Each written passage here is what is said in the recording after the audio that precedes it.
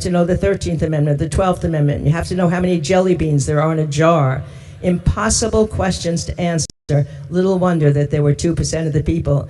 And Lyndon Johnson said to Martin Luther King, when the guy in the tractor understands that something isn't fair, he will act. We still have to believe in the fundamental decency of the American people.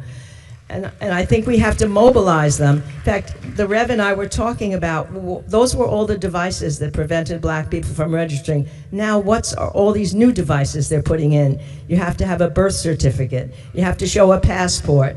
You have to be able to not mail in votes anymore. You're gonna have to go places. They're gonna cut down places. We have to fight that. In fact, we had Freedom Summer in 1964, bringing hundreds and thousands of volunteers to the South to help register. We're going to have to get a document device right now. I think we should have volunteers all over the country, having centers everywhere where we get everybody the documents they need so they can vote. This is the most important issue that's facing us all right now. We can do it. We can do it. Just take the bravery of what I'm so honored to be in your presence. You guys did it for us, and now it's up to us to help as well. And this is not a black issue, it's not a white issue, it's not a partisan issue, it's not a Republican issue. It's the most important issue. If this election gets screwed up, then we're really in trouble. But if it doesn't, we're on the way to a better world.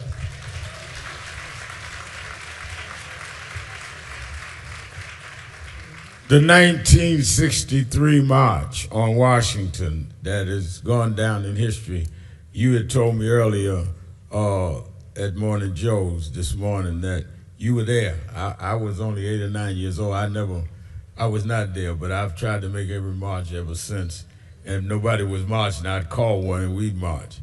And I think though the week before last when we did the No Kings March, and I went and was on the front line with Robert De Niro with a new version of Goodfellas.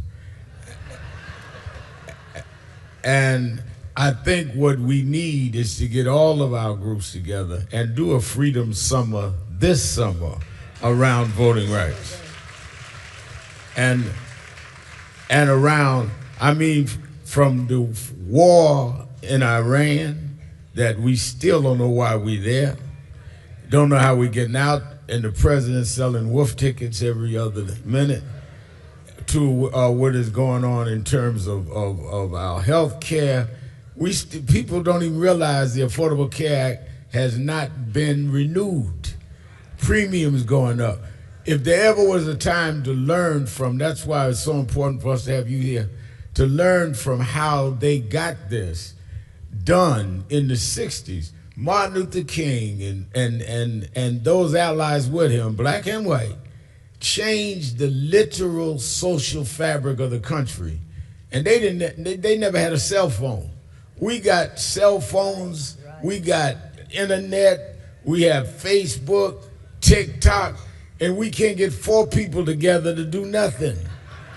And I think that we need the challenge of when they had less to work with what they did, and we need to wake up and use what we have. Absolutely. To protect. Yeah, you know, think about that march in 1963. I mean, I was there, I was 20 years old, which shows that I'm 83 this very day. And what a time it was. But there were 250,000 people came. And the administration was so worried that the march was going to be violent. I was an intern in the State Department that summer. They gave us the day off not to go to the march. We were told to stay home. They didn't want any extra people there. They closed all bars down. They made all the buses that came in, organized incredibly, those buses that came in. They had to go home that same night because they were afraid there would be violence. There wasn't one single act of violence that day. It was incredible, right? And they organized it. It made a difference in my life. I carried a sign, Jews, Catholics, and Protestants unite for civil rights. And it was the first time I felt I was part of something larger than myself. And that was the magic of the 1960s. There was a feeling amongst the people, especially among young people, and sponsored mostly by the civil rights movement, but then later the women's movement, the gay rights movement. It was a decade when people felt that they could make a difference in people's lives. And to feel you can make a difference in other people's lives is to feel the most authentically alive. And I think that's what we have to foster in our young people again. We cannot let cynicism reign. We have to tell them, we can do this. We did it before, we can do it again. And I think what we have to teach people in school, the problem is when we teach history sometimes, we know the end of the story. The people living in the time didn't know what the end, when Lincoln got to be president, not 7 states seceding from the Union, a terrible civil war was about to begin. He later said if he'd ever known what he was going to face in those first 3 months, he would not have thought he could have lived through it. But he did live through it, and we know that the Union was restored and emancipation was secured. He didn't know that. When the Depression started with FDR, somebody said to him, you know, if your program works, you'll be one of the great presidents. If it fails, you'll be one of the worst. He said, no, I'll be the last American president. That's how fragile democracy was then. The early days of World War II, Hitler was conquering all of Western Europe. It wasn't at all clear that he would not win. If he had won, not only Western civilization, but entire democracies would be undone. And yet the Allies won that war, but we didn't know that, those people who were living there. And we didn't know in the early 60s that all those marches and all those people who were hurt and all that bravery would end up in the civil rights and the voting rights. So we have to teach our children right now that we're living in a time of great anxiety, but we've been through terrible times before, and somehow we've endured, not just because of the leaders on the top, but because of the people on the ground, and that's what we're here to celebrate today. And people need to know the March on Washington that you referred to in '63, they didn't get the Civil Rights Act till '64, which means that the blacks that came from the South had to ride the back of the bus to get to the march. And they couldn't stop on the road and eat. They bought, churches had to make fried chicken sandwiches for them to ride with. There was no Howard Johnsons that they could pull over and eat because they didn't allow blacks to eat. Yet they came with no rights and stood up. And here we can do anything we want. We just are not using it right. That's right. That bravery has to be replicated. And that's why we owe it. We owe it to those people who fought for us without having all the benefits we have today, even of organizational benefits. It's so true what was said before. But I really believe we're at a point now where we're going to do it. But it's clear now. We're in April. We've got to start this thing happening this summer before November. We've got to begin to get as many people registered, as many people have their documents ready to march into those voting booths. And that's going to be the real march that's going to show where we are. The other part I want you to elaborate on is that even in those stark times, like I said, I was a kid, but I was raised by those that led there. There were those whites that would march with us. There was a white woman from Michigan named Viola Louisa that went down and volunteered her car, and they killed her for being down there in Selma. There was Goodman, Cheney, and Swerner, 2 Jews and a black, that were killed for getting registered voters in Mississippi. Killed. So this whole idea of an interracial coalition is not new, and we should not resist it now, because as long as they can keep us divided, the same people that are against us in terms of police misconduct or in terms of what we want to see reformed in democracy are the same people against those of us in immigration or LGBTQ rights or women's gender rights. It's the same people. They don't separate us. Why should we be separating each other? Yeah. And you know, not only was it blacks and whites together and women and men, but it was Jews and Catholics and Protestants, as I said, and now those religions have gone apart in some ways. They were all together. They were the leaders of that movement. And I think we just have to remember that that's what it means to be an American. Teddy Roosevelt warned at the turn of the 20th century that if people in different classes and regions and sections begin viewing each other as the other, rather than as common American citizens, democracy will be in peril. That's where we are right now. We can't let them make us feel we're the other, whether we're women or we're blacks or we're white or we're brown. We are Americans, and we can stand together, and we're stronger than any of those people that try to make us the other. You are a Pulitzer Prize winning author, and you went to Harvard. And I'd be all day giving your background and accolades, but most people know. How do you feel about the present administration putting, in effect, declaring war on academia that deals with diversity? I think it's one of the saddest things. One of the proudest things that my husband did was to work on Johnson's affirmative action speech at Howard University in 1965. And the metaphor that he used is you can't bring people to the beginning of a starting line of a race and had them discriminated against for 100 years and expect them to compete. That's what affirmative action was for. It's to bring people only to the fair place where they have a fair chance. One of the things Abraham Lincoln said is a democracy should be that anyone can rise to the level of their talent and discipline. You can't give them more talent than they have. You can't make them work harder than they're willing to. But if they're willing to work hard and they've got a talent to use, they should be able to rise through the system, and there should be no barriers. And those barriers are what are being dismantled, being put back on today. I want the board of National Action Network, led by our chairman, Reverend Dr. Richardson, to stand, our vice chairman, Jennifer Jones-Austin, and the whole board to stand. We want to acknowledge you with a Women's of Excellence Award from National Action Network. This is our Senior Vice President, Ebony Riley, presenting you the award. We thank you for your service. We thank you for what you've done. Give it up for the historian par excellence, Doris Kearns Goodwin. Thank you, thank you. No honor could mean more than this, honestly. For all my years to have this, I thank you all for this, and I will fight for everything in these weeks. I've got a lot more years left, a lot of more fight left. All right. Get her book, she'll sign it outside.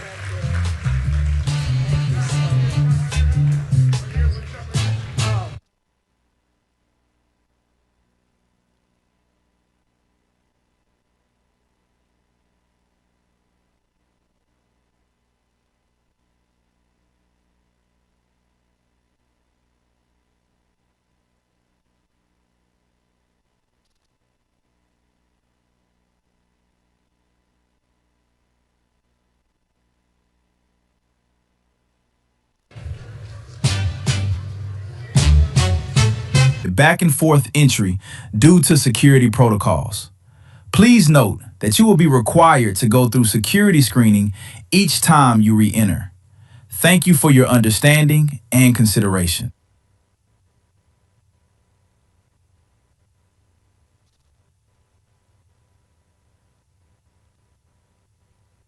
Happy birthday. Thank you. Rev, how you doing? Miss Madam Vice President. Hi, it's so good to see you. Thank you.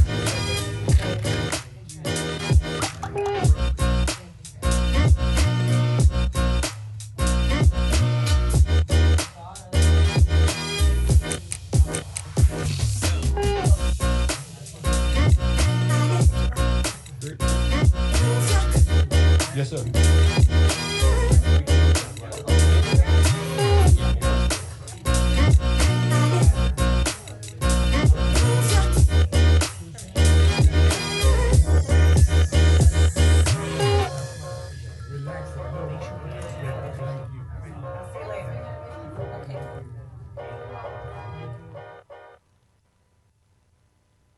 Thank you for joining us for the National Action Network Convention 2026.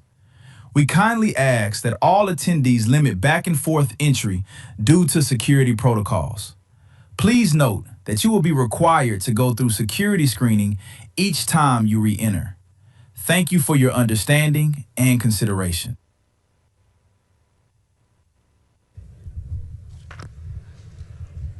Let me, before we go on, several years ago, I went to San Francisco and met a lady that was running for district attorney.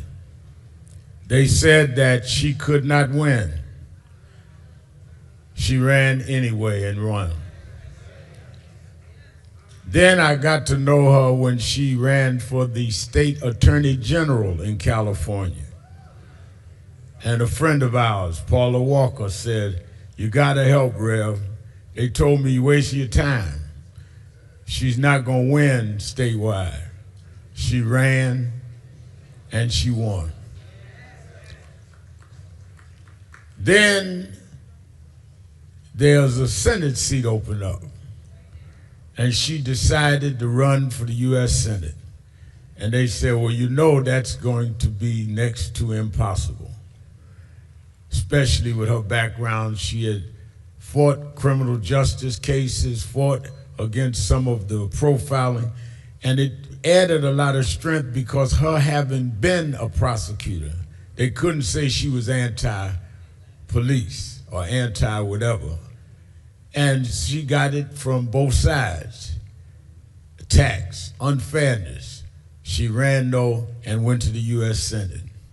She was the one that helped to introduce the George Floyd Justice and Policing Act in the U.S. Senate.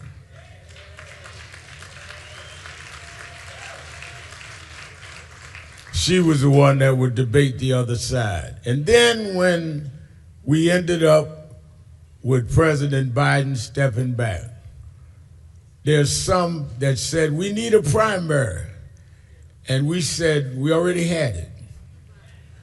When we voted for Biden, we voted for Harris, which meant that if something happened with Biden, she was supposed to get it.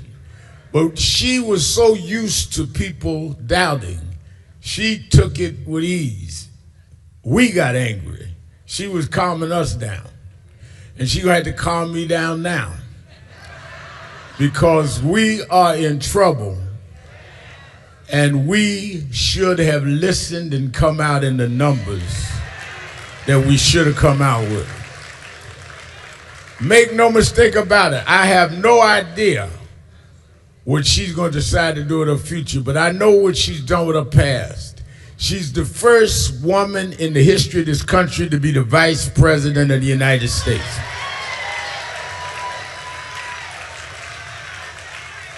She's the first black woman to have the nomination of a major party. And she is the second largest vote getter. She got more votes than Barack Obama, than Bill Clinton. She got more votes than anyone in American history. Whatever she decides to do, she's made her point in history. Now we need her to help us, whatever she decides, to change history around. I bring you the former Vice President of the United States, the Honorable Kamala Harris.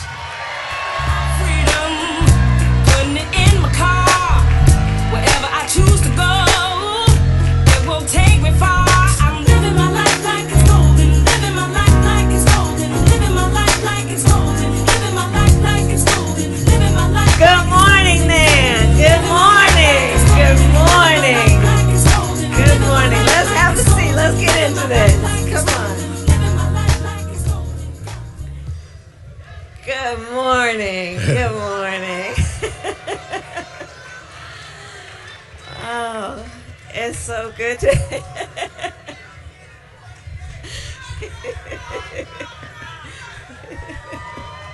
I think they're happy to see you. Oh, it's good to be back.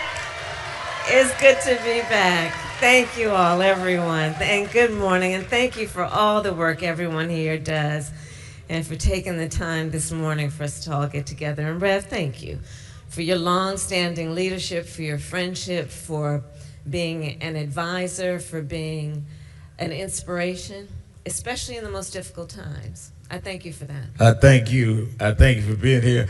Thank you. First gentleman is with us too. Doug, stand up, Doug.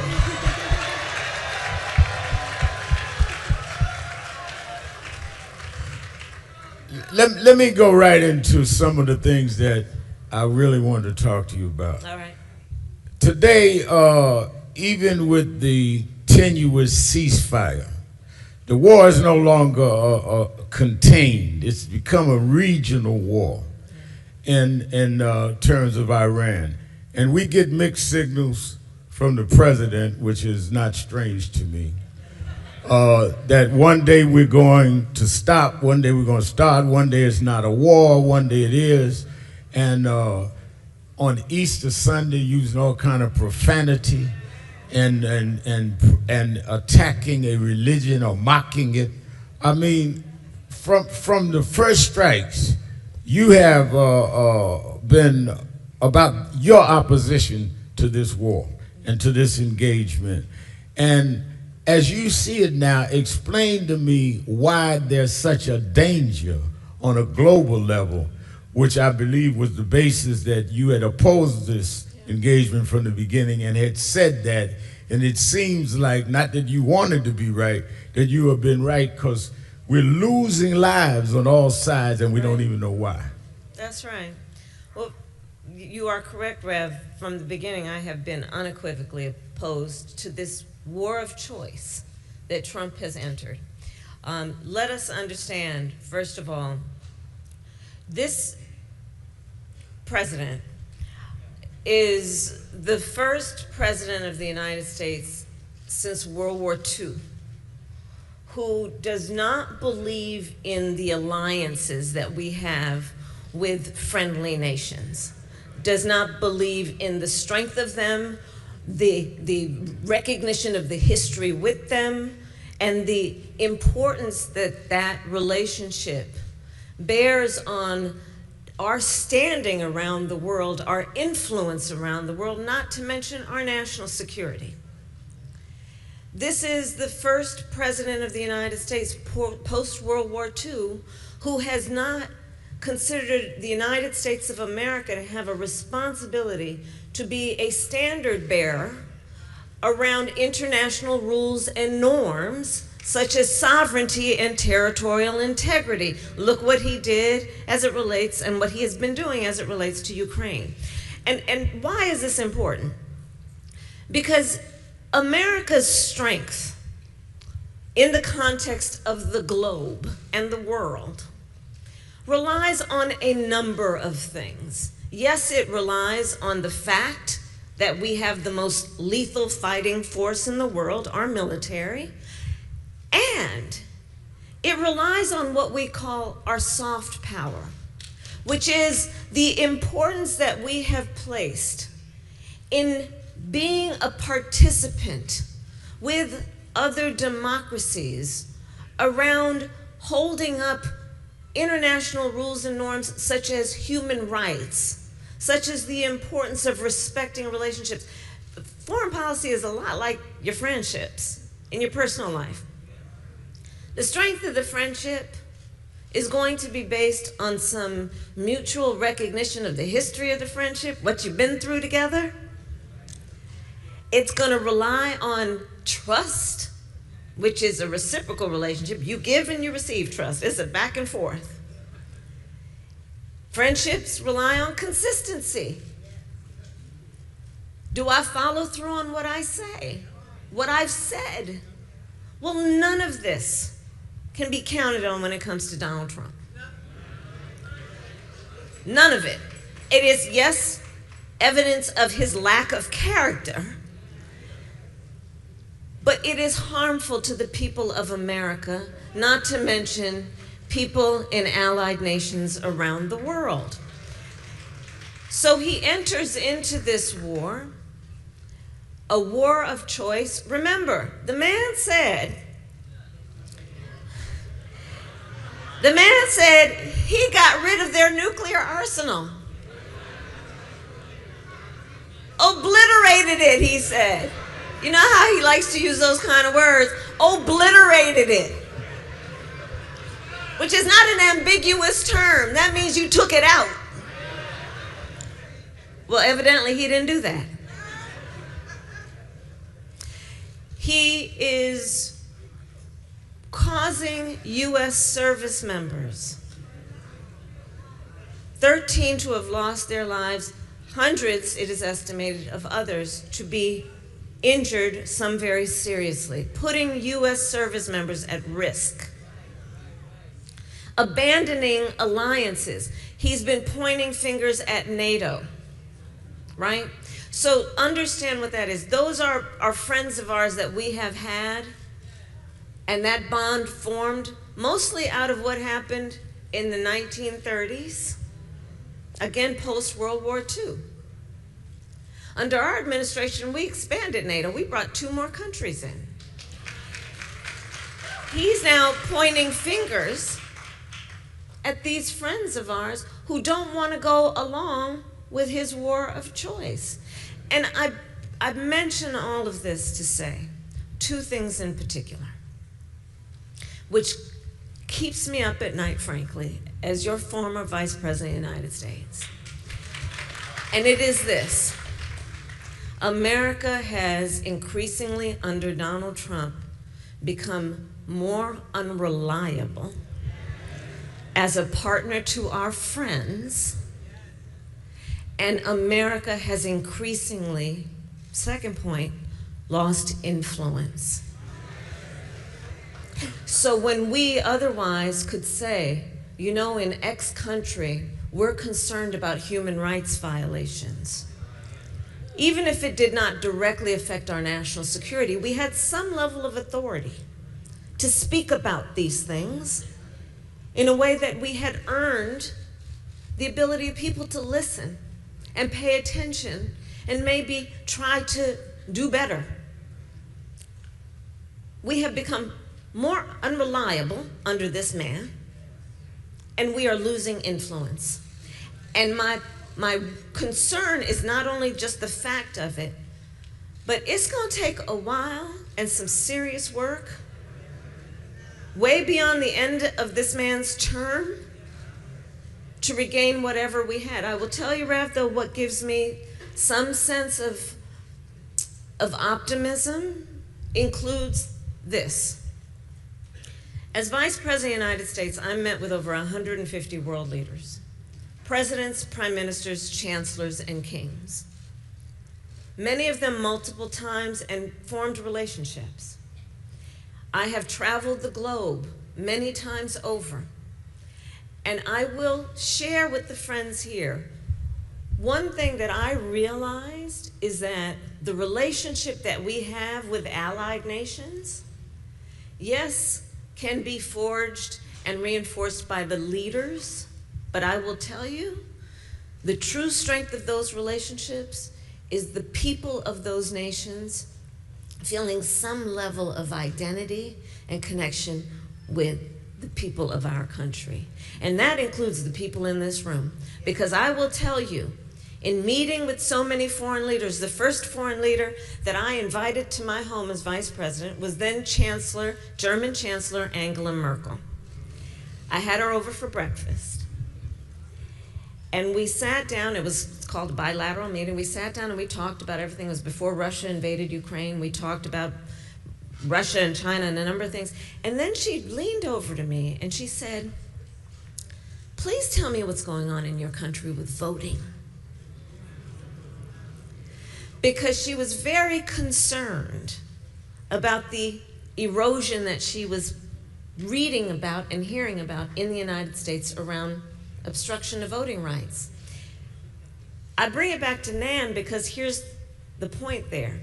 She was fully aware of the leaders and the activists and the heroes that we honor who fought for voting rights. She knew of the struggle. She knew of the work it requires, and she knew what was at stake. And I will tell the folks here that, again, part of the relationship that we will ever have with the people of other nations will be because of folks like the folks in this room who are always fighting for the ideals of America, always fighting for what we know to be true commitment to freedom, to justice, to liberty, and to equality. So there we go. Now,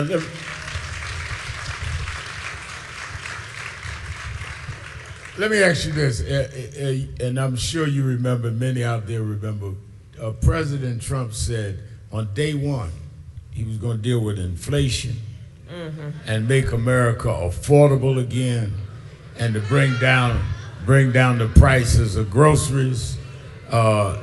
it's safe to say these things didn't happen. So, I mean, what do you make of this? I know, you know, I'm the preacher, but you practice better than me. I'd be up in the middle of the night saying, I told you so, but how do you, on a serious side, deal with the fact that we are dealing at a time, this war exacerbates it, what's going on with the Straits of Hormuz all exacerbates it, and we're paying for this. This is not just some foreign affair issue somewhere else. That's right. The American citizens, black, white, red, blue, don't matter, are paying for this war. And the American citizens will always pay for war. So that is true. First of all, just to answer the first question, and I heard friends in the room say, he lied. He lied. He told the American people on day one he was going to bring down prices and costs, and he lied. I will say this, however. You know, when you look at the numbers in terms of that election, 1/3 voted for him, 1/3 voted for us, and 1/3 did not vote. And I do believe there is a healthy number of the folks that voted for him that believed him and voted based on that very important issue, which is, can they afford to get through life with dignity and being able to take care of their family? It's without any question, I would say, the #1 issue for most people in our country. And you look at it, though, what he has done is, instead of taking care of the average everyday folk in America around their need for affordability, he'd been taking care of his rich friends and his own family. You look at what's been happening, the cost of gas, the cost of food, unemployment, inflation have gone up since he has been president. And then now, he has, you know, he says what he's thinking. I mean, here's the thing, we don't have to kind of like, what does he mean when he says that? That's the one problem we don't have. So, he just said the other day, the government shouldn't be responsible for affordable child care. That's what he said. This is the same man who pretended that he's a family-first president. They're asking for at least $200 billion. I heard today the number may be as high as $400 billion, $200 to $400 billion for this war. Meanwhile, they've cut Medicaid, premium prices for health care have gone up, SNAP benefits, WIC. Everybody in this room knows what WIC stands for, women, infants, and children. SNAP benefits, which are intended and were created to feed hungry children, hungry seniors, people who have the right to expect that their government wants to alleviate their suffering. So he again has shown his character on issues like this. And his character is, he is telling the American people he doesn't care about you. But I would caution us to understand it's not only about him. At some point, he will be termed out of office. And understand, it's not just about the individual, it's about the apparatus, if you will. I would prefer to just talk about the cronies who are allowing this to happen.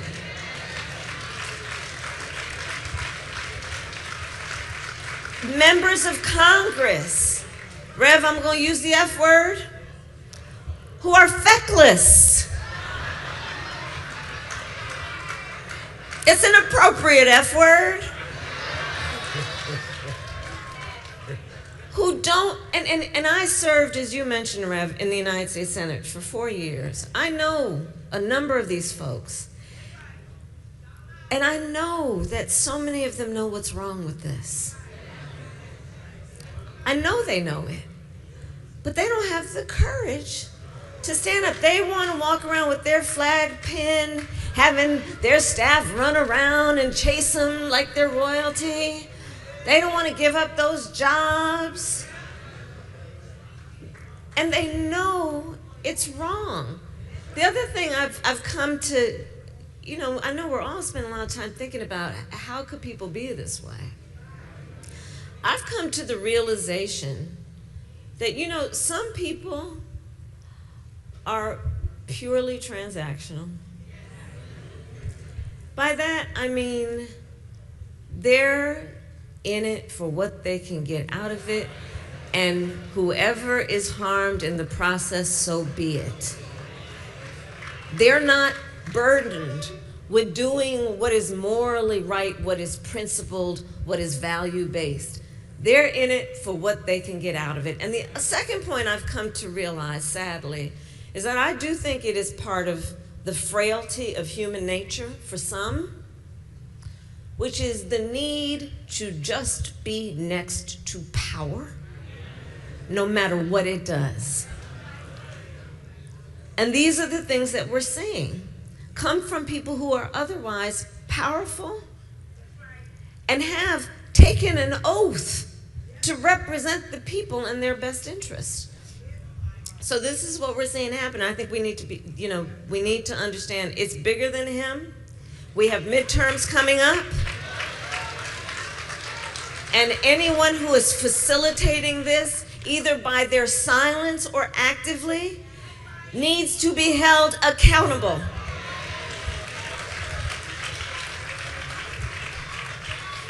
One of the things you said that I want to go back to quickly is the standing in the international community. Yeah. That has been severely damaged by this president. And how can that even be restored? It's going to take years. He's broken commitments, promises. He's in many ways excoriated some of the allies. Yeah. How do you rebuild a global kind of image of where the United States was that he's torn up in a year and a half? You're right. One, we're going to have to, it's going to take, I think it's going to take more than one election to do.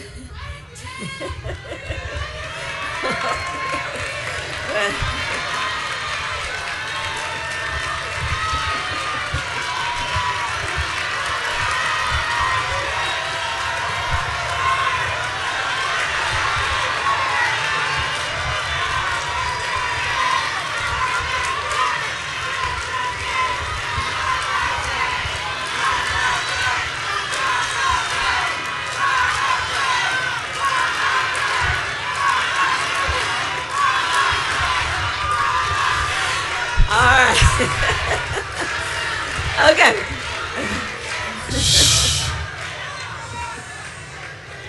Now y'all know I don't allow disruptions at my convention.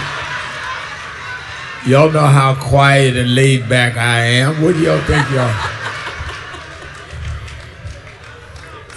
So I'll say this back to your question right now. And I thank everybody here.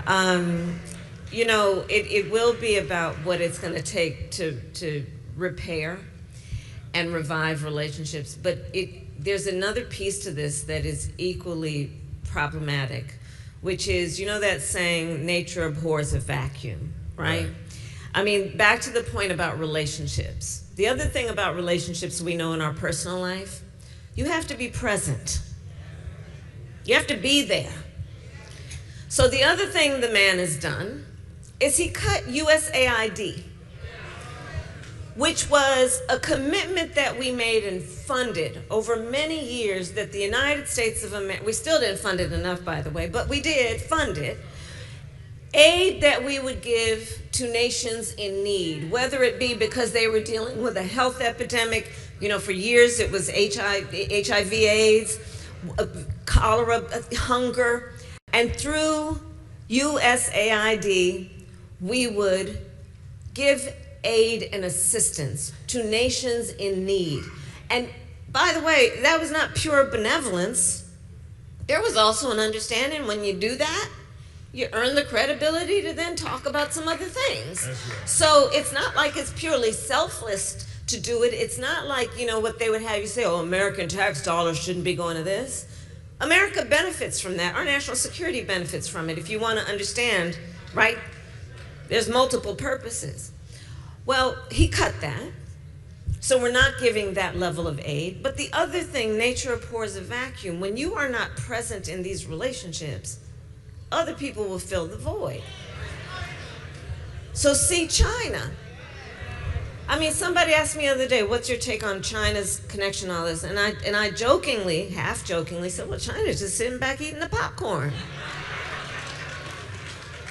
But what they're also doing is filling the void. When I was vice president, I was very intentional, and one of the things I'm very proud of is I was doing the work of attempting to change the narrative around the relationship between the United States of America and the continent of Africa. Because, you know, we have historically, when we have worked on the relationship, it's been about aid, but my point was it needs to be about partnership, right? Understand that on the continent, the median age, I think now, is about 19 years old.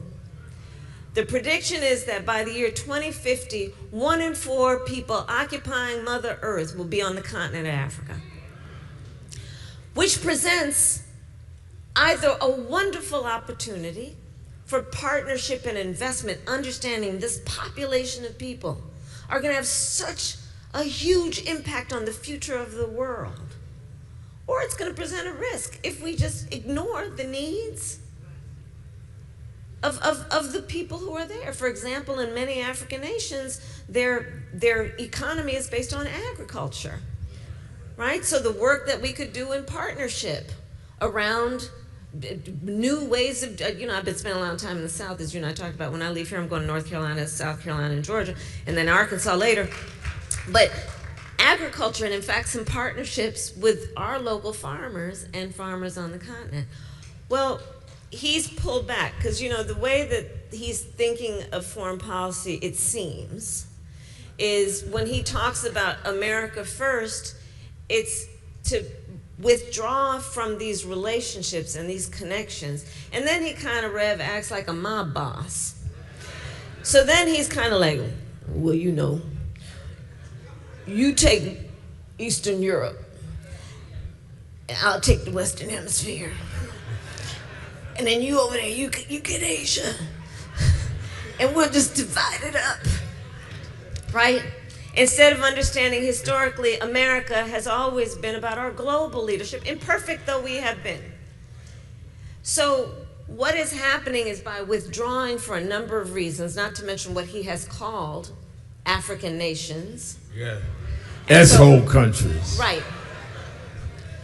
What is happening is the other thing that is going to require the work after he leaves office is understanding that people have filled our void, in particular China. And how's that going to work then when, again, relationships are based on who's been with me, who's been here? I'll give you another example, and then we can go on to the next question. When I was vice president, I spent a lot of time focused on the Indo-Pacific. So again, you got to be present.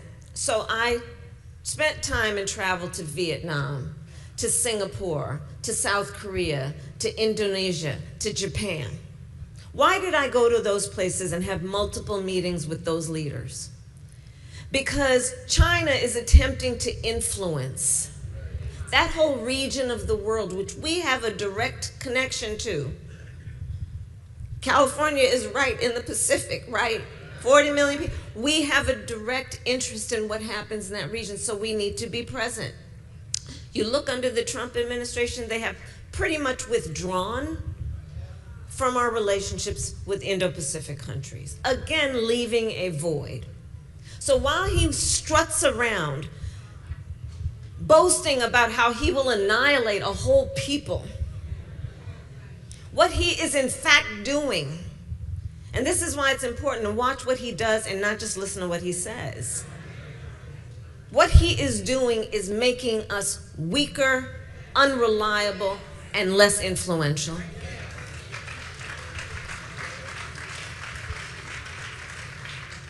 there's an inordinate amount of influence that social media has, Yeah. both good and bad. Right.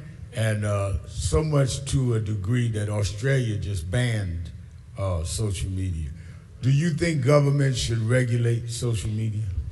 So I actually was in Australia in the last 12 months twice and met with the commissioner who championed their this restriction for social media for children 16 and under. It's interesting. She says she preferred to not call it a ban, but a delay. So this is how she thinks of it. It's a delay on when children can have access to social media. And it's relatively new, and we'll see how it plays out. I mean, here's the thing. We should trust parents to understand that parents are right to be concerned about their children's, the amount of time their children are spending on social media and the impact it is having on their mental health. It's real, Rav.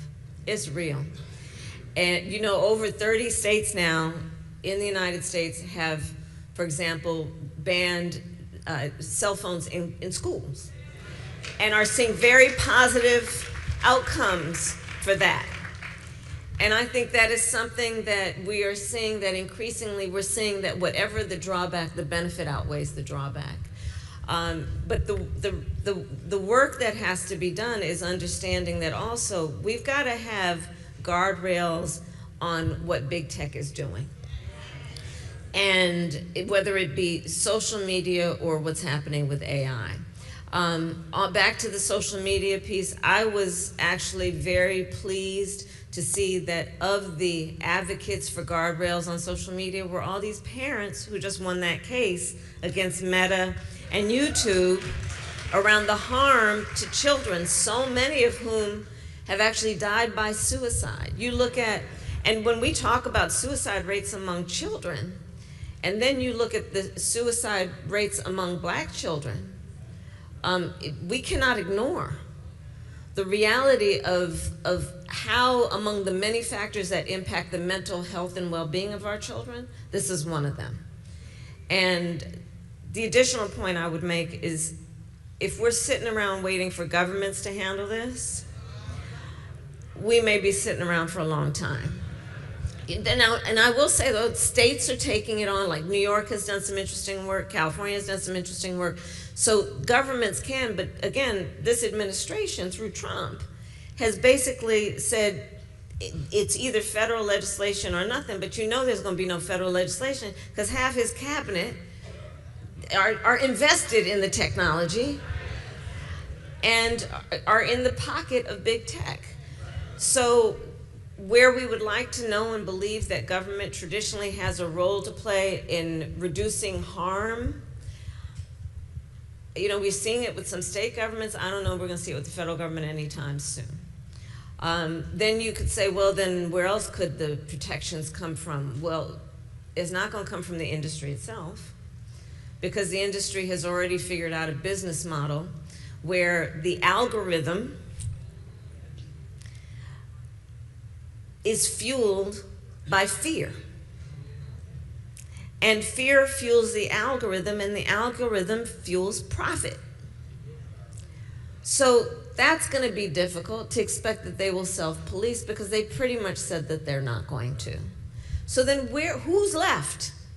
This is where I say the consumer, who, as we know, when we know our market power, our ability to have an impact on the marketplace, we can actually create movements that are about progress. And part of that will be, and I say this to NAN, is the work that we will continue to do to educate the people, the public, our friends and neighbors, the folks where we organize, to help them understand the effects of social media, so that they will know what to demand of the market. One of the things that NAN has been on the forefront of, and that you've been there longer than most, is voting rights and the Yeah. protection of voting rights. Yeah. I am honored to have in one of our offices a picture of us marching across the Edmund Pettus Bridge, and you were helping to wheel one of the foot soldiers. Yes, And I and Ben Crump was with you. But you've been to Selma before you were running for president. Voting rights is at risk Yes. with the whole way he is now trying to change the qualifications for voting, Yep. passports, which is a poll tax, because That's if right. you don't have a passport, you need almost $200 to That's get right. one. That's right. Redistricting. Talk to us as one who dealt with in the Senate. Again, I go by the record, the John Lewis Justice Yes. Act in terms of Voting Rights Act, and you tried to get it passed. Yeah. I remember that there was the meetings, and they had 3 of you to meet Yeah. and be the committee to get it through. And the last minute, the Republican who loved Donald Trump, hugged him by the waist, turned on us. You called me and said, Rev, I try my best, but I think we're losing our ally. You championed that about voting rights. Talk about that. Yeah. So to your point about poll taxes, literacy taxes, this is not new in our history. And it's an agenda that has been in play since we got voting rights. And to fast forward to today, yes, it's more of the same. And so the way it is taking on is first they're pushing redistricting. First, remember, they were pushing redistricting in red states. And then blue states said, all right, well, we're gonna play fire with fire then, okay? So that was right. They have been doing the work for years of building a Supreme Court that is configured as we now have it. And they're about to make a decision on Section 2 of the Voting Rights Act. And I am sad to say, I do believe they are going to kill it. And that will mean that the legal tool that we have to be able to litigate in a court what are clearly racist, influenced laws to prevent certain people from voting, we're going to lose the tool that we have had before. They then are proposing the SAVE Act. One must ask, save who? And what they will do is basically, to your point, Rev, to register to vote, you're going to have to prove your citizenship by a passport or a birth certificate. So it is estimated that over 20 million Americans don't have a passport or access to a passport. And to get one is at least $100, if not close to $200, which is it's essence a poll tax, right? On the birth certificate piece, well, if you are a woman who got married and took your spouse's name, you are among the over 60 million women in America who are in that situation, which means that if you need to prove your citizenship with your birth certificate, it will not match, for example, your driver's license, which again is an obstacle. Because already, you gotta leave work to vote, you gotta have somebody take care of the kids to vote, you gotta figure out, is that the day that you can actually get to wherever the polling place is? All this is happening. What else is happening? They have been purging voter rolls. What else has happened? I believe in 24 states, they have gone in and taken ballots. Fulton County. I was down in Georgia and I was asking somebody, I said, tell me something, in Fulton County, you know when they sent those federal agents to come and get the ballots, did they take the 2024 ballots? Nope. So that one was okay, I guess. They took the 2020. And then he comes up with an executive order around mail-in voting. Well, guess who, when he's hanging out at his resort spa at Mar-a-Lago, votes by mail? So not only is the intent to obstruct clear, the hypocrisy, again, as always, abounds. Here's what I'd say. First of all, as part of our activism in our work, we're going to have to register folks to vote, as we always do. But I'd start with this. Ask folks to make sure that they check right now their voter status. Don't wait until election day to see if, for example, your name got purged from the rolls. Ask today for folks to check on their polling location, because part of what this shell game they've been playing includes closing the place where your mother and your grandmother always voted, so that on election day, she's going to that local elementary school to find out it's not a polling place any longer. So let's do some of the work right now. Then the last point I would say on this, Rev, and I think I know it's a bit controversial, but here's how I feel about this. You know how I was talking earlier about how people are so transactional? I think we need to be transactional voters. I think, yes, it is right when we are trying to get folks to register to vote and to go vote, and it is absolutely right that we remind everyone of our history, especially when they're trying to erase it. We remind people of the lives, the bloodshed on the Edmund Pettus Bridge, the sacrifice of those young people at the lunch counter, the assassination of Dr. King. There are so many things that we must remember about history, so that what compels us to vote includes not only our civic duty, but honoring the ancestors. Yes, and here's what I'm suggesting in addition. Get yours. Vote and say, I'm voting because I expect something out of this. You're not going to take for granted that I'm going to vote because I'm a good citizen and it's my civic duty to vote, so that you don't even worry about whether you're producing what I need because, oh, we can count on them to vote because they remember the Edmund Pettus Bridge. I'm saying it's okay to also give people permission to be transactional and to say, if you're going to get my vote, this is what I expect. I'm going to vote because I expect to get something out of this. I'm going to get mine by voting. That's what I would offer. I think it's okay to give people permission to be transactional voters.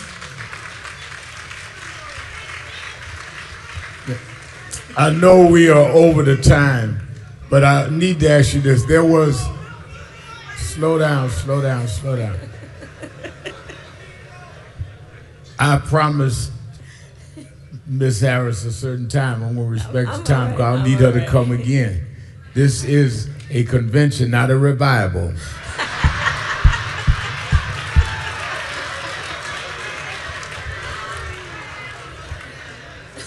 It was debated in your campaign in 107 days that whether you should talk to people like Joe Rogan and hard right-wing people in media.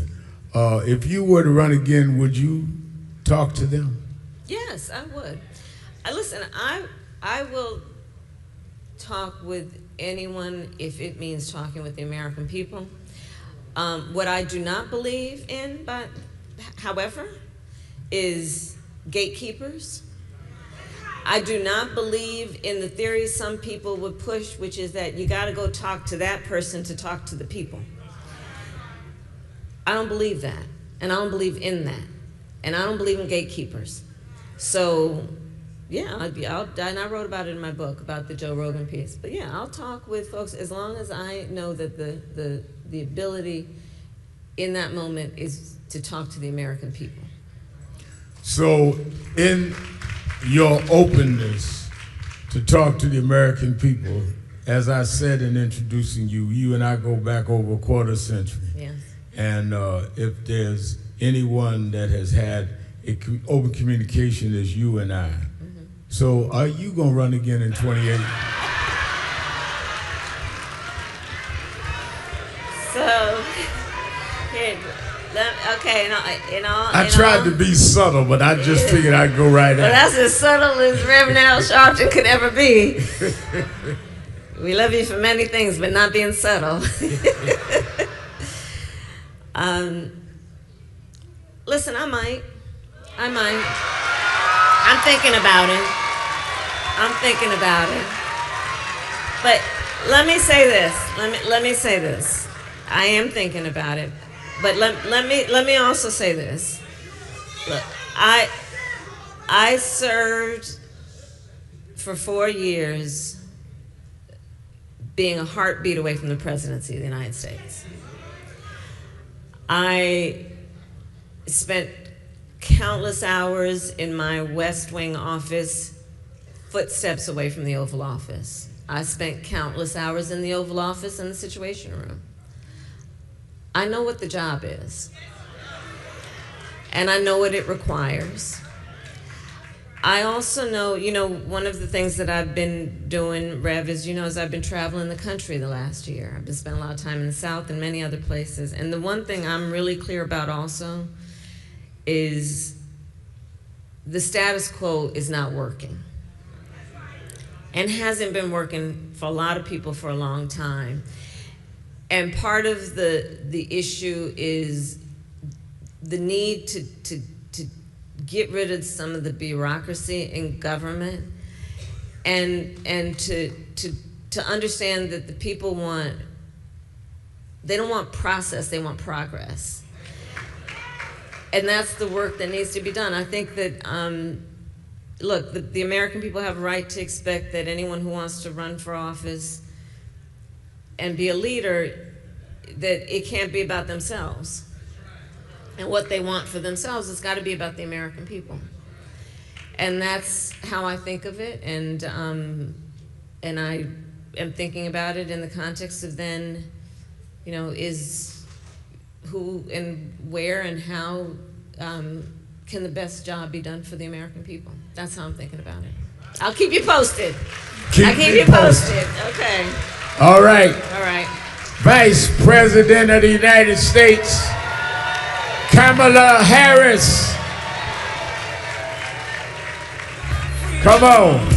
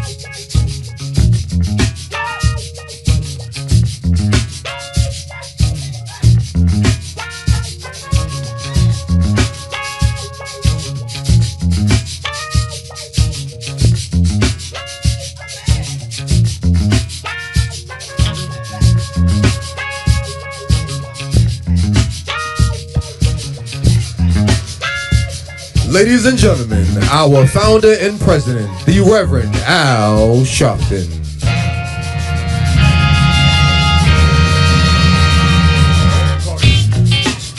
All right. Have your seats.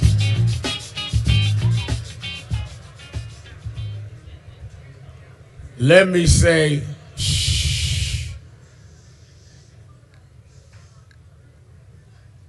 I invited a dear friend of mine who we had not always agreed politically, and then we ended up as twin brothers. And I wanted him to speak and talk with me after the vice president, before Pete Buttigieg. We're going to do Pete Buttigieg in a minute.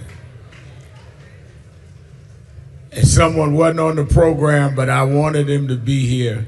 And he said, if you wanted me to come, Reverend Al, I'm a good Baptist, I'm coming. I want you to greet the highest ranked morning show in the country, the host of Morning Joe, former Congressman Joe Scarborough.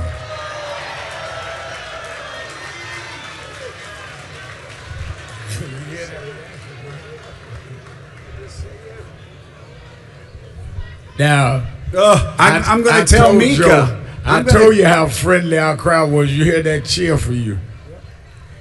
I'm going to tell Mika that I came to a convention that turned into a tent revival.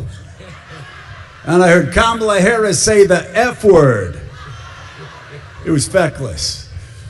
And you saying that you're going to be subtle. I'm always subtle. You're always subtle. I'm as subtle as you are on the mornings. Quiet. Let me ask you, big picture, where do you see us at as a country now? I mean, you've heard her assessment, you know my concerns, and you've been very vocal about Iran and other situations. Give us a perspective from your vantage point of where we are. Well, we're in, I think, one of the worst times of my life. As we spoke about this morning on the show, I was born in Atlanta, Georgia in 1963. Same year as Martin Luther King's March on Washington. And of course, 16th Street Baptist Church bombing. And, you know, it's kind of a miracle what happened between the year I was born in 63 in Atlanta and the first year I started school outside of Meridian, Mississippi. We were the first class in Mississippi to start in integrated schools. Now, for me, that was normal, but think about that. March on Washington, 16th Street Baptist Church bombing, Selma, and then 30 miles away from where I started school in 69 in an integrated school, you had civil rights workers killed and buried outside of Philadelphia, Mississippi. But there was remarkable progress. And in my first year, I went to an integrated school. And it just changed the way I looked at life, the way I looked at it even differently than my oldest sister. And to see that progress and to grow up always believing that the arc of civilization, as Martin Luther King said, always bent toward justice, and always believing that was our assumption. That tomorrow was going to be better than today. That our children were going to do better than we did. that civil rights was going to grow, that it was going to be easier to vote, that it was going to be easier to make a living, that it was going to be easier to believe that we had leaders in Washington, D.C. that cared more about us than them. That's gone. The last 10 years, Rev, so much of what you've been fighting for your entire life has been washed away. I got to say, it's been a wake-up call, and it should be a wake-up call for all of us, because we can't take anything for granted anymore. We can't take any election for granted anymore. We can't take even the 14th Amendment. Donald Trump thought he could wipe away the 14th Amendment, intimidate the Supreme Court, and actually get rid of birthright citizenship. And in that instance, the Supreme Court showed him he couldn't. But again, all the things that we assumed for so long have been washed away over the past decade, and we just can't afford to be ambivalent or to sit back anymore. We got to fight. And to fight it, we are going to have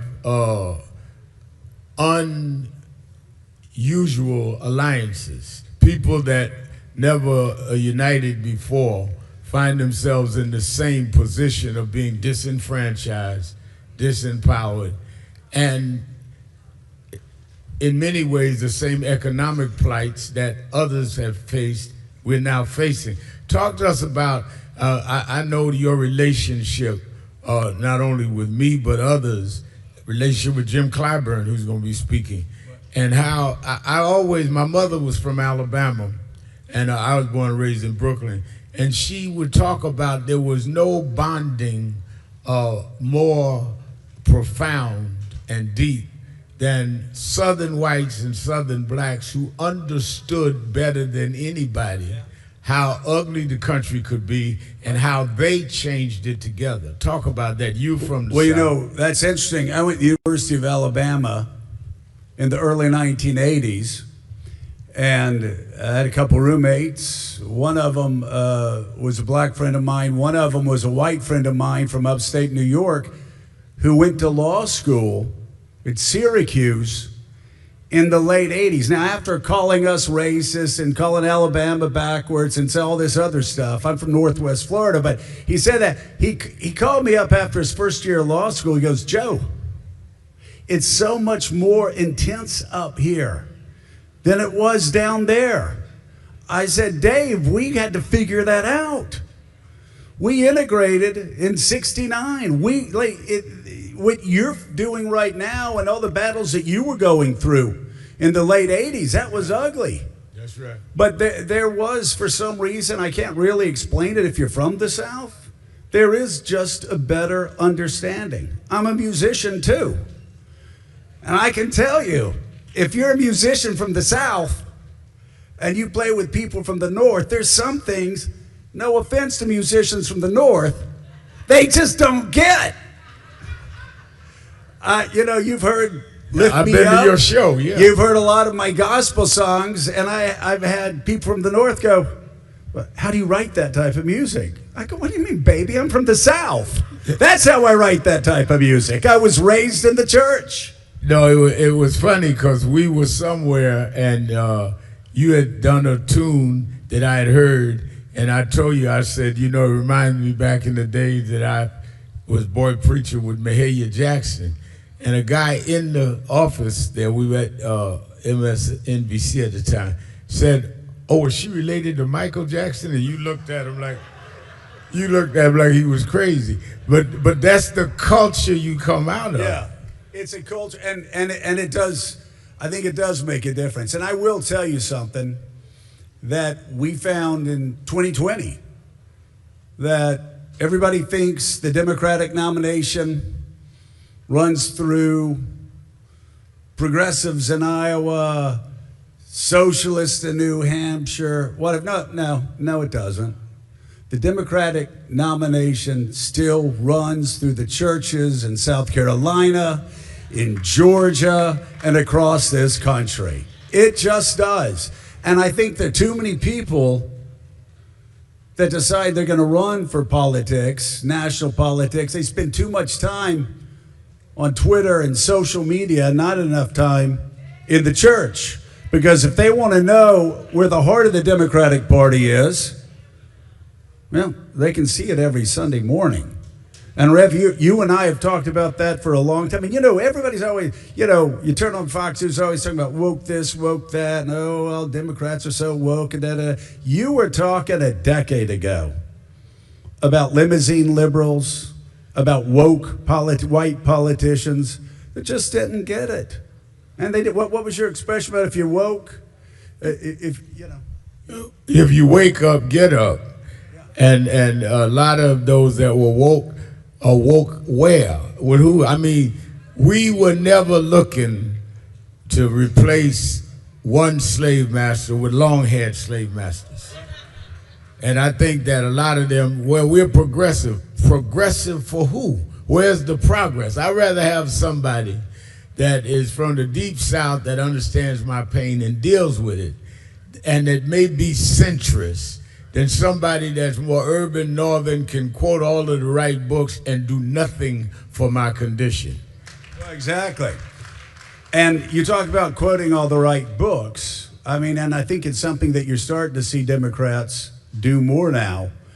But actually, it used to be that a lot of politicians were afraid to talk about their faith.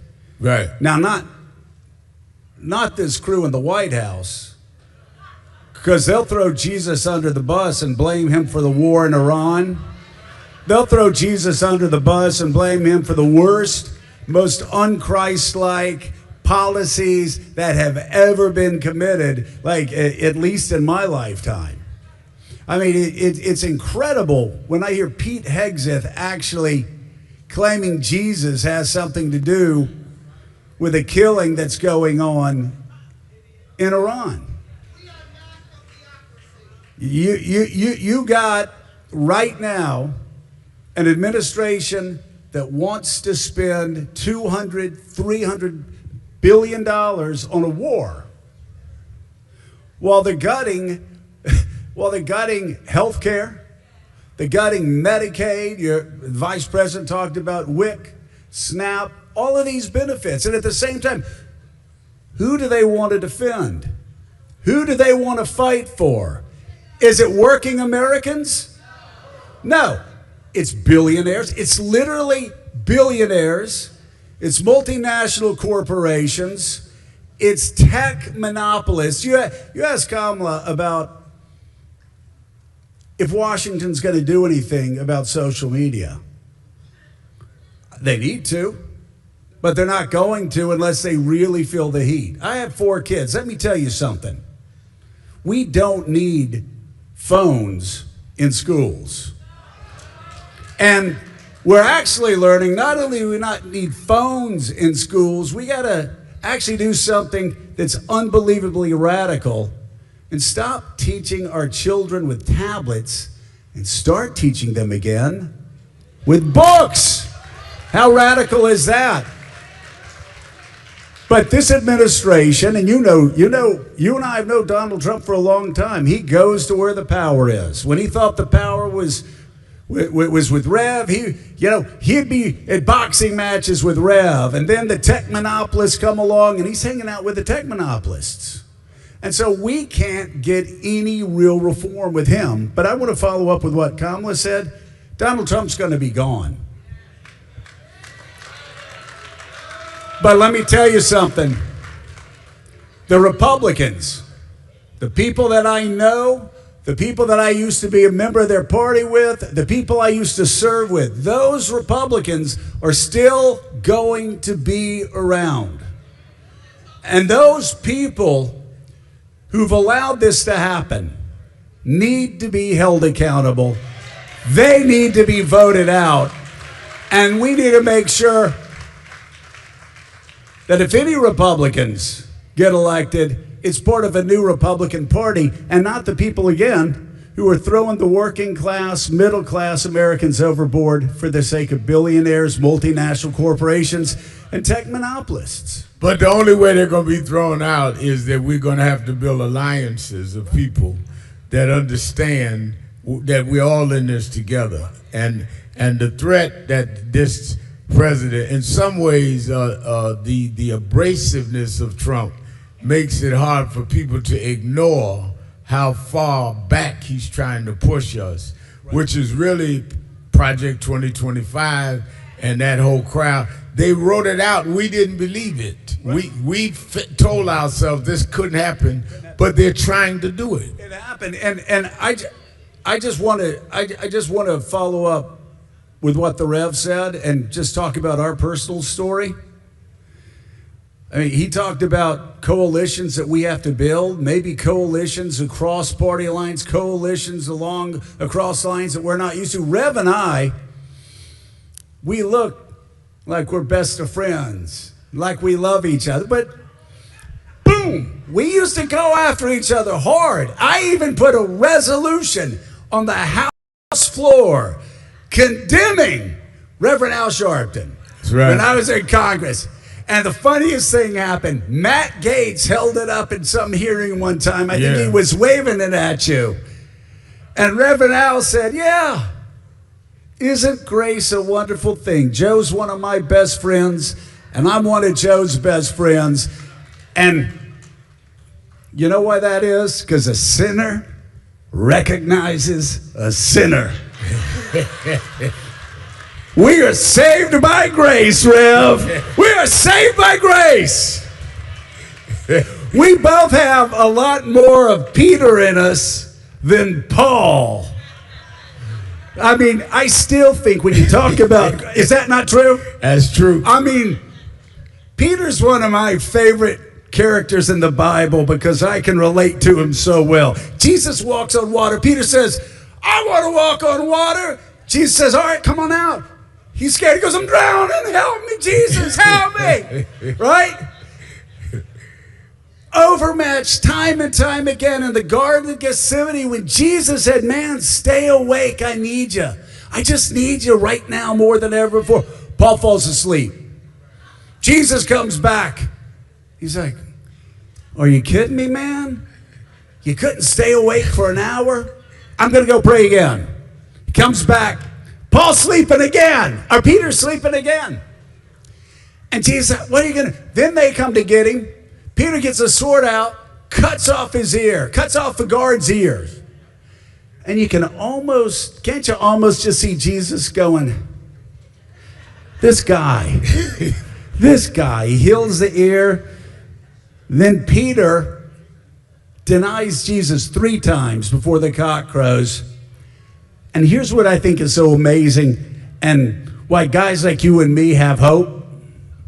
Because you know what Jesus did with that crazy guy? He said, you are Peter, the rock on which I will build my church. Right. And when we're looking at people that we want to form alliances with, when we're looking at people that we need to work with to get us over the finish line this time and make sure that somebody like Donald Trump is never elected president of the United States again, it may not fit neatly into our preconceptions or our prejudices about who we should work with. But I say, if you're for democracy, if you're for civil rights, if you're for finally moving this country forward again, then you know what? We got to build those alliances that you're talking about. That may not be old alliances, but find the new alliances that bring people together that politicians try to drive apart. All right, give it up, Joe Scarborough. Right. Joe Scarborough. I appreciate it. Thank you. All right, man. Thank you for being here. Thank you so much. All right, come on.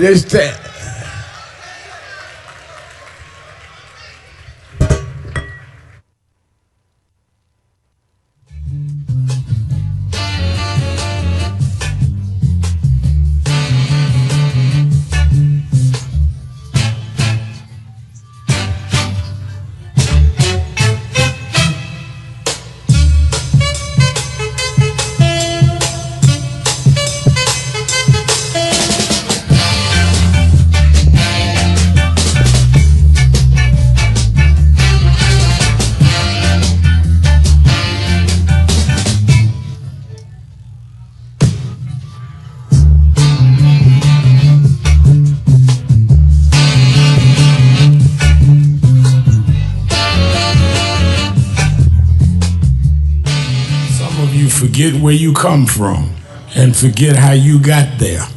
And act like you got there because you were qualified or that you had a good resume. But some of us had to pay a price for your resume to even be read. Some of us had to take nights in jails and licks upside the head or shut out of boardrooms like Byron so you could walk down red carpets and act like you got there by yourself. So I received this award with a special place in my heart and on my shelf because I'm getting it from a freedom fighter who never forgot where he came from and how he got there.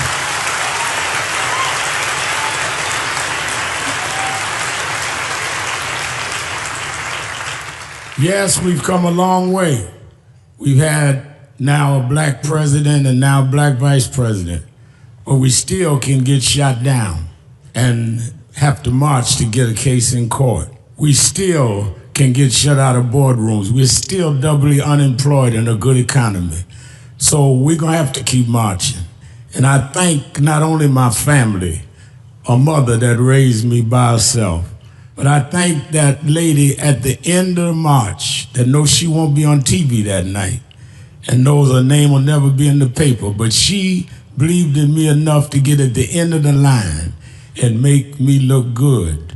Because Dr. King used to say, if you call a march and no one shows up, you just going for a walk. And I want to thank those that marched with me. 32 years ago, here in Los Angeles, we marched. And then many years later, with George Floyd and others, we're still marching. And I'm gonna keep marching, I'm gonna keep agitating, and I'm gonna keep going.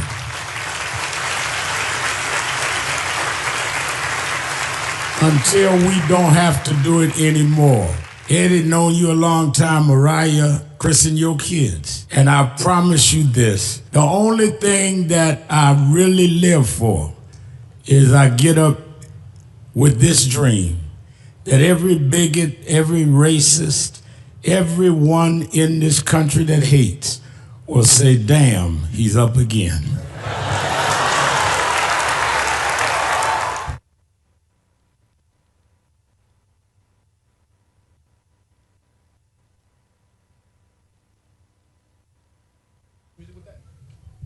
Thank you for joining us for this afternoon session. Please remain seated as the next session will begin with the Honorable Pete Buttigieg.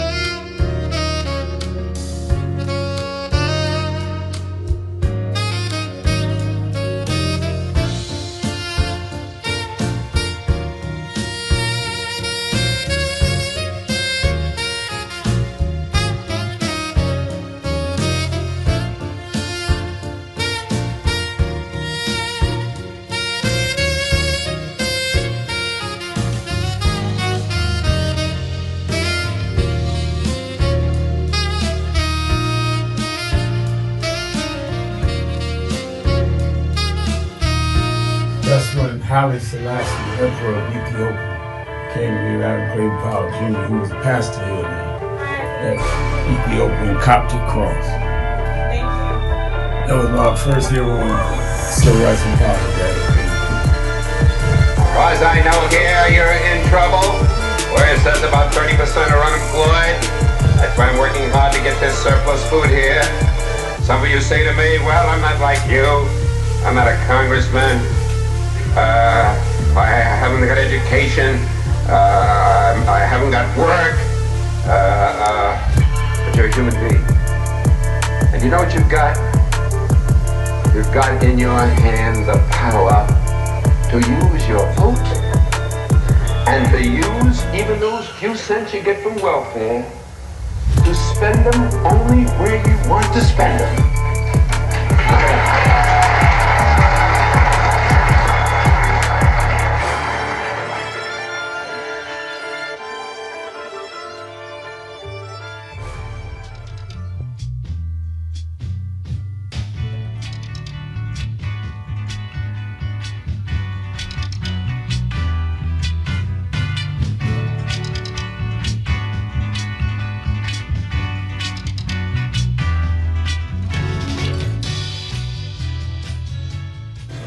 I'm downtown Brooklyn at Junior's Restaurant. We say Fort Greene? In Fort Greene. The Fort.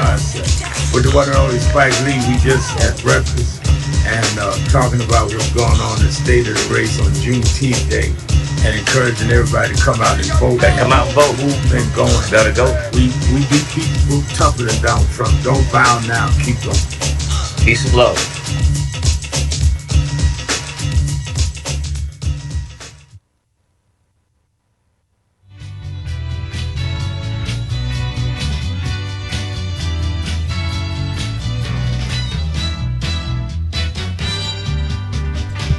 Ladies and gentlemen, the founder and president, Reverend Al Sharpton.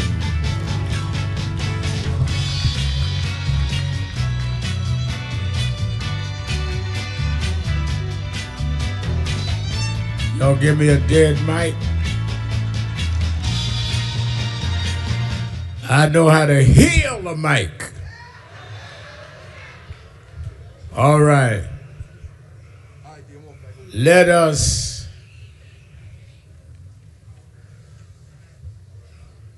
that baby cry. This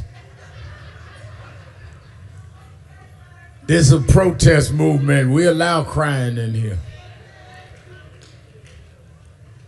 Our next guest, and I'm proud to bring to the stage, has been here before and has been open to any time we reached out.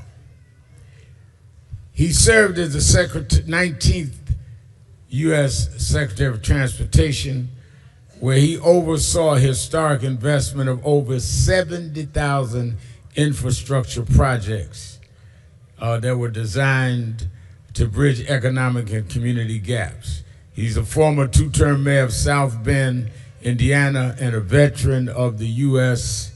Navy Reserve. And he has, in my opinion, been consistent and persistent on issues of human rights and on issues that concern civil rights communities. May you welcome back to National Action Network the Honorable Pete Buttigieg.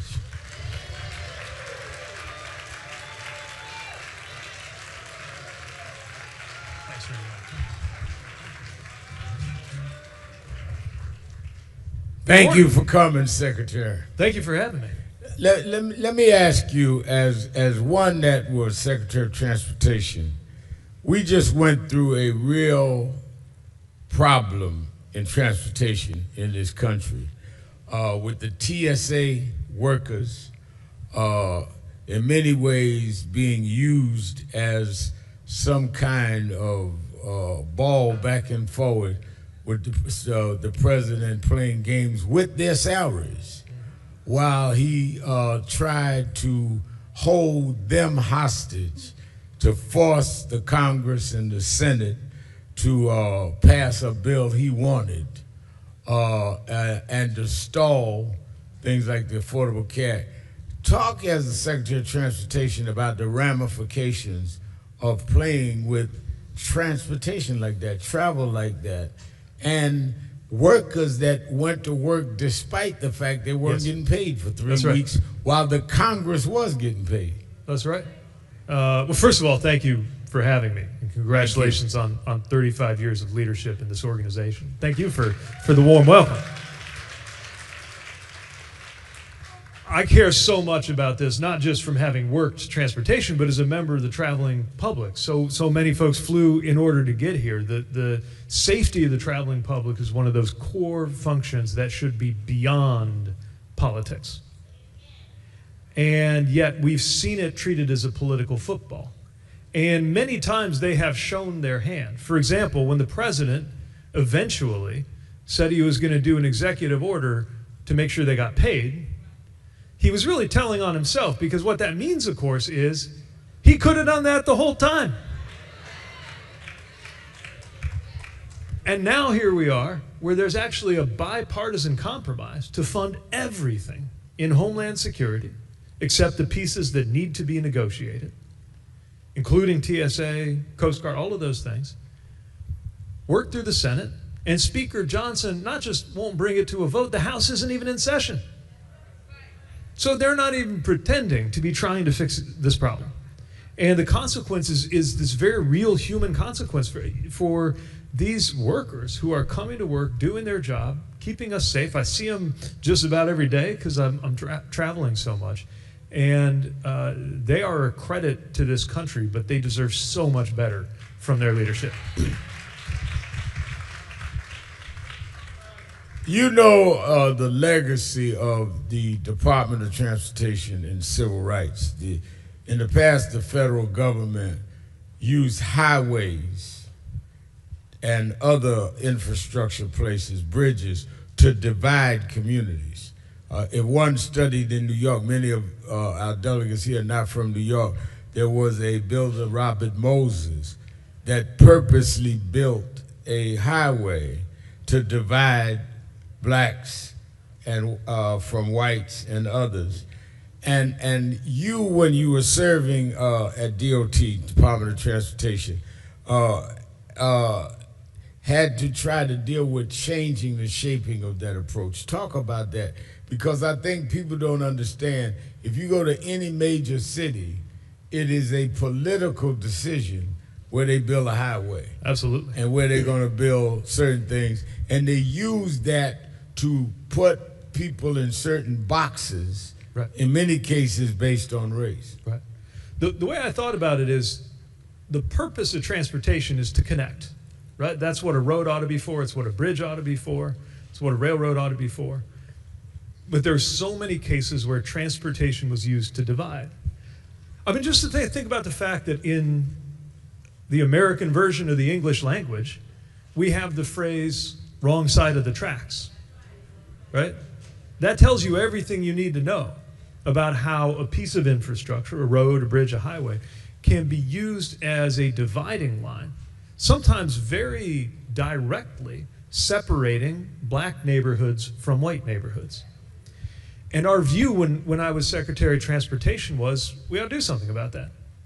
If federal funding created or contributed to a problem, then federal funding ought to be part of the solution.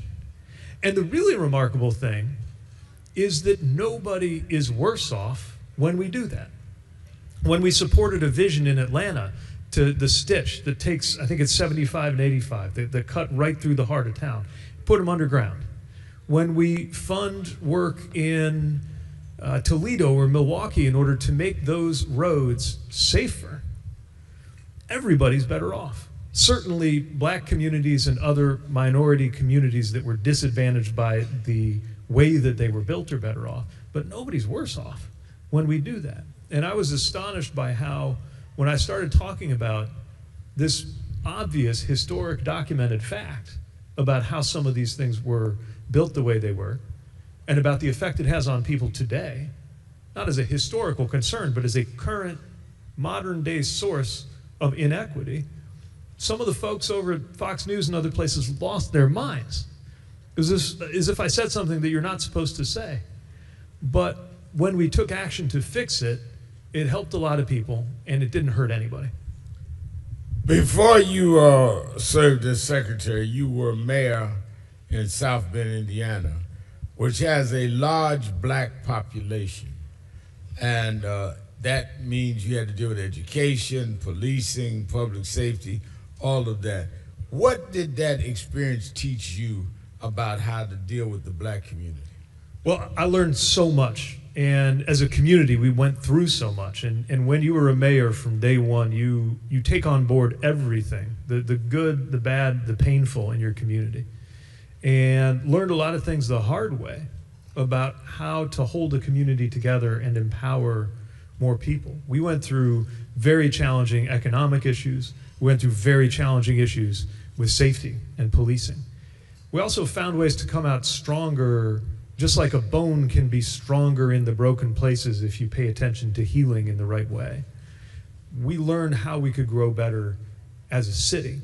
And I know, people think, I think because our city is on the map for one reason, at least in football season and around tourney time, they maybe imagined that we're this kind of tidy, wealthy, homogenous college town. But when I took office, our poverty rate was around 25%. Our per capita income was about $18,000. Our unemployment was in the double digits. We were hurting.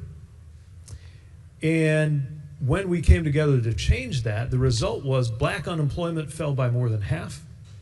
Poverty in the city and black poverty in the city fell. And it was very clear to me that my job was just to unlock the power that was already there in the community and to guide it in certain ways. And above all, it was a lot of listening, a lot of long quantity time as well as quality time in the community. And we didn't get everything right, but we made sure by the end of 2 terms that that community was so much better than it had been. And I'm so proud of what's going on in that city even to this day.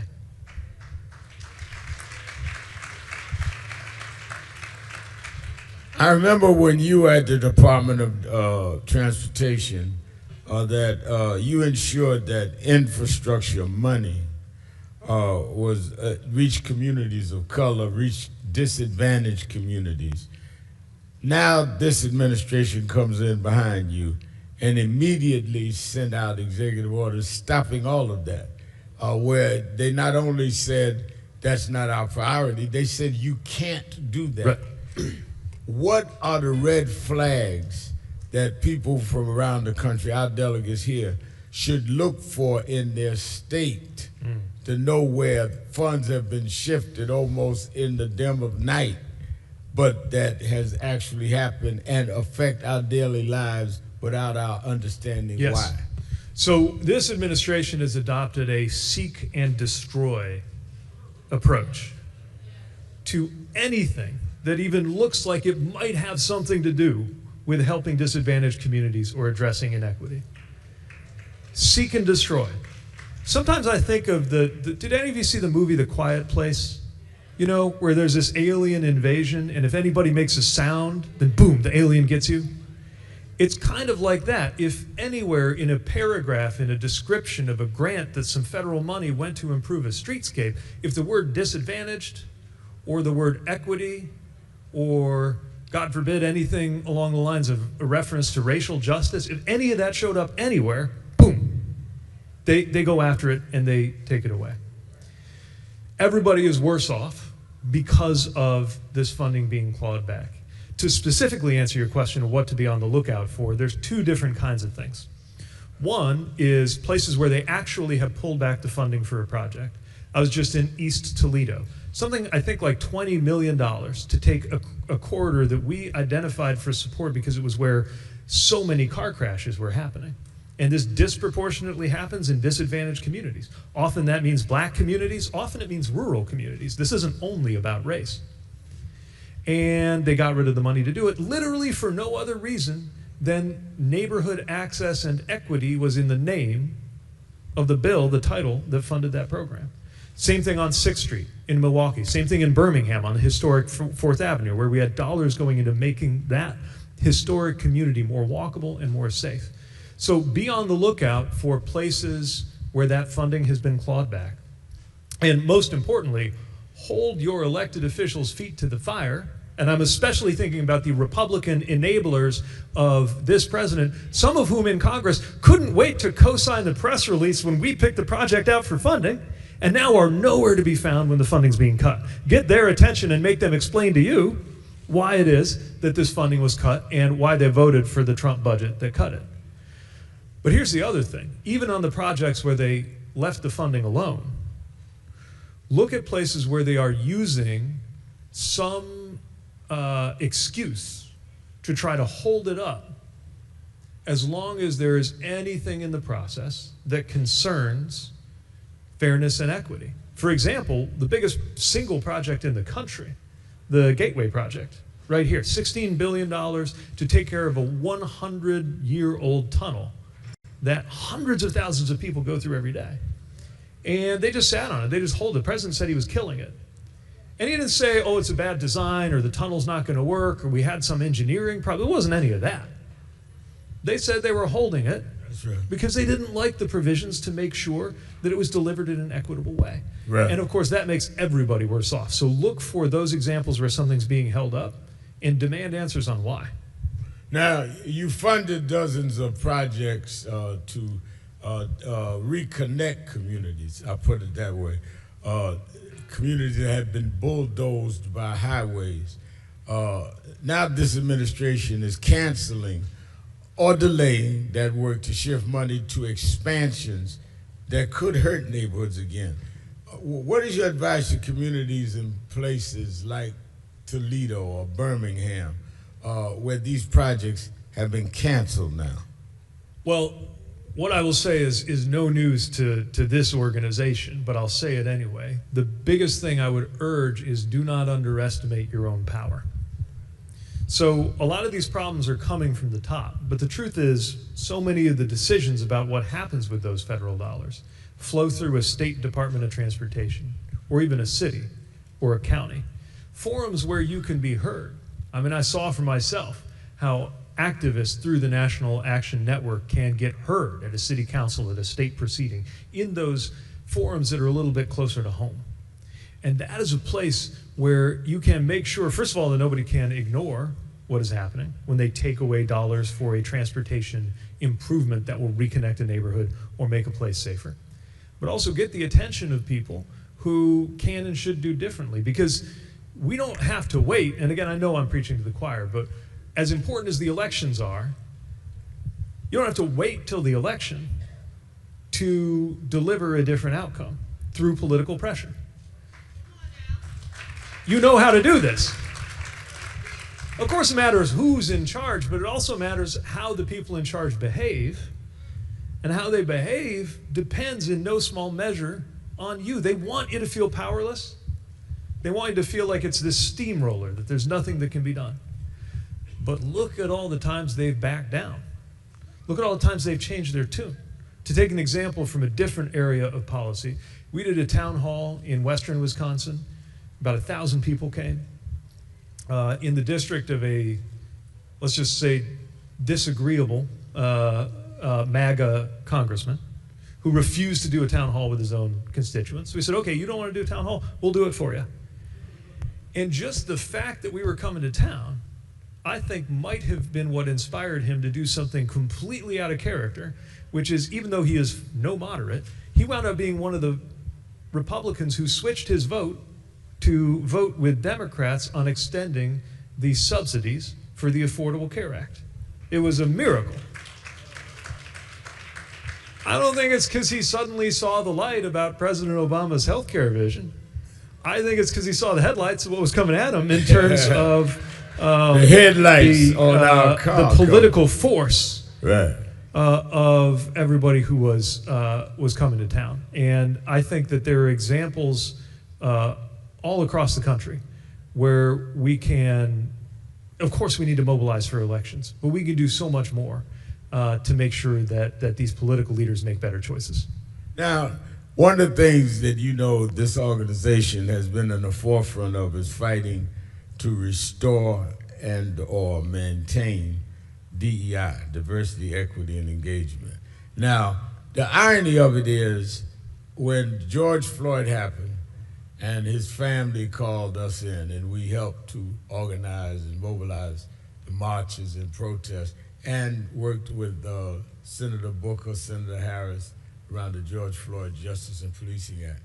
I remember that you as secretary would make sure that federal contracts went to people that weren't even being considered before, as long as they could do the work.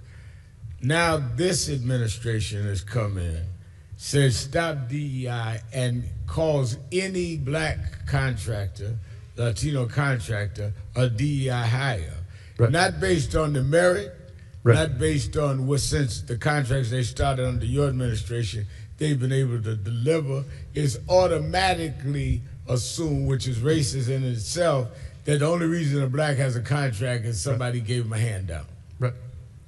And the irony of it, of course, is that this is about merit. This is about making sure that people and businesses who have been excluded get a chance to compete, get a chance to participate, get a chance to create generational wealth and deliver projects well.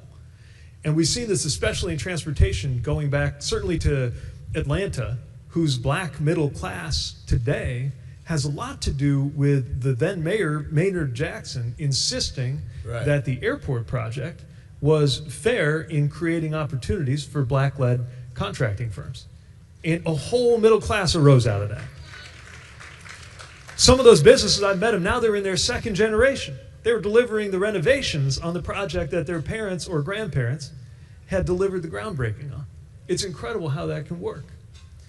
And let's be very clear, this is not about, these guys in charge right now are not about merit. Right. I mean, look at how the Secretary of Defense intervened, overruling his own Secretary of the Army in order to block the promotion of black colonels deserving to be general officers. Does anybody seriously think that the reason a political creature like the Secretary of Defense overrules the career military on who ought to be promoted is because he believes in merit? Of course not. And we see the same thing with this contracting. This is about making sure that the wealth in this country goes to the kinds of people who can pay a $1 million membership fee at Mar-a-Lago. That's not about merit. Kinds of people who can contribute to the grand ballroom being built for dinners at the White House. That's not about merit. But that's who's profiting in this current environment. And we could be doing so much better as a country by ensuring that people get that chance to compete, get that chance to deliver. And that's true whether we're talking about making sure more folks get a chance to work in jobs, in service. By the way, meeting, of course, the same high standard, or whether we're talking about the business side. And when we do that, you wind up with more competition, better projects, and of course you wind up with more generational wealth being built in the very communities that were shut out of it for so long. Well, one of the things I took note with you was in barriers in trucking, the CDL, pay, predatory leasing. Beyond the contracts, the trucking industry has built barriers. I mean, literally barriers. The cost of a CDL, predatory lending, low pay. Based on your time at DOT, what changes were made to protect drivers and to make trucking a real path of stability for black drivers? Well, if COVID taught us anything, it's how much we count on truck drivers and other transportation workers for everything. When there's a problem I know supply chains is this kind of nerdy thing to talk about, but we all started to think about supply chains in different ways because of what we went through. And what we saw was there was a recruiting, I would say, emergency in terms of supporting, recruiting, and retaining the drivers that we need. And by the way, a very good opportunity for a durable and important career. And what we saw was that we as a country were leaving talent on the table. There were so many people who could do a great job, many of them, by the way, veterans. And look, if you were in my vehicle driving on the open road from Bagram to Kabul, I am quite sure that you could do an excellent job driving from Traverse City, Michigan to Chattanooga as a truck driver, if you want that career. And so we found ways to deal with some of the barriers, like the cost of signing up for the training to get a CDL or to go to trucking school. And by tearing down some of those artificial barriers, while maintaining a high standard for how you qualify to be a driver, we were able to see a dramatic increase in black drivers getting a chance to be part of that career and getting a chance to contribute to our supply chains.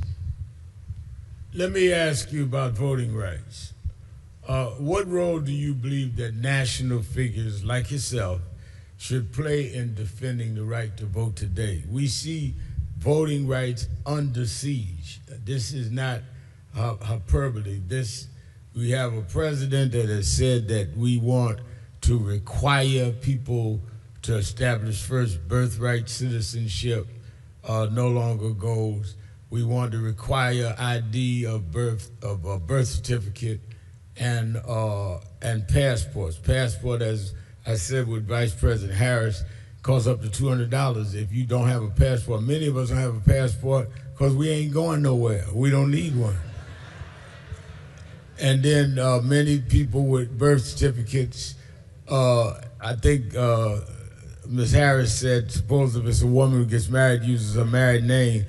And I'm saying if you are married, I would say 85, 90% of us wouldn't know where our birth certificates are.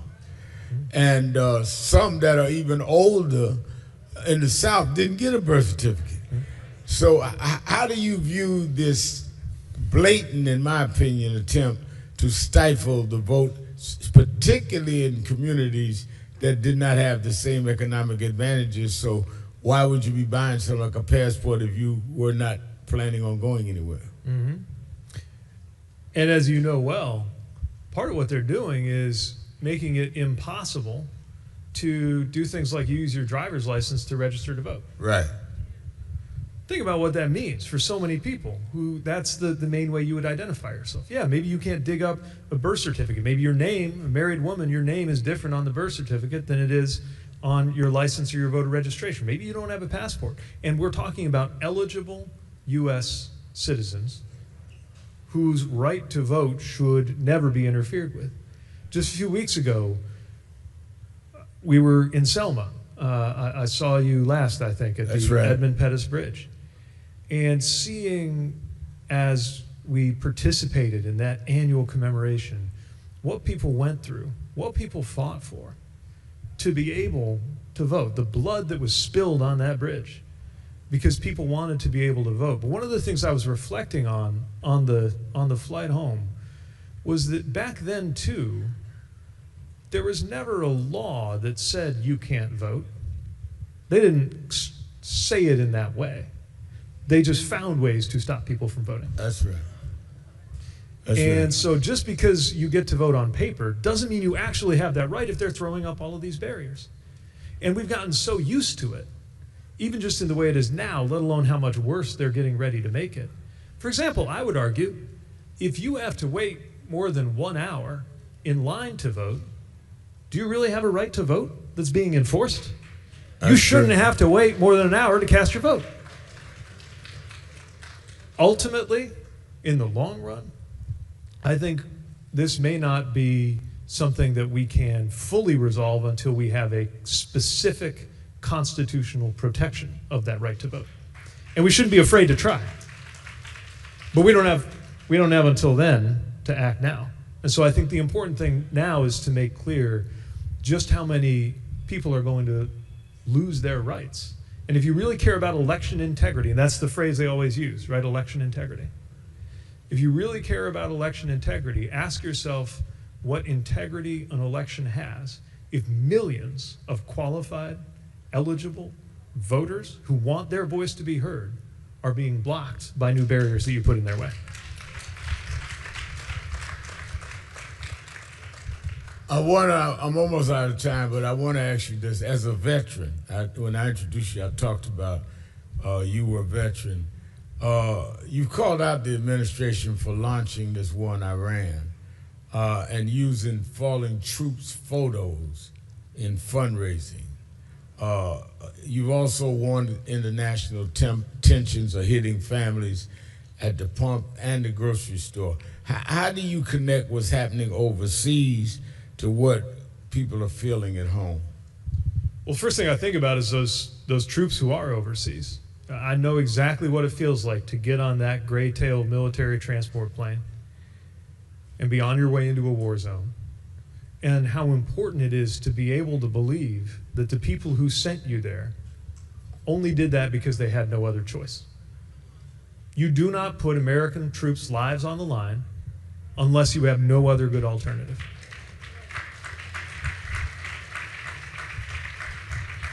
But look at what they did. We're not in this war because we had to be. We're in this war because he wanted to be. After specifically promising not to launch these kinds of wars. And what is the result? It's not just that it destabilized the Middle East. It's not just that it's created all these problems for countries over there. It's that we're feeling it right now in the most immediate personal ways, even if no one you know is in the military. If you want a house, your mortgage went up because interest rates went up because of this war. Every time you fill up your tank of gas got more expensive because of this war. The price of food this summer will be more expensive because fertilizer is more expensive because of this war.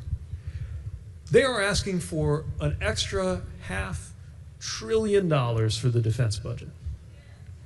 That is thousands of dollars for every household in this country. So we were paying directly for this. And what did we get in return? Is the world any safer? No. America is less trusted than before. When you need trust, by the way, you don't just need your allies to trust you, which is going to take a generation to reestablish. It's actually kind of important that your enemies trust that you will do what you say you're going to do. And we don't even have that anymore, which makes it that much harder to negotiate with adversaries. Right. And by the way, let's be very clear about what it means that this negotiation is happening now, this ceasefire. The president a month ago said unconditional surrender and regime change. Those were the goals. Regime change did not happen. We went from Ayatollah Khamenei to Ayatollah Khamenei Jr. And we went from unconditional surrender to negotiating off a 10-point plan written by the Iranians. That he said he had wiped out. Yeah. What do you think the world thinks of that? The next time we're going to come around saying, put your lives on the line to stand with us in some big effort. It is making America weaker, and the American people don't want this. The good news, if we can find good news in all of this, is that a lot of people have been woken up. Yeah. And we got to keep that going. But very importantly, when we encounter somebody who has been along for the ride with so many things that we consider to be grotesque abuses, because they are, when they start having doubts, think about how hard that is. I mean, we all know how hard it is to change your mind. Many of us have spouses who remind us how important it is to change your mind and say so when you were wrong about something, and it is one of the hardest things in the world.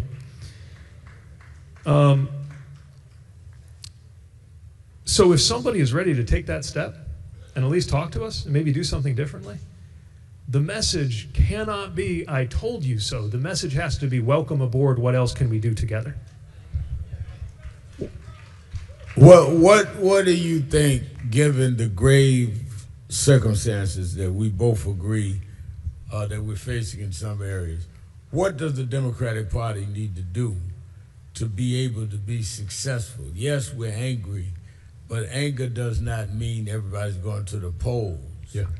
And it doesn't mean that we're going to sustain it till November. And I always say that you got to turn people on before you can turn them out. And what does the Democratic Party need to do to really appeal to people that have given up and feel like no matter what I do, they're going to do what they're going to do anyway? Yeah. I think it is vitally important that we fight back the temptation to be about restoring everything to the old way.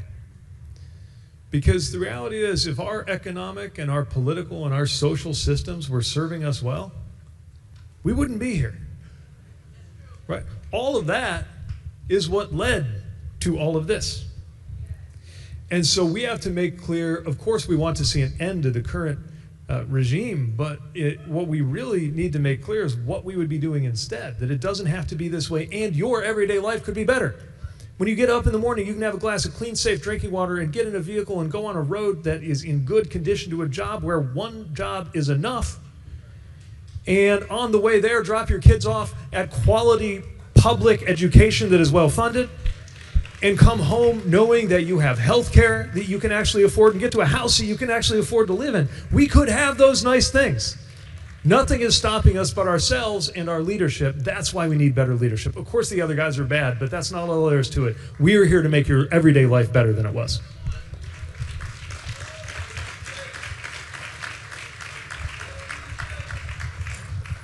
Let me ask you this, and I know the clock says it's overtime.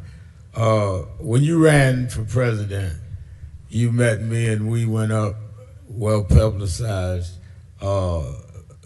lunch at Sylvia's restaurant in Harlem.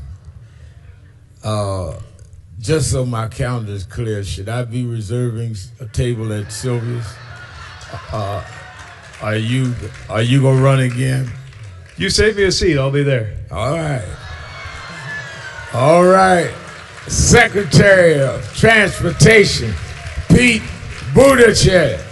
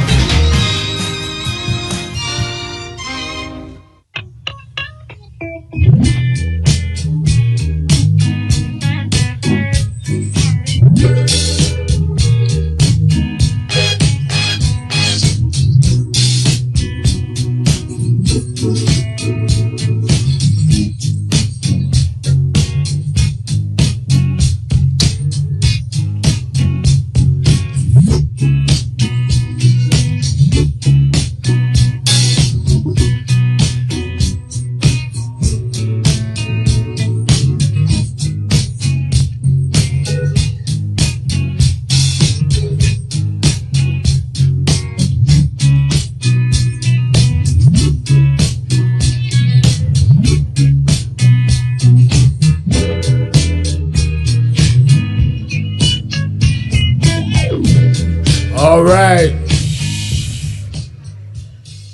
One of the issues that we're extremely concerned about is criminal justice and where we are with policing, where we are with false and flawed incarceration, criminal justice reform, and where we are on many of the legislative issues, including the George Floyd Justice and Policing Act. One who has worked diligently in this area, who's a member of the House Judiciary Committee, and who has taken time to be with us today to give some remarks from his work in the House Judiciary Committee. Let us welcome the Congressman from the Maryland's 4th Congressional District, Congressman Glenn Ivey.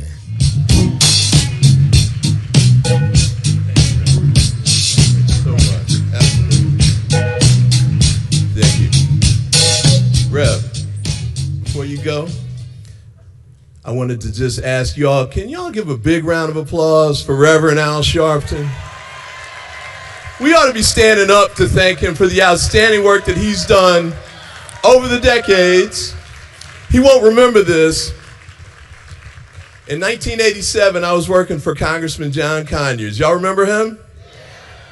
And he came down to meet with the congressman about issues going on in New York, criminal justice issues. And you were in a tracksuit then.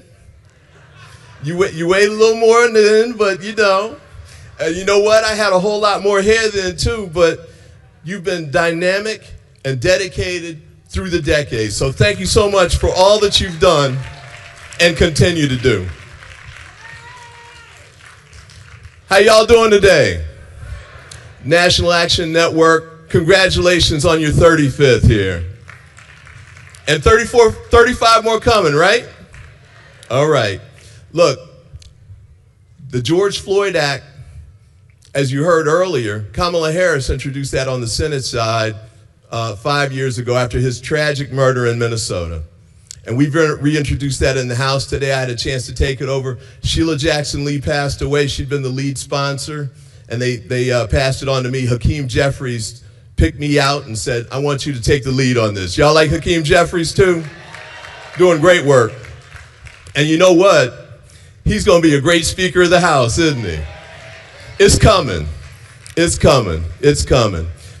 I went out to Minnesota back in January, and it was after Renee Good had been shot, before Alex Preddy had been killed. And you know, that's just about a mile away from where George Floyd was killed. Right around the corner. Same stuff, different people, same uniforms, kinda, same injustice. We got the same solution. So when we were out there in Minnesota and those guys were running around, remember when the vice president told them they've got absolute immunity? They can't be held accountable? I made sure I went out to Minnesota and I said, you know what? Oh yeah, you can be held accountable, and you're gonna be held accountable. And you know what? They're going to prosecute it in the state instead of the federal court. And you know what's good about that? No pardons for sale from the President of the United States. If you get convicted in state court, you can't be pardoned by the President. And I guess Derek Chauvin's going to have some new cellmates, right? So we got to make sure we push that forward. The Department of Justice has been withholding the evidence that should go to the state prosecutors. We got to make sure we keep pushing for that. I did a letter. I got 58 of my colleagues to join in on the letter and say, turn the evidence over. We know you all ain't going to do it. Let Keith Ellison and those guys do it. But we also have to look at the new piece of this too, and that's ICE. And I'll just say one thing quick about that. Those guys are out of control totally. We need a total revamp. Noam getting fired was not enough. We need the mask to come off. We need the body cameras on. We need the end of roving patrols. We need the end of racial profiling. There's enough of it. We've got to shut it down. So we got to keep fighting for that. But I got to say this too. We talked a little bit about voting issues earlier today. And we've got a lot of challenges coming. We have it every election. We want to make sure we have poll watchers, people out to make sure things are going smoothly. Got a new challenge this year that I think we need to be ready for. That's ICE showing up at polling places. We got to be ready for that. And remember when they rolled out the National Guard, like in DC and Los Angeles? They might do that again. And they're not going to just do it generally. If they bring them out, they might take them to polling places. So in addition to us doing the usual poll watching that we do, we've got to be extra involved, start to finish, making sure we're keeping our eyes on whoever's out there, whether it's just the usual crazy MAGA guys doing all their tricks, or ICE and the National Guard. Are we ready for that? Are we ready to do it? We need all hands on deck. National Action Network has been outstanding in doing it. All hands on deck, right? We got some Divine Nine in here? Yeah, all right. We need y'all too. We need that network. We got the faith community involved too. I know they're in the lunch next door, but y'all ready too? We need all hands on deck. And what that also means is part of what happened in 2024, a lot of the young folk didn't get the messages that we were trying to send out. We've been doing it through traditional routes. You know how they do that thing where they wait till the last week of October and they start running TV commercials and act like that's enough? It's not enough. We got to get out and reach out to these young folks where they are, and we can't wait till the last minute, right? We got to get on it soon. And the issue here is trusted voices. They don't always trust the voices that they hear, but they know you. They know grandma. They know cousin. We need all of us talking to all of our family and our friends all across the country. You up for that? We've got to do it. Now, one of the things to remember on that front, because I know a lot of times we used to rely on television. I've got 6 kids. And no, I did not play in the NBA.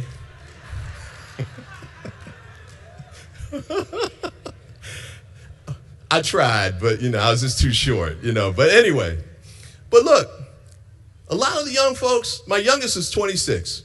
He doesn't watch TV. So when they run political ads on TV, he doesn't see them. He doesn't listen to the radio. So the radio ads don't work. He doesn't read the newspaper. So if you put an ad in the newspaper, he's not going to see it. And social media, well, we got to make sure we're on the right social media. I thought I was doing something when I got on Facebook, but they started chuckling, man. He's like, Facebook been gone for 10 years, Dad. What you talking about? We got to find them where they are, and we got to reach out to them person to person. Remember that old song, person to person? Remember Sly Stone, Everyday People? We've got to make sure we're reaching out to the everyday people everywhere that they are. Last point I want to make. When you talk to folks, make sure you talk about the affordability piece, and you've heard that over and over today, right? We want to make sure people have a roof over their heads, food on the table, money to turn the lights on. We got to let people know the reason all that's been undercut is Trump's been raising prices on everything, right? He said he was going to come in and lower prices, but what did he do? They went up. The first thing, he started this war. Before he got in office, Biden, it was like $2.90 something for gas. I'm down a little farther south. It's over $4 now. Grocery prices went up. Why is that? Because of those stupid tariffs that he put on all over the country, all over the world. So food coming in, gets the Trump tax, makes it cost more. Electricity prices went up. Y'all got high electric bills up here in New York? I thought so. But he did that too. And you know why? We had the green power about to come online, so we're going to increase the supply of electricity. He blocked it. He paid $1 billion so that they couldn't roll it out. Why would he do that? Because he's got billionaire friends he's trying to hook up. Right? Right? So we got to make sure we deal with that piece. Also, there's got to be accountability. Got to be accountability. Elon Musk, when we take the House back, the first subpoena that goes out should be to Elon Musk. Second subpoena, I want to find out what those folks got in exchange for that $400 million airplane. Remember that one? And don't forget the $4 billion in crypto that they gave him. That's not right. And then the last piece we got to deal with, Rev mentioned criminal justice. Think about these presidential pardons he's been giving out. I'm sorry, he's not giving them out. He's been selling them. I mean, you hate to say it, but it's pretty straightforward, isn't it? They come up with $1 million. And you know the worst part about that, like all the January 6th guys that stormed it, 5 cops died during that. Now think about if you'd had a crowd like this that looks like us that went and raided the Capitol like that, and 5 cops died. Would y'all have gotten pardons? I don't think so. Matter of fact, you would have been lucky to get to the jail, right? And the other part about the pardons is when they pardon these guys, he's pardoning people also who committed fraud against folks, took their money. When they get pardoned, they don't have to pay restitution. They don't have to pay it back. So we shouldn't have been surprised, though, because the guy that they sent to the White House, he's a felon. He tried to act like he's not, but he's a felon. And remember, most felons, they can't get in public housing. He's in the White House. So you know he's getting special treatment.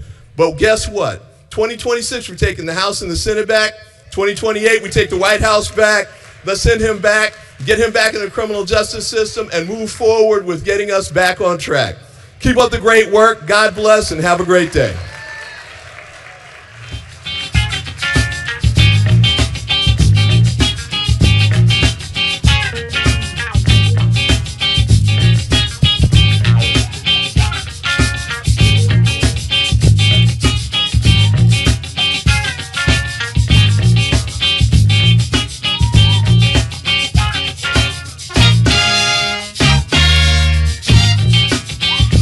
All right, give it up, Congressman Ivey.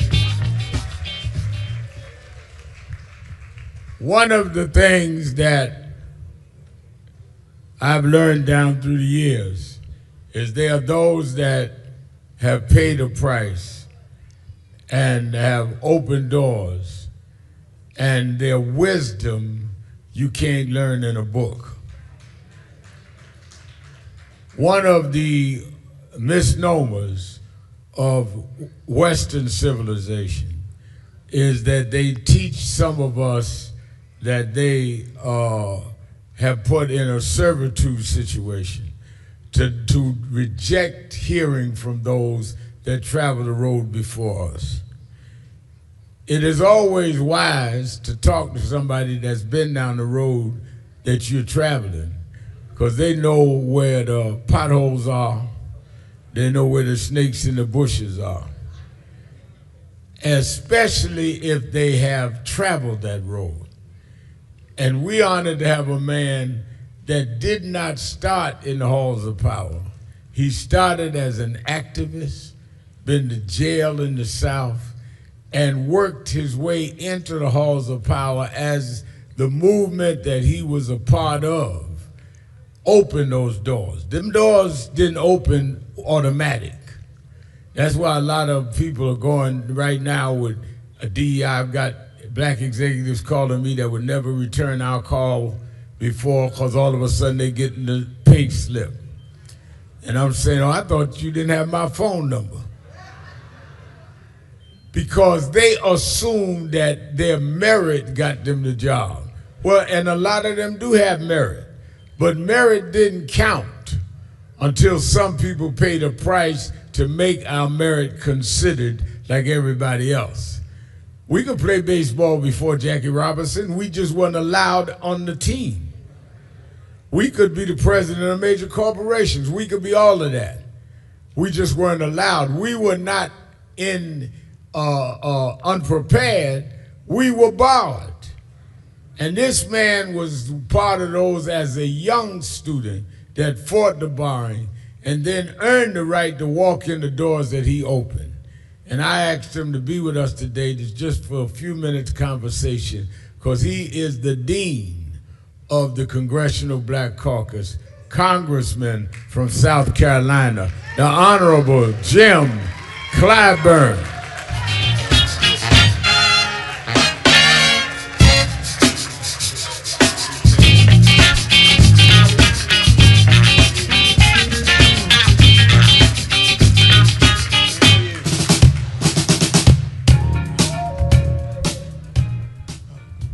You see the reaction in New York, Thank right? you, thank you, thank you. Love you guys. Thank you. Glad to have you, Congressman. First of all, you and I go back, and I know what I'm talking about. That he met his wife in the struggle. They got arrested together. Thank you. And I remember 21 years ago, when I ran for president, he met me at the Marriott Hotel, Columbia, and said, now look here, I can't come out and make an endorsement, but I'm gonna help you. And he did, and we went double digits in there. And this way before I was known that well nationally. He's always been that kind of person, but let's go back to your days as an activist. What got you involved in the movement, and what did you do as a young man? I want people to understand who Jim Clyburn was.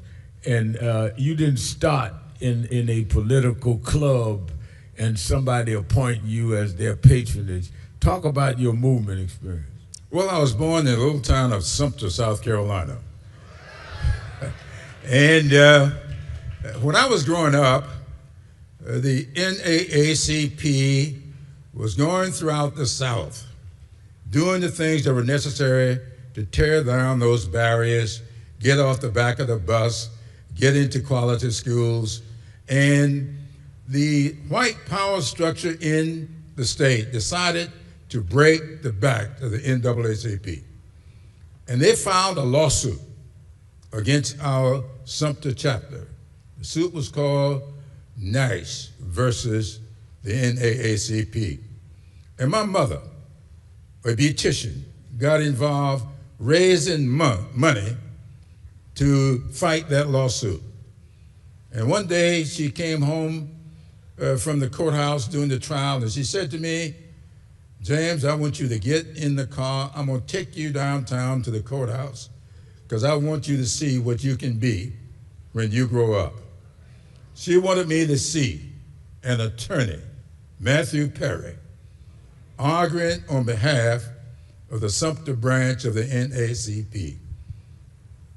He lost that lawsuit, but he won the hearts and minds of South Carolinians all over. So I go to an NAACP youth chapter meeting, and in the middle of the meeting, I had to go to the restroom. And when I came back, they told me, "You just got elected president of the youth chapter." It was 2 months before my 13th birthday. I was 12 years old. And then I go off to South Carolina State and get involved in the sit-ins. I just happened to be on that campus when those students sat in up at Greensboro, North Carolina. And we decided in Orangeburg, South Carolina, we were going to follow suit. But we got locked up. And while I was in jail, waiting to get bailed out, a young lady came to the jail to bring us some food. This little 92-pounder walked toward me with a hamburger in her hands. When I reached for the hamburger, she broke it in half, gave me one half, she ate the other half. I was so grateful for that half hamburger, I married her 18 months later.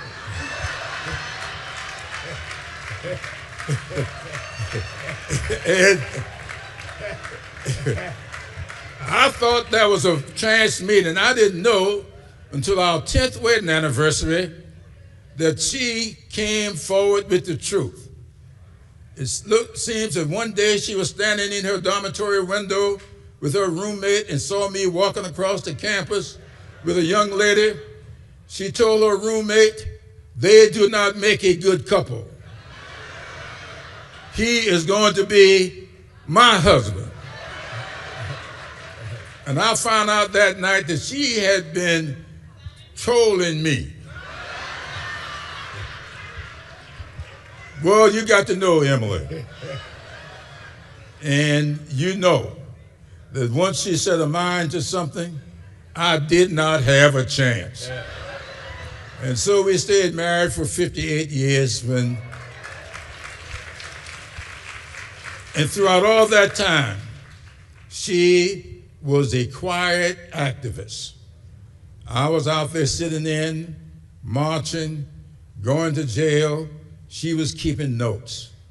I never shall forget, I'm sitting in church one Sunday, and after church we went to Sunday dinner, and she said to me, "Do you know why Mrs. Brown's got a problem with you?" I says, "No, I didn't know she had a problem." She said, "Well, she does, and you need to find out what it is." And I said, "Well, I'll give her a call." She told us a little page out of a notebook. "Here's her number. Call her now." And that's the relationship we had. And so, as you know, anytime you're out there on the forefront, there's got to be somebody that's a rudder. And so she had been that rudder, and I carry that with me even until this day. And so when she passed away 6 years ago, she kept notes for me. She kept me on the straight and narrow. And although I was the face of our household, she was the rudder. That's right. A gracious woman. And Reverend Nelson Rivers, that heads our Religious Affairs Department nationally, pastors in North Charleston. We started a award from the National Action Network named after your wife, and the first recipient of it was, we gave it to Congressman Clyburn, and Nelson decides every year with his committee. Yes, Nelson. Yeah, he's standing I met Nelson when he was in the 12th grade. Yeah. He wanted to go to college, and I didn't meet him, I just met his name. His counselor came to me and said, I got a young man that needs to go to college. Can you help him? I was running a little program sending rural children from Charleston County and Beaufort to college. And she told me, can you make an exception for one young man that I have? And I said, Mrs. Whipper, if you ask, I shall provide. And it was Nelson Rivers, who went on to college from Mrs. Lucille Whipper. And look what he is doing now. That was a pretty good investment. Great investment. You were critical in Joe Biden's election. Thank you. I will never forget that many of us were going different ways. And the morning after the debate, the Democratic debate in Charleston, I had had a minister's breakfast. That's where we first gave the award named after your wife. And all of the candidates came, Bernie Sanders, Liz Warren, everybody. And many were getting ready to endorse Bernie Sanders or somebody. You called me to the side, you were standing there with Joe Biden. And you said to me, Reverend, I want you to know I'm coming to your breakfast, but by noon, I'm going to endorse Joe. And Biden was standing there. I said, you are? He said, yeah. I said, okay. I said, well, I don't know if I'm going to endorse him, but I'll tell you one thing, I certainly won't go against him if you with him. And eventually I went with him. And that is why Joe Biden and I kind of got along. He said, Jim, because some of the preachers, including my mentor, went with Bernie. And what stopped me was the word of Jim Clyburn. And I remember 3 years later, the president, Joe Biden, was going to Texas to make a speech about changing the rules of the UN. And he invited me to go with him on Air Force One. And I got on Air Force One with Jim Clyburn. Clyburn said, you're glad I stopped you from that other endorsement, didn't you? Well, you know, but I say all that to say, whoever wins this nomination has got to come through South Carolina because the calendar changed. And whoever comes through South Carolina has to have the blessings of Jim Clyburn. What are you going to be looking for in the candidate that you decide to ultimately go for? I'm going to see the candidate that comes forward here in 2026 to help us fight off what I know to be the efforts to make sure that the voting rights that we now enjoy, to make sure that the turnout that's going to be necessary this year takes place. Because if the SAVE Act becomes law, those 61 or 2 Congressional Black Caucus members we now have will be down to 30 within 2 years, and another half of that in the next 2 years. Why I know that? Because that's what happened the last time they passed laws like the SAVE Act. We lost the ability to cast our votes. They didn't call them picture ID. They called them things like how many bubbles are in a bar of soap? How many jelly beans are in that jar? They didn't say, as the secretary said earlier, you can't vote. They just made it near impossible for you to get registered to vote. And that's what is taking place today. And I want to see the candidates focus on 2026. What are we going to do to hold on to that vote? What are we going to do to make health care accessible and affordable? Housing accessible and affordable. Education accessible and affordable. Energy. I want to see our candidates who want to be carry the mantle in 2028 come forward now. Lay out your proposals. Let us get attached to your platforms this year so that we can have a successful off-year election. Because if we do not win these off-year elections this year, there ain't going to be no election in 2028.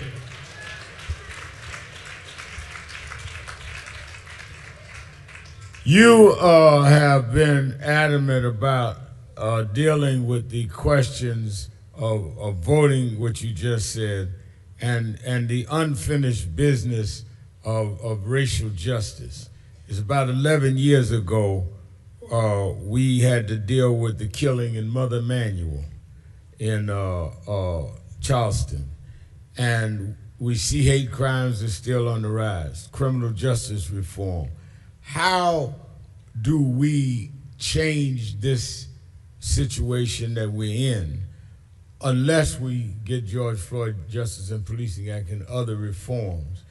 And should that not be, along with voting, those are the things that we demand of the candidates as they come forward so that they got to stand up on our issues? Absolutely. And let me just remind you of this.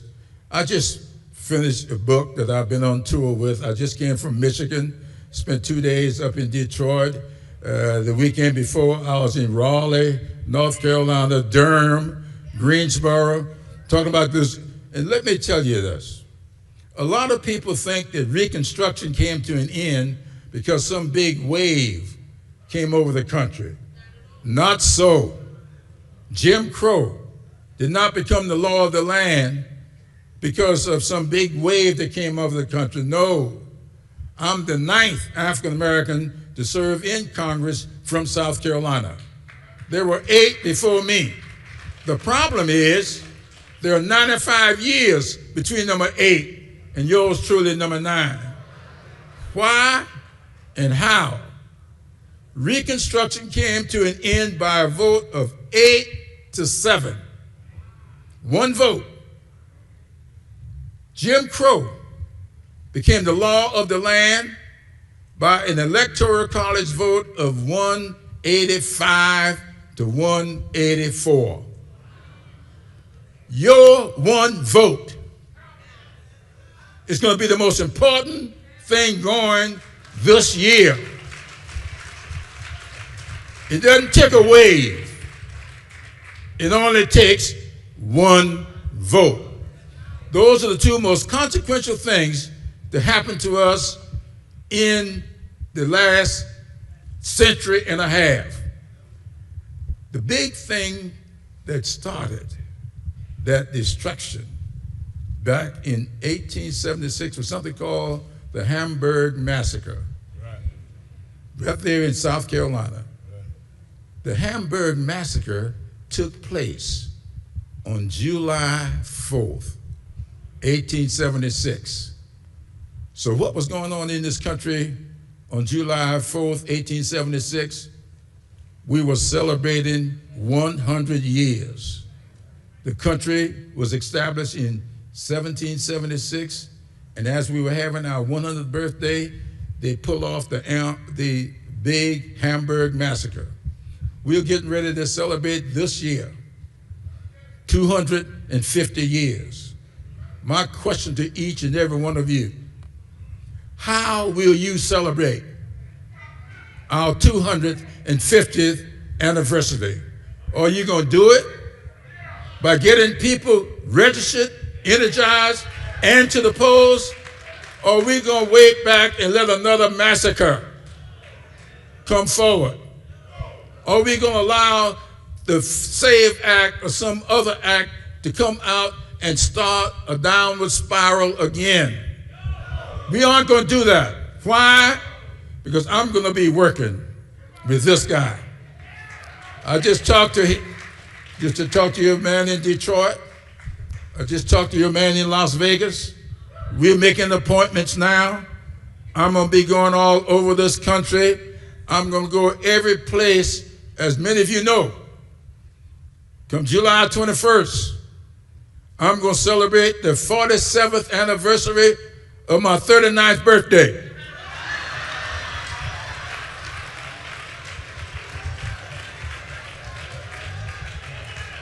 And I'm going to go everywhere those 86 years can allow me to go, because I don't want to see my children, my grandchildren, your grandchildren live through what our grandparents lived through. That's what they are planning. We're going to disrupt their plans this year.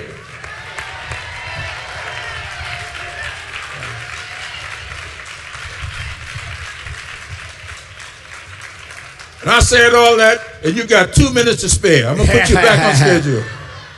And I want everybody to be able to welcome him as he goes on his tour. I'm going to go with him on some of it. But he's right. I mean, he said it all and left me 2 minutes. But I think that you've got to understand, nothing was more powerful said in these 3 days so far than your one vote. And that's the message you got to bring back to your cities, that one vote. And I think that you can say you heard it from the sage from the South. Thank you, guys. Clyburn. Appreciate you. Love you, guys.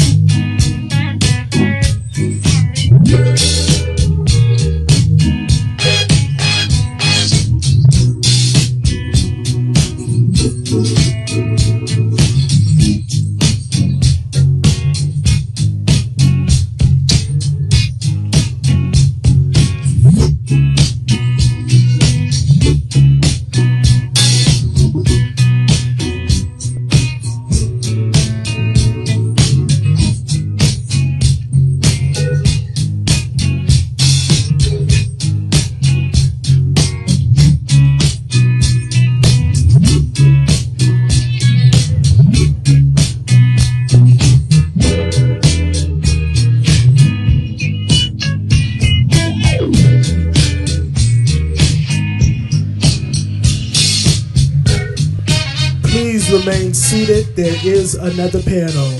Please remain seated. There is another panel.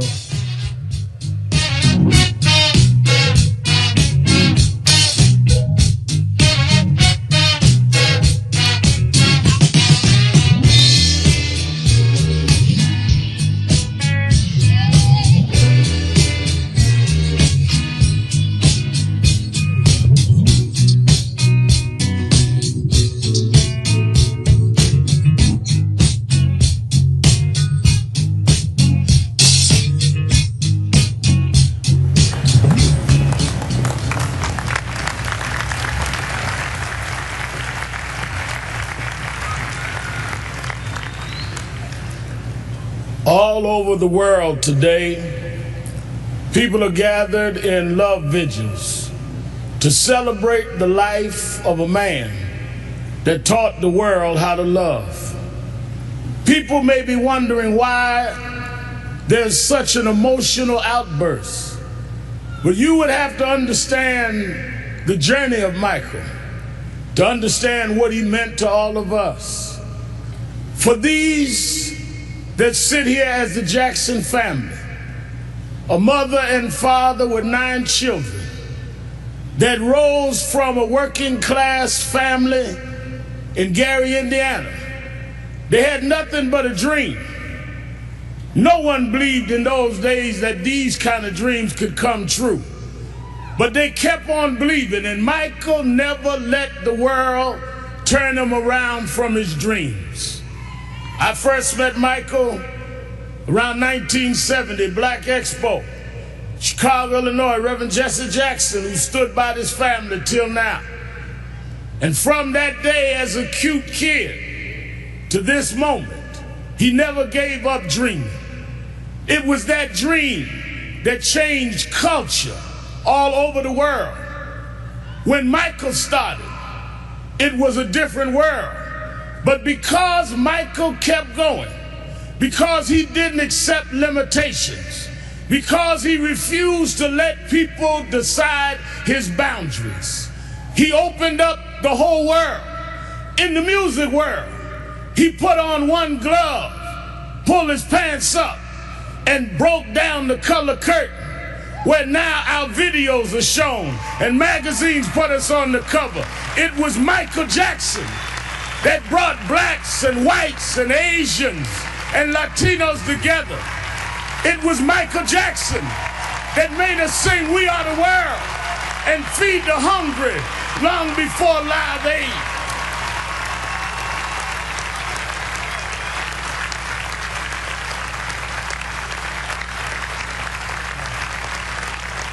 Because Michael Jackson kept going, he created a comfort level where people that felt they were separate became interconnected with his music. And it was that comfort level that kids from Japan and Ghana and France and Iowa and Pennsylvania got comfortable enough with each other to later it wasn't strange to us to watch Oprah on television. It wasn't strange to watch Tiger Woods golf. Those young kids grew up from being teenage, comfortable fans of Michael to being 40 years old and being comfortable to vote for a person of color to be the president of the United States of America. Michael did that. Michael made us love each other. Michael taught us to stand with each other. There are those that like to dig around mess, but millions around the world, we're going to uphold his message. It's not about mess, it's about his love message.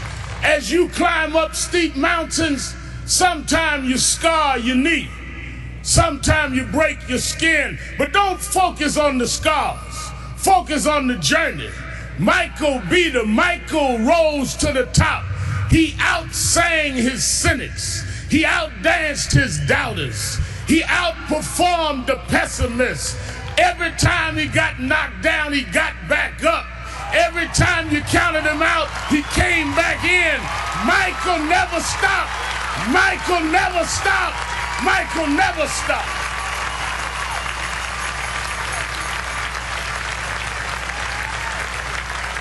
I want to thank to Mrs. Jackson and Joe Jackson, his sisters and brothers. We thank you for giving us someone that taught us love, someone that taught us hope. We want to thank you because we know it was your dream too. And we know that your heart is broken.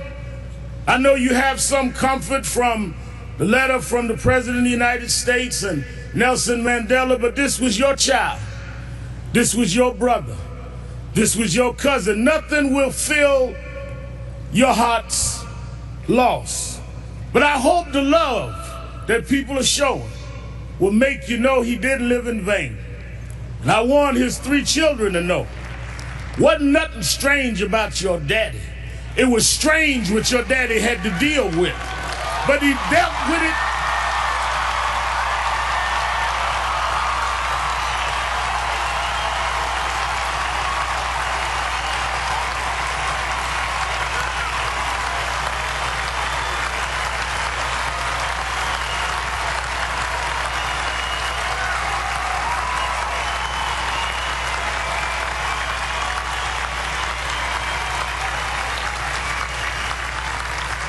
He dealt with it anyway. He dealt with it for us. So some came today, Mrs. Jackson, to say goodbye to Michael. I came to say thank you. Thank you because you never stopped. Thank you because you never gave up.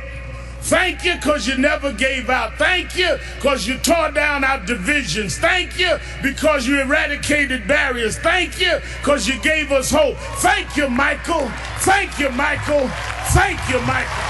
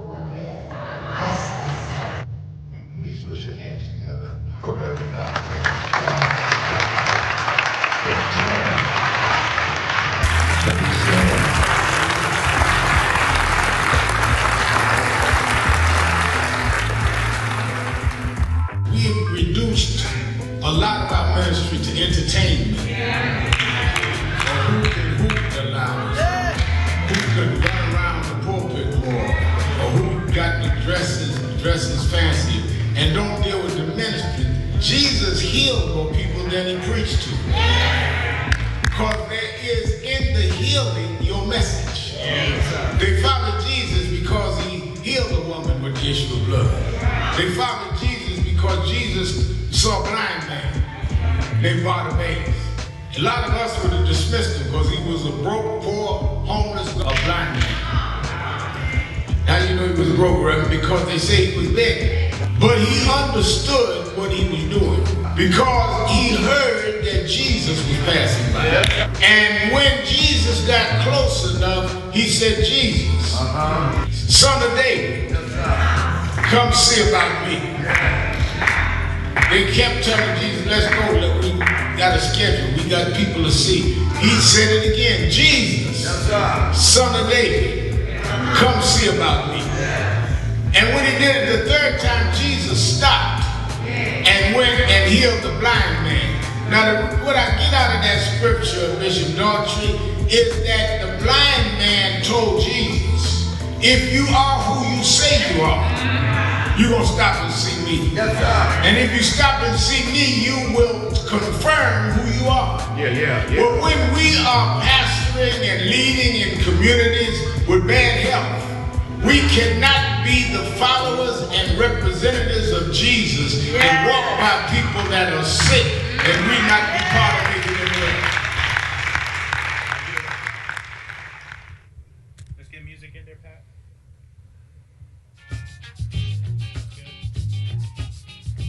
Ladies and gentlemen, coming to the stage is Monique Presley, Esquire, principal of the Presley Firm, PLCC.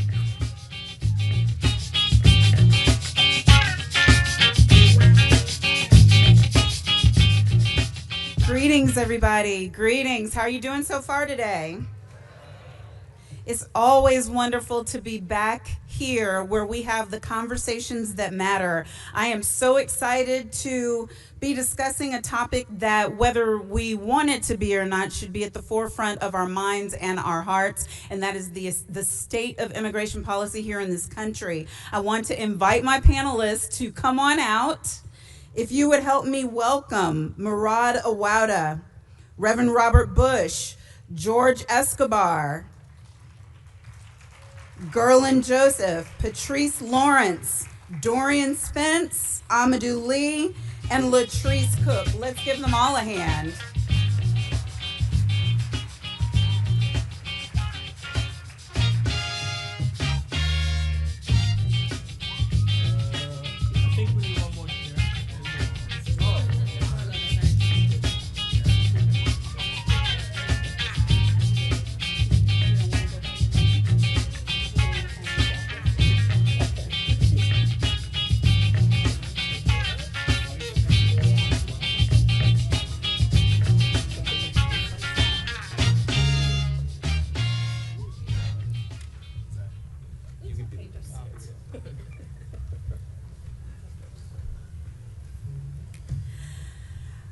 Before we get started, I've been thinking a good deal and frankly praying a good deal about this topic.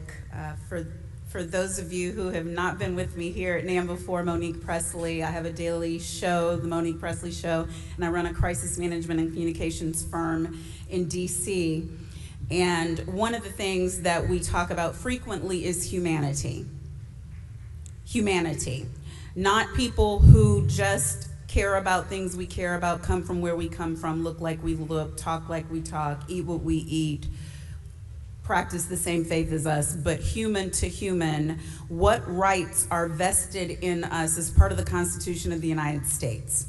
And the gift that we have today is a group of people who have devoted their lives and are currently devoting their lives to the work of upholding and protecting human beings who are immigrants in this country so that they can have the same inalienable rights as any, and frankly, those of us who were born here need that same protection right about now.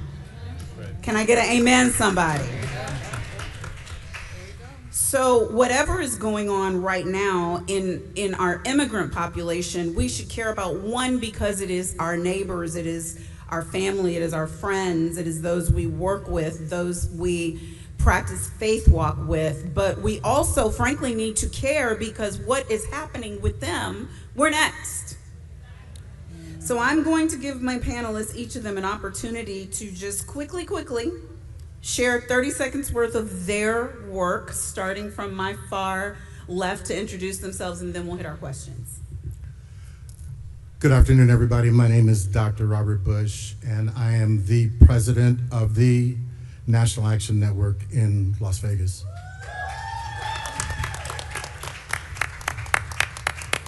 Good afternoon. My name is Latrice Cook. I am the president for the Central Texas chapter of NAN in Austin, Texas, the capital city. I am glad to be here. I'm also the founder and executive director for Milch Center, which assists, for 23 years, which assists people who have previously been incarcerated and their families. I'm glad to be here. Good afternoon, everyone. My name is Patrice Lawrence, and I serve as the Executive Director for UndocuBlack Network. We're a national, multi-generational network of currently and formerly Black undocumented folks from the Caribbean, from Africa, from all over the diaspora, and I've got folks in about 30 states. Good afternoon, everyone. My name is Dorian Spence. I am a civil rights litigator, and I serve as the litigation coordinator for Communities United for Status and Protection, which is a coalition of organizations that fight for permanent status for folks with temporary protected status that are living in the country. That organization or that coalition includes UndocuBlack and my co-panelist organization, Haitian Bridge Alliance, as well as African Communities Together, ADICAR, National Network of Arab American Communities, and Haitian Bridge Alliance.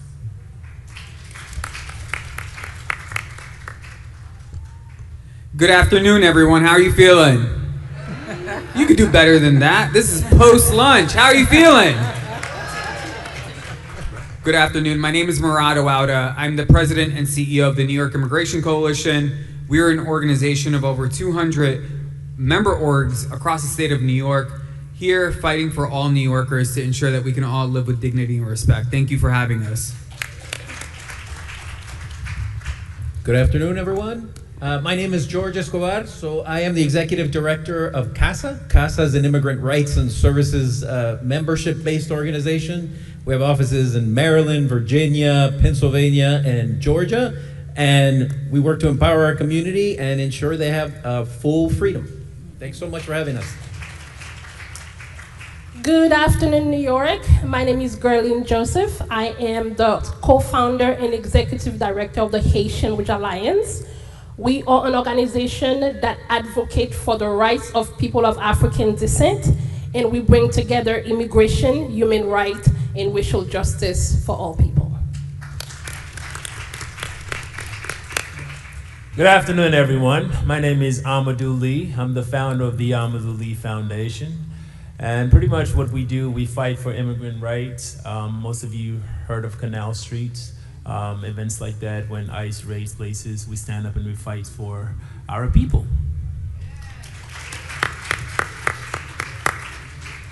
Murad, I think it's a good way to start with you because your organization is the largest state immigrant rights coalition in this country.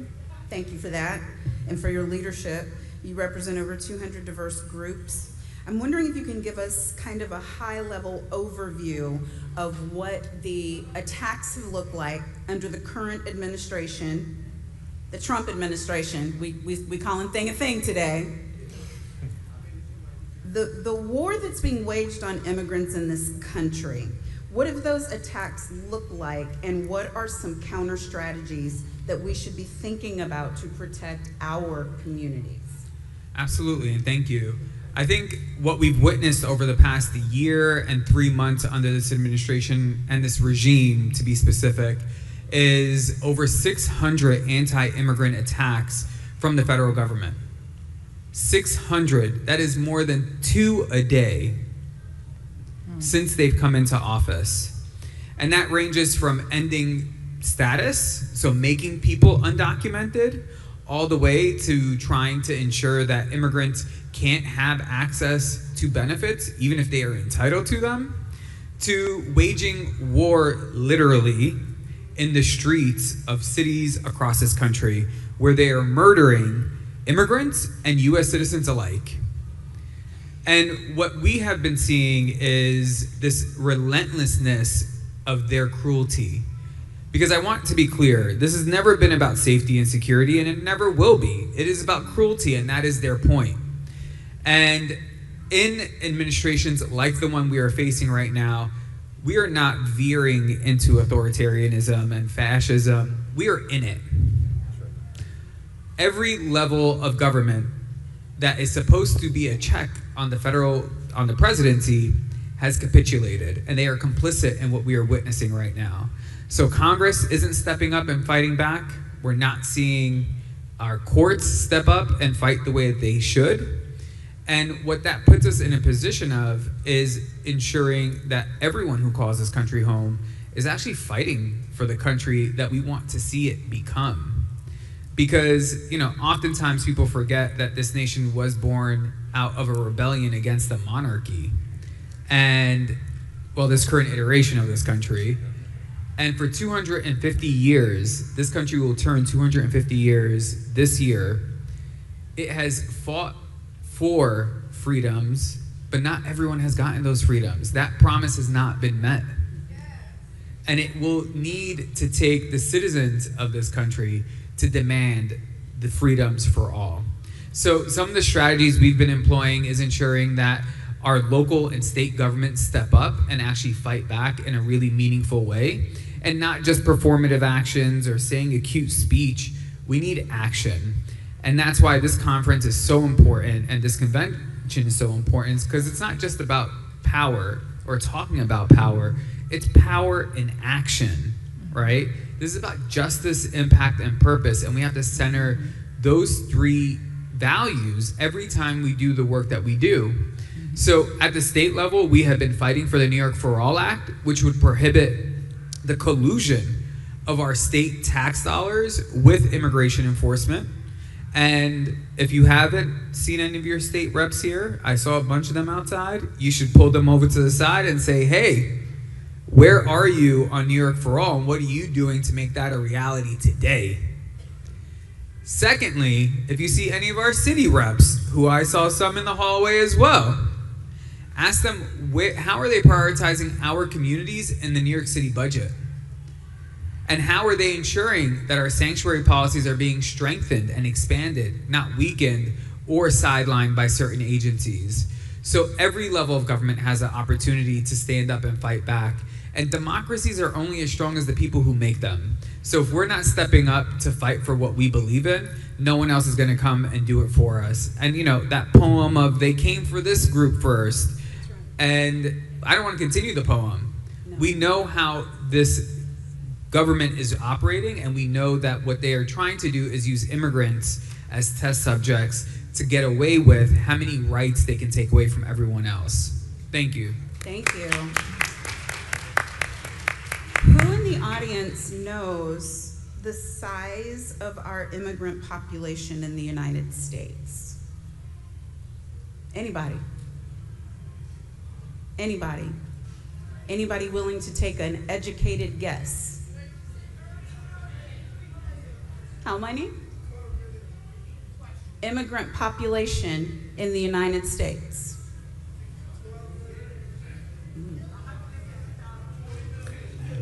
Okay, I'm hearing 1 million, I'm hearing a percentage, I'm hearing 12 million. As of mid-2025, approximately 51.9 million immigrants live in the United States. Wow. 15.4% of the population. The so-called unauthorized or undocumented population is an estimated 14 million. So when we talk about a tax by the administration, we are talking about a tax on a group of people that are almost twice the size of our largest populated state. Patrice, hundreds of thousands of Black undocumented immigrants live in this country. The administration has ended TPS, you can tell us what that is, for majority Black countries and blocked visas for 85% of Caribbean nations. But my question to you is, what is the single most important step, now that we know how many people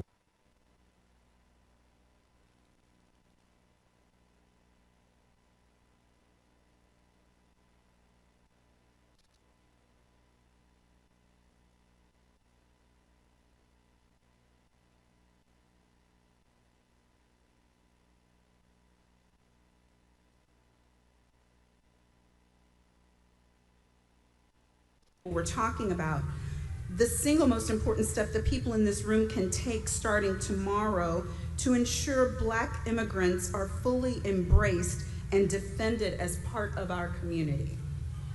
Thank you, Monique. Patrice on DocuBlack, and I think the most important step is to make sure that what we do matches what we say, matches what's in your heart. And so we don't necessarily need the facts. We don't necessarily need the additional stories. Every single person in this room is maybe 1 degree removed from someone who is a Black immigrant and someone who at some point in their life had a visa status that was a little wonky. That's what I mean when I'm especially talking about people who are undocumented Black people.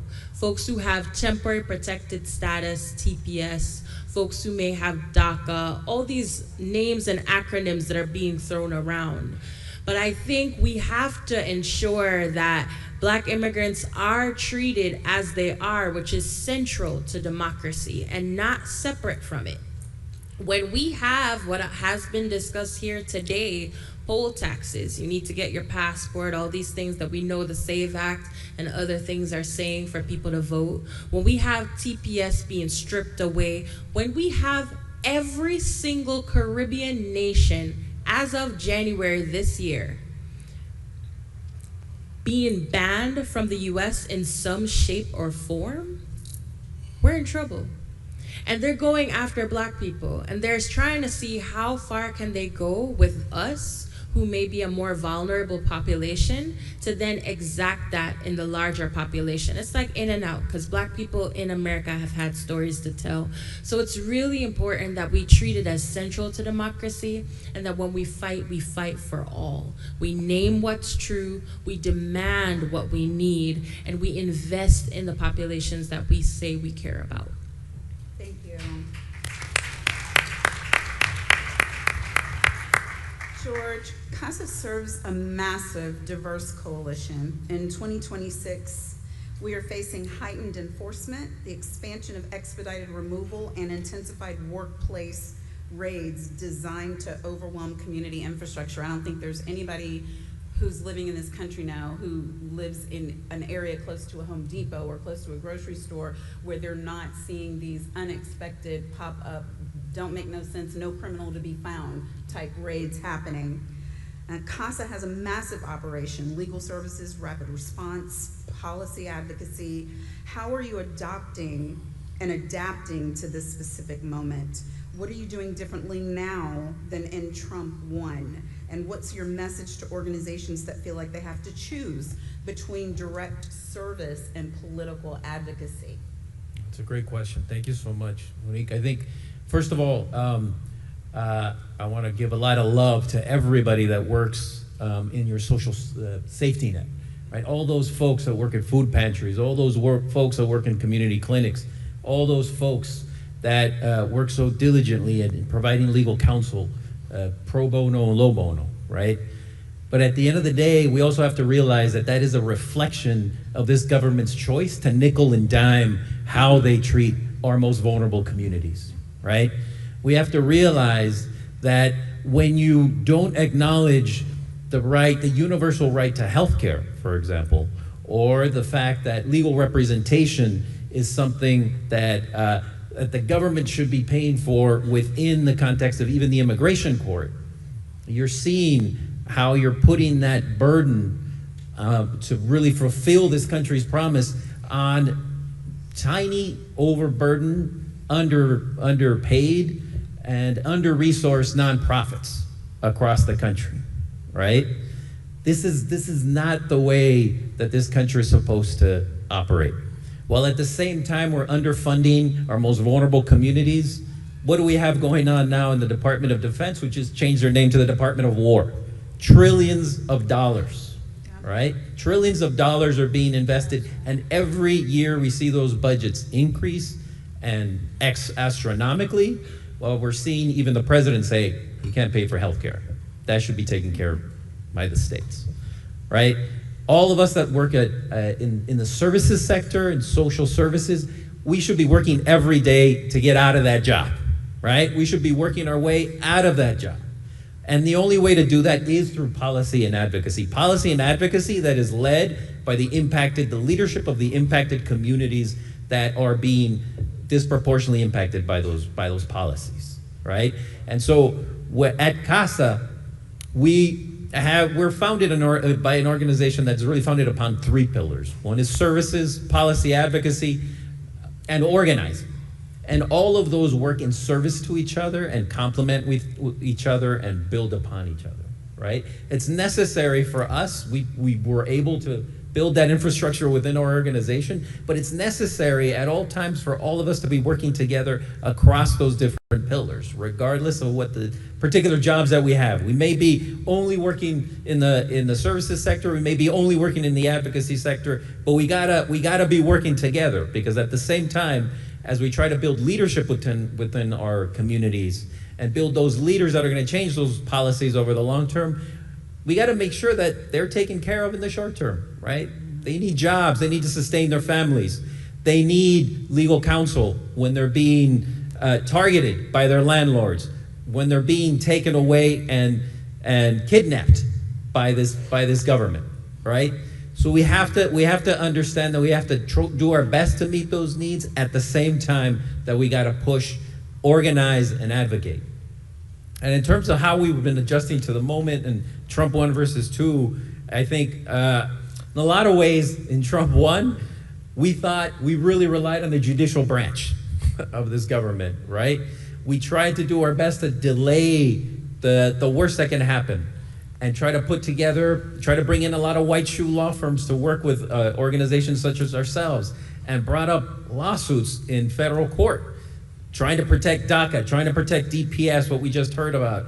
Our first case at CASA that landed in the Supreme Court was to preserve the census, because Trump 1 was trying to not count people like us, any non-citizen, right? But what we found now in Trump 2, that's not enough. Those safeguards are not there anymore. Our judicial branch is crumbling, and we need to be proactive in creating the protective measures at the local, state level to disentangle local law enforcement from federal law enforcement, right? To disentangle that collaboration that happens at the local level that really supersizes the impact of those deportations, because those deportations would not be occurring if not for that collaboration that we're seeing at the local and state level. And I see a lot of champions out here in the audience.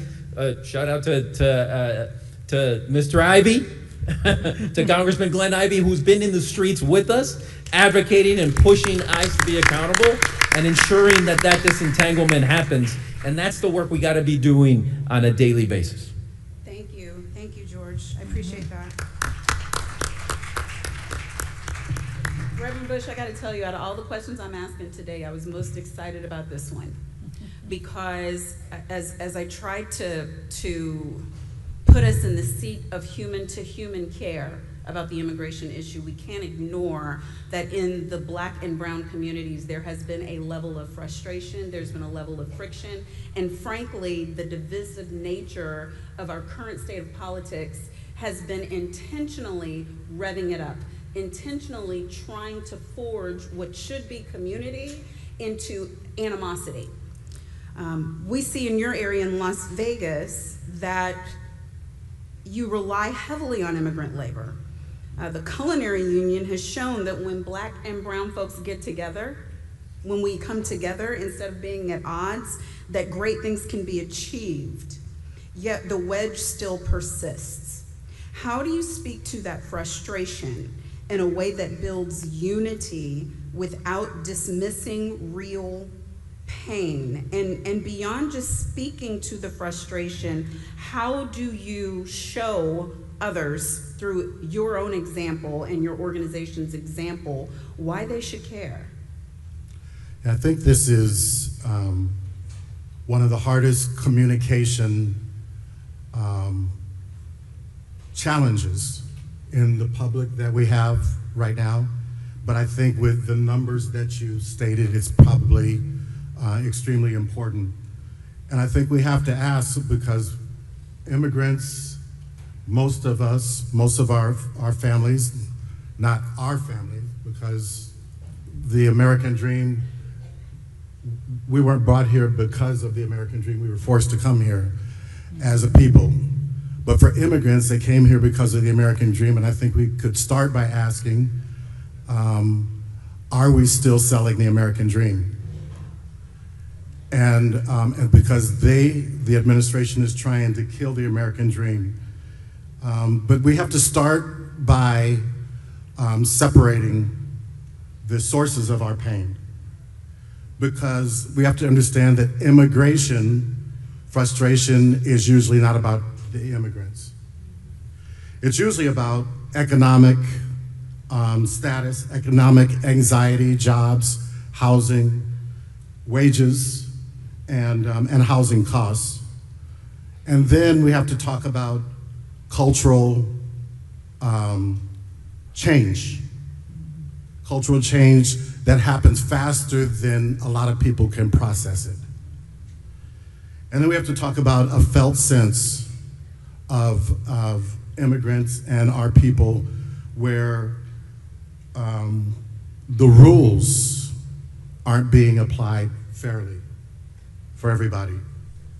And so immigration frustration is about distrust in institutions that are misleading. And so most of our frustrations, whether from long-time residents or immigrants, point to the same failed systems. It's all about failed systems.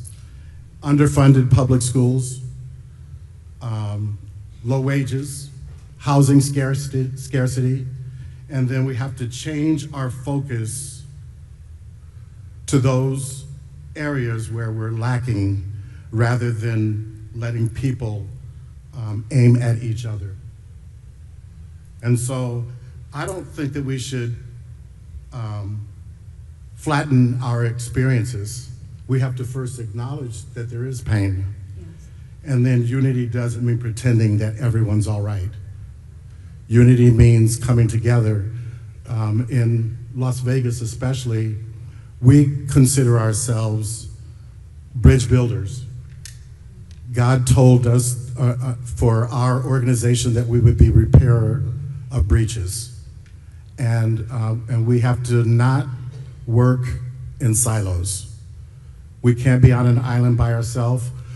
And most of the people that are in our organizations are that lead areas in our organization lead organizations of their own. And we've just brought them all together in unity.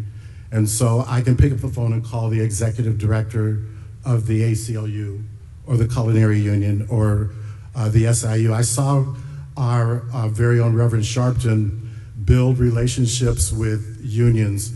And when he had his relationship with Mary Kay from SEIU, I went back and told my SEIU president, I said, I want to build the same thing on the ground here that Reverend Sharpton has built nationally.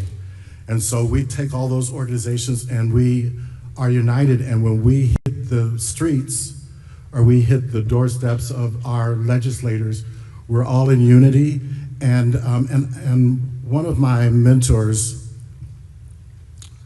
Bishop Bill McDonald, said, if you try to put your finger through a wall, you probably break your finger.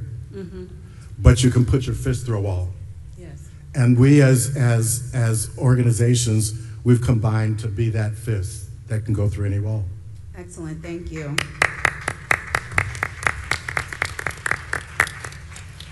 Gerlin, I don't have to tell you that the Haitian community has endured TPS instability and mass deportations. I'm just putting it on mildly by saying endured instability. Now, too often the response from the broader movement has been episodic rather than sustained. What do you see as the biggest missed opportunity in how advocates have responded to attacks on Haitian immigrants? And what would it look like if the Black Church and NAN Chapter stood with Haitian immigrants as family? Give us one concrete example with the time that you have available that can help us bring ourselves that information back to the pews. Thank you so much, Monique. And I think I can begin by one of the facts that you shared earlier. And I want to highlight that 1 out of every 4 Black person in the United States is either an immigrant or a child of immigrant. That includes Vice President Harris, that includes President Obama, that includes Shirley Chisholm, that includes all the other people who have become a part of what we call Black America, the Black diaspora. So when we are talking about immigration, we have to understand and center the realities that when I woke up this morning as a Haitian American woman, I woke up this morning as a Black American woman, I woke up this morning as an immigrant. That's right. That's right. Y'all, we can clap for that. That's right. Thank you so much. And also understanding how we are unfortunately carrying the load of a system that is rooted in a scarcity mentality, in a divide and conquer, and continues to really center that within Black America. within underprivileged communities. So therefore, when we look into the Black churches that I was raised into, when the Holy Spirit moves, it moves for us to be able to address the injustice.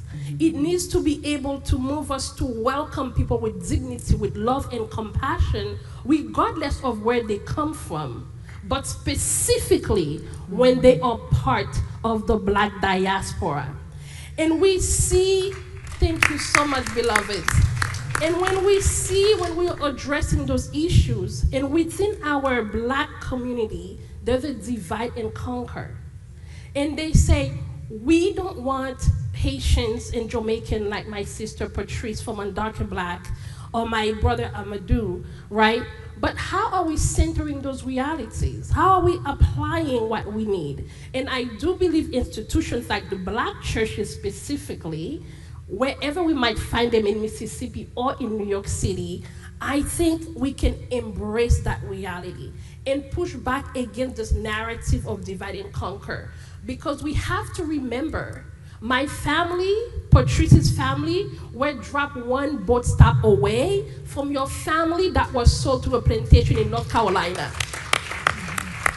So because the system, the colonial system, the white supremacist system was able to divide our families, doesn't mean we are no longer family. It means that it is time for us to come back together, to address our past, and create a future that includes all of us. When they are shooting Black people in the streets, they don't care if I have an accent. That's right. When they are shooting Black people in the street, they don't care if I was born in Haiti. Because I remember Abdelwima in New York City right here. I remember Amadou Diallo in New York City right here. As we are really pushing into addressing George Floyd, and we have to understand our lives are interconnected. So we are family, and as the church, right, I believe we are called to be Christ-like, and I believe that regardless of what religion, what belief you practice, at the center of it all, love, care, compassion is what we are called to do. So I think one of the things that we do at the Haitian Bridge Alliance is bring this immigration narrative, bring that into social justice and racial justice, and center that in human rights so we can make sure we address those in a Black context as well. Thank you, Geraldine.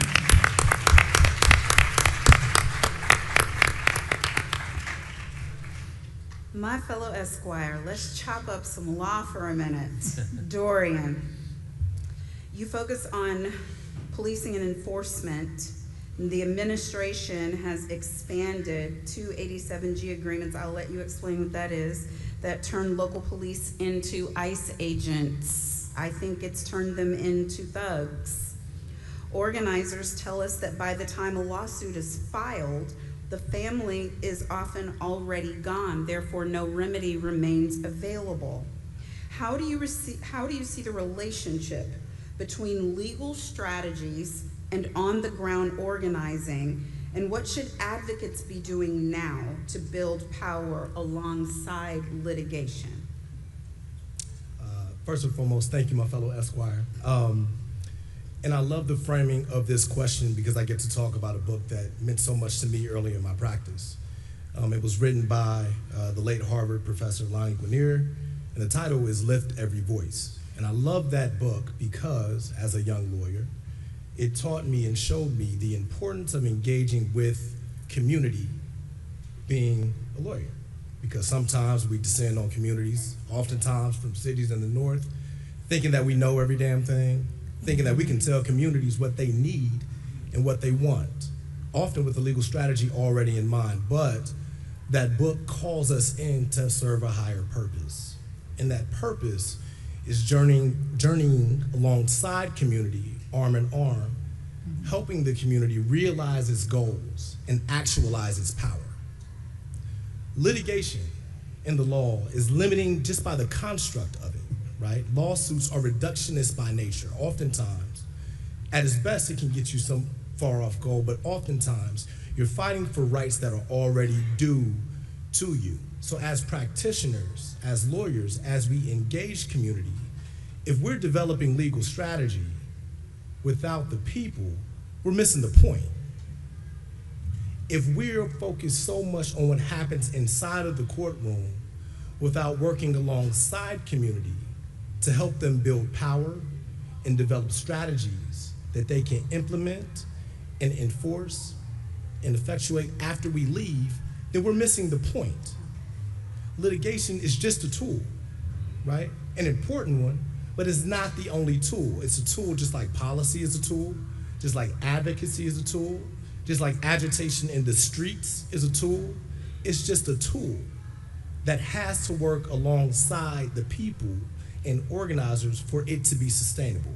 A legal strategy without an effective organizing strategy component alongside of it is unsustainable, and I would challenge any lawyer, if they're worth anything, if they say that litigation can stand on its own, they're not a good one. To your second question, what can organizers be doing right now to build power alongside active litigation, whether it has to do with immigration or civil rights? Look, the fact of the matter is you have a panel in front of you full of brilliant strategists in the immigration space. And we work on behalf of some of the most vulnerable communities right now because the targets is on our backs, right? But if you look on the back of yourself, you've got a target on yours too. If you think that this administration has not already come for you, then you haven't been paying attention. We have a case in front of the Supreme Court right now that questions the idea of birthright citizenship that was born after the Civil War.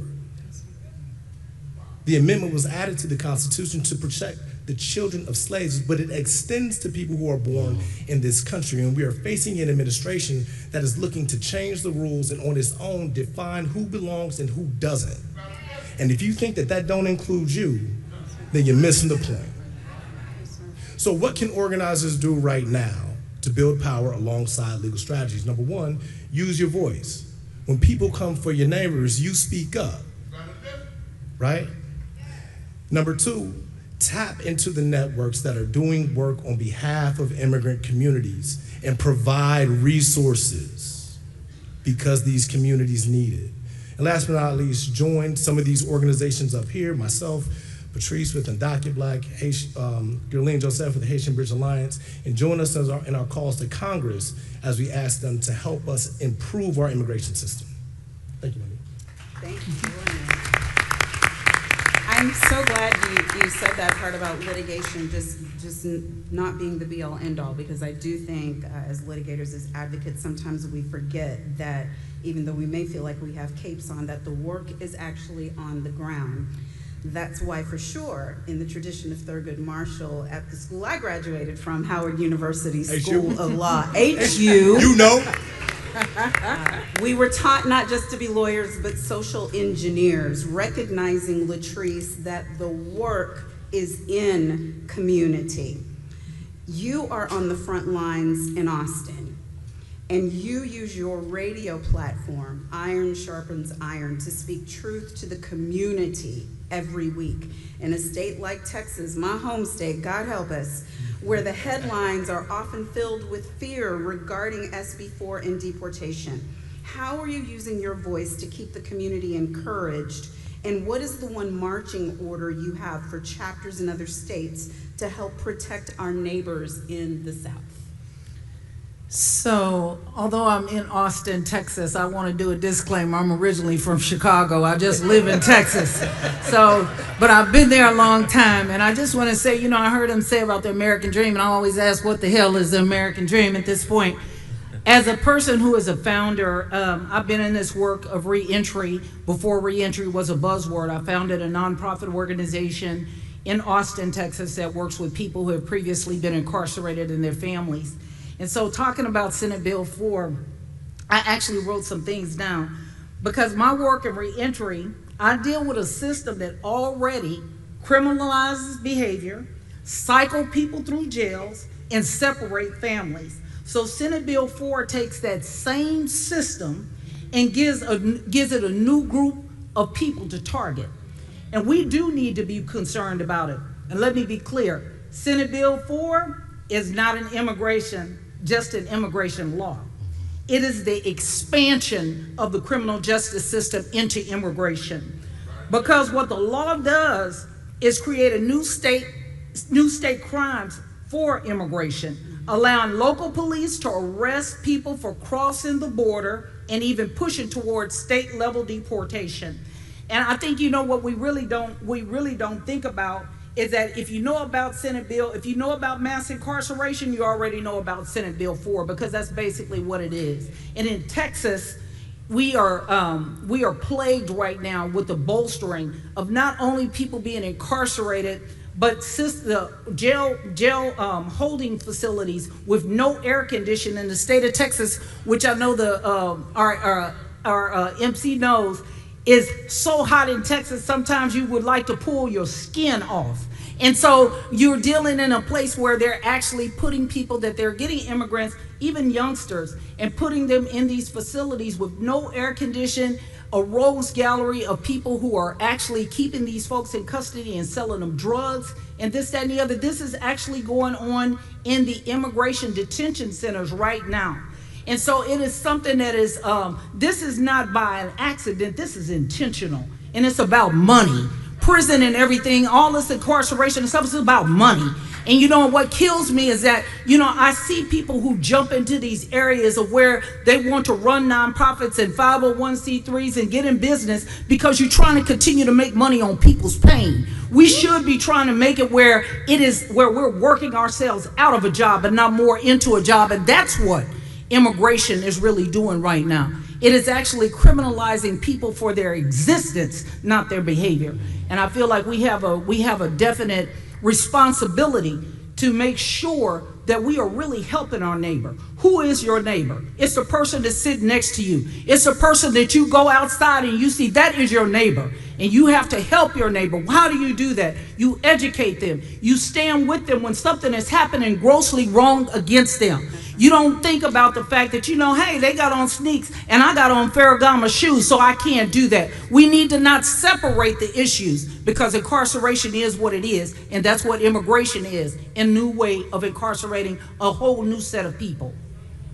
Thank you. So by way of segue into this next question, I want to point out that Black men in the United States are disproportionately over-incarcerated compared to all other peers, that they are more likely to be stopped, frisked, searched, arrested, jailed, assaulted, killed, that the number that we can actually count of wrongful arrests and incarceration in this country is climbing past 12,000 per month. That being said, it's no surprise, Amadou, that African men are the most targeted immigrant group in New York and across many other states. Yet the media barely acknowledges them. They are far more likely to face immigration hearings without an attorney, and many unscrupulous lawyers take advantage of their lack of resources. This raises some critical questions. What would a truly effective emergency plan look like for this vulnerable community, or for all of our vulnerable communities, before, during, and after raids? And how can NAN, the Black Church, and everyone in here or who will watch this video later, and I hope it's a million of them, how can we step in starting tomorrow to ensure our people are ready the next time? Thank you so much, Monique. Anyone here heard about the Canal Street raid when ICE came? Who is at Canal Street? Is it just Africans, or do we also have some of our Asian brothers? Yeah. Okay, so what I'm hearing is Africans and Asians, right?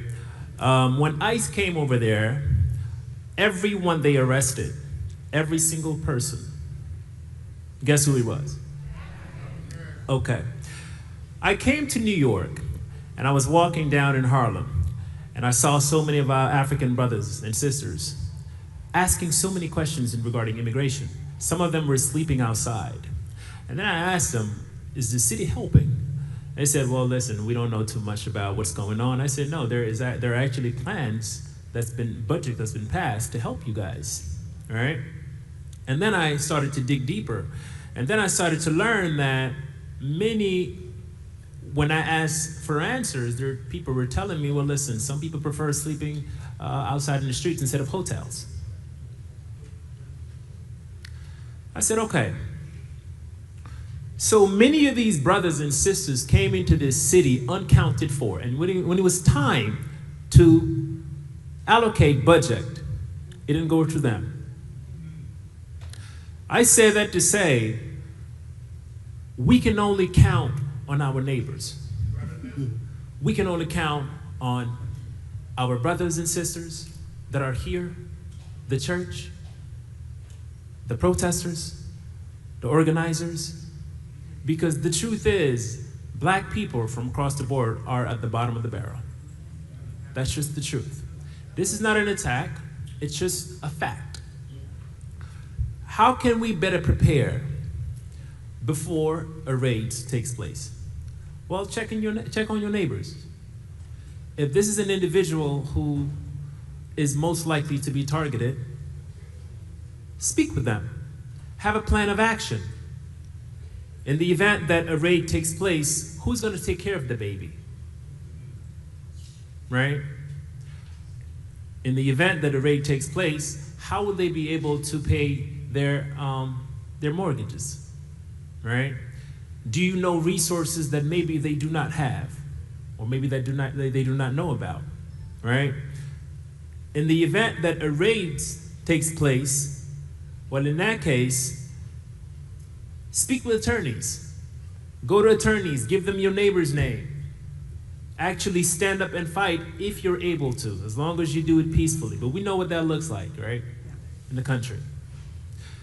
What we've been able to do at the Amadou Lee Foundation over the past few months is to prepare what is called a habeas petition.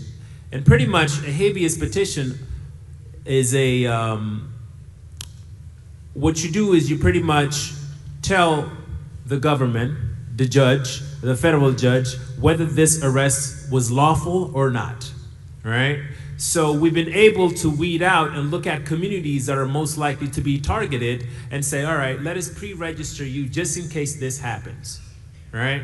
However, nonprofits, black nonprofits, I can only speak on my experience, there's no funding. There's no funding.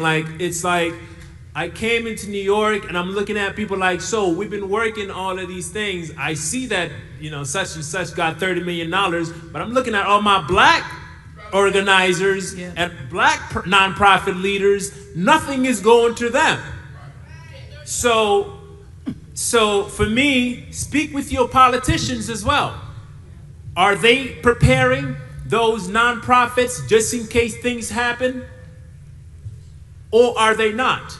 Because it's nice to just sit over there and talk about, yes, Canal Street this, Canal Street that. Well, I'll tell you what happened on Canal Street. When that raid happened, it was our nonprofit that stood up and got those people out of there, out of detention centers.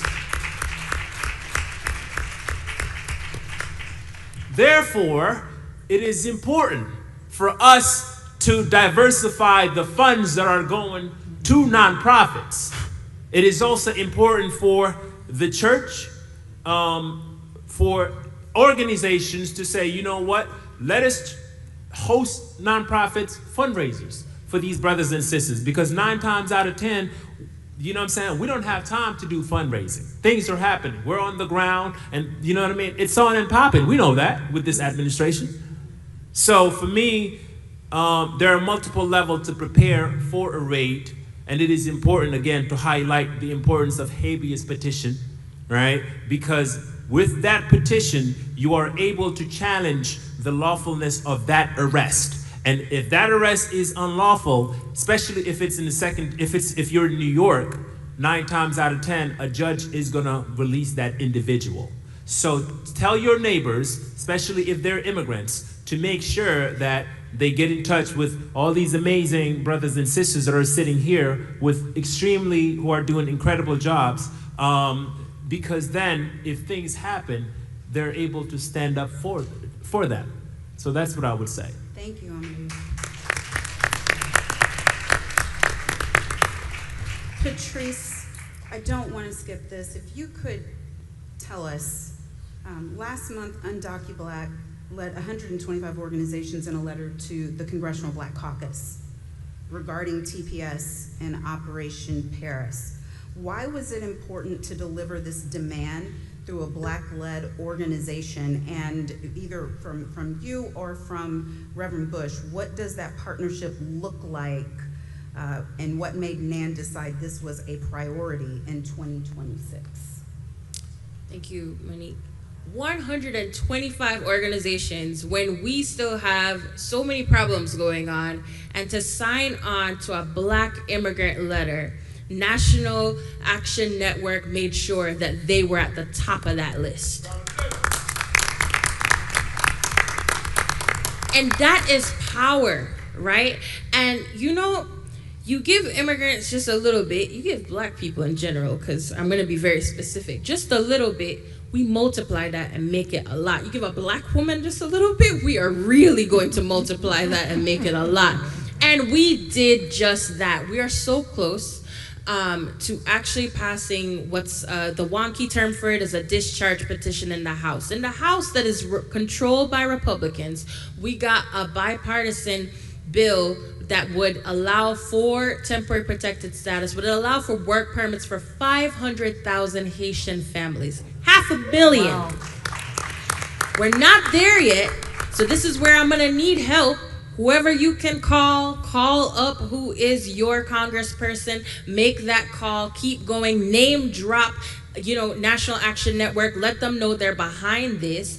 But that letter moved Congressional Black Caucus. They were mad at us. They were like, why are you sending us a letter? We're already your friend. And we're like, well, if you're our friend, then you will actually now make some demands on our behalf. Because my friends have to show me that they're my friends. Yes. They did that though, and so the bill was introduced by Ayanna Pressley. We have 218 members of Congress, including 4 Republicans on it. This is bipartisan, and we are hoping to have it pass the House before April 29, which is when the Supreme Court will take up the Haitian TPS case as well as Syria. And so that's power, and we've got demands, and that little letter that may not seem like much, we took that, ran with it, and we're able to get to 218 in the House on a discharge petition on immigration, on Black immigration, which I was told has never been done before. So we're going to want everyone to call 202-224-3121. That is the way to connect to your member of Congress. I'll say it again, 202-224-3121, and tell them what you expect them to do on this and other legislation. We are in lightning round. I want to get through 2 questions quickly, so I'm going to give you each a sentence for each one, all right? Starting with Murad, I want to ask you to finish this sentence honestly. Honestly. One misconception about immigrants that we need to address honestly in our communities is? That immigrants are taking away from others, which is completely untrue. And here in the state of New York, immigrants contribute over $81 billion in local and state tax dollars, and have the spending power of over $250 billion. They're paying into systems that they can never benefit from. So just uplifting that, and the number of the 81 billion local and state tax dollars includes undocumented people and documented people. And that might have been 12 sentences, but it was good. Okay. Well, nonsense. Patrice, one misconception about immigrants that we need to address honestly in our communities is? The concept of today for me, tomorrow for you, or in Jamaican, today for me, tomorrow for you, which is that they're going after those people, they won't come after me. That's a lie. George, one misconception Honestly, what is it? There are no good immigrants. There are no bad immigrants. There's no such thing as the worst of the worst. So let's reject that notion. We're all the same community. Reverend Bush? That immigrants commit more crime. Immigrants commit more crime. They're in here to change their life, and they have an interest in staying out of trouble. And so the studies show that immigrants, especially undocumented immigrants, do not commit more crime than natives do. Gerlin, one misconception about immigrants we need to address honestly. The fact that we have an immigration issue in the United States, because the reality is, as the current person in the White House mentioned, they welcome immigrants who are blonde hair, blue eyes from white countries, and they reject immigrants from black countries and other countries. So therefore, we do not, and I repeat, we do not have an immigration issue in the United States. We have an issue based on anti-black racism. Dorian, one misconception about immigrants we need to address honestly. That our struggles are not inextricably tied to each other. A weakened Constitution hurts all of us. Repealing or rolling back the rule of law to attack one community means that this same administration can roll back the rule of law to attack you. Latrice. That immigrants take our jobs. There's really a misconception about immigrants taking jobs when actually most immigrants do jobs that we don't want to do. And the value of immigrants has definitely impacted our communities significantly so that they take away jobs. I think that's the biggest thing. Amadou, one misconception about immigrants that we need to address honestly. They eat rats or cats. So just the humanity of it. I think, I mean, we have to address it, right? That's the narrative that's been pushed, right? And it's ridiculous. It's part of the campaign that made so many people not go to Africa, right? Because they see Africans as jumping in trees and doing all of those different things. Meanwhile, it is very important for our people to understand that even those, I'm going off a little bit, but even the resources of Africa, that's really ours. And if I say ours, I mean ours, right? Because it is our ancestors, right? So I think it is very important to understand that that division does not serve anyone. Right? Rapid fire. Oops, I'm sorry. Thank you. Yeah, thank you. Rapid fire continues. One thing that each person who's here today and those who are going to watch, one thing that can be marching orders that you would want to see them do starting not tomorrow, but today, that actually changes the outcome for a family on the line. Back to you, Murad. One thing, one sentence. Let's go. Demand that your New York State representatives, your state assembly, state senator, step up and pass the New York for All Act, because that's going to protect all 19 million of us New Yorkers. Patrice. I'm sorry, well, which one? Latrice first, yes. I'm sorry, can you ask your question one more time? One thing, marching orders that they can do that's going to change the bottom line for immigrants today. Stop treating this as a separate issue. It's a criminal justice issue. Patrice. Make sure the SAVE Act doesn't pass. Woo! Wow. How do we make sure it doesn't pass? 10 more seconds. Call your congressperson, vote, make noise, make sure that you can vote, and make sure that we actually have elections in 2028, because there's a real possibility that's not going to happen. George. 5 seconds. We are living in under a fascist government, so let's not be afraid to have those difficult conversations with our family. Let's question why people want to go into the military. Let's question why some people want to go into the federal government for a safe employment. It is a crucial time in American history. We have to confront these truths. Reverend Rob. All elections are local and you must vote. In Nevada, our governor won by 10,000 votes over the previous governor, and we lost the supermajority by 1 seat. He vetoed 187 bills that are important to immigrants and to our people. You have to get out and vote no matter what city you are in. And Reverend Al is not going to come out here and get me. Dorian, come on. One thing. Resources, give your time, talent, treasure. Amadou. Resources, support your local nonprofits. And on behalf of this esteemed and wonderful panel, Monique Presley, I'm going to say again what was said on the end. Not just vote, register somebody to vote. Make sure your whole household is registered to vote. Work in your neighborhood to get rid of this regime so that we can all be safe. Thank you for being here with us today. I hope you learned something.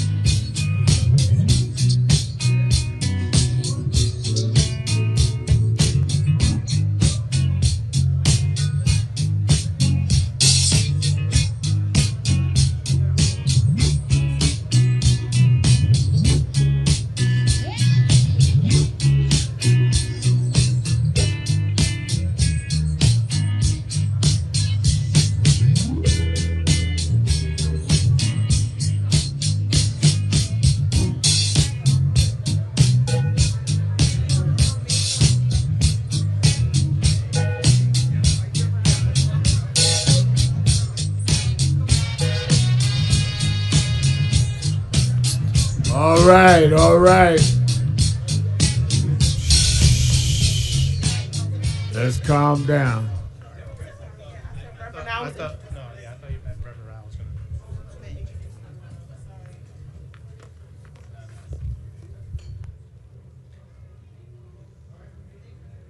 All right. We're now going to deal with our panel that is going to deal with international issues around our people all over the world. We must think and act global in order to affect anything. We're in a global world now.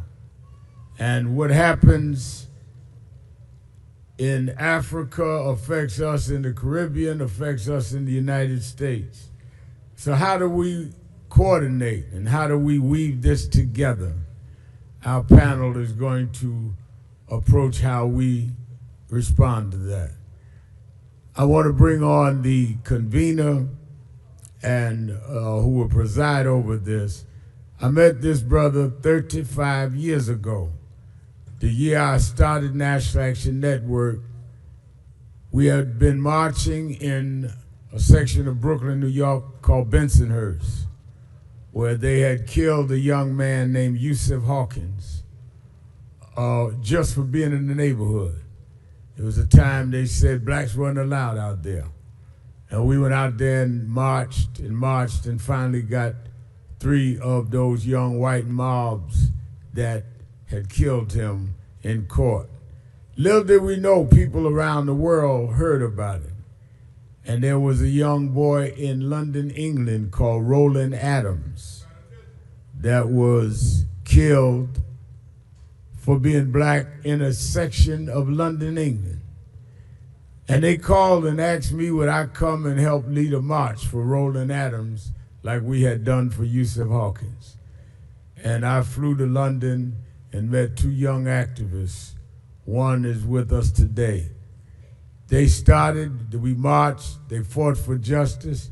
They formed a group called Operation Black Vote. And they started registering blacks in London and gaining power and position. 35 years later, he has become a member of the House of Lords in England. He is the assistant vice chair to the chancellor at Cambridge University, and has had me there and arranged for me to speak at Oxford. I'll speak at Oxford now, y'all.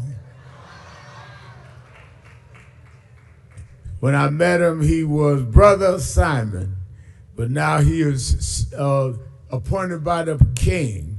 He is Sir Simon Woolley. Sir Simon Woolley.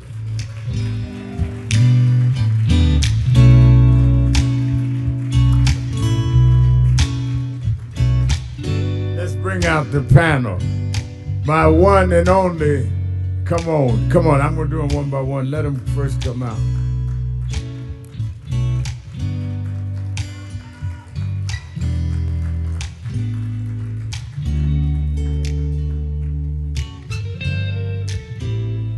I'm gonna let Simon do the intros, but I have to recognize, you know, I was mentored and raised by Jesse Jackson. And you know that means I've known Jesse Jackson Jr. since he probably was about 7, 8 years old. And I've watched him grow. There is no one I know that is more brilliant, not only in international affairs, but anything, than this brother. And I'm so glad that he comes to our convention every year. He said, I'm coming. I said, I need you to do something. He said, you don't have to put me up to do nothing.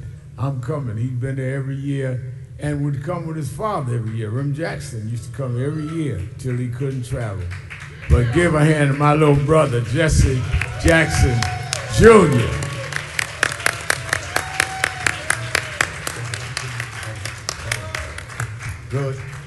Good afternoon. I must say, as your moderator today, what an honor it is.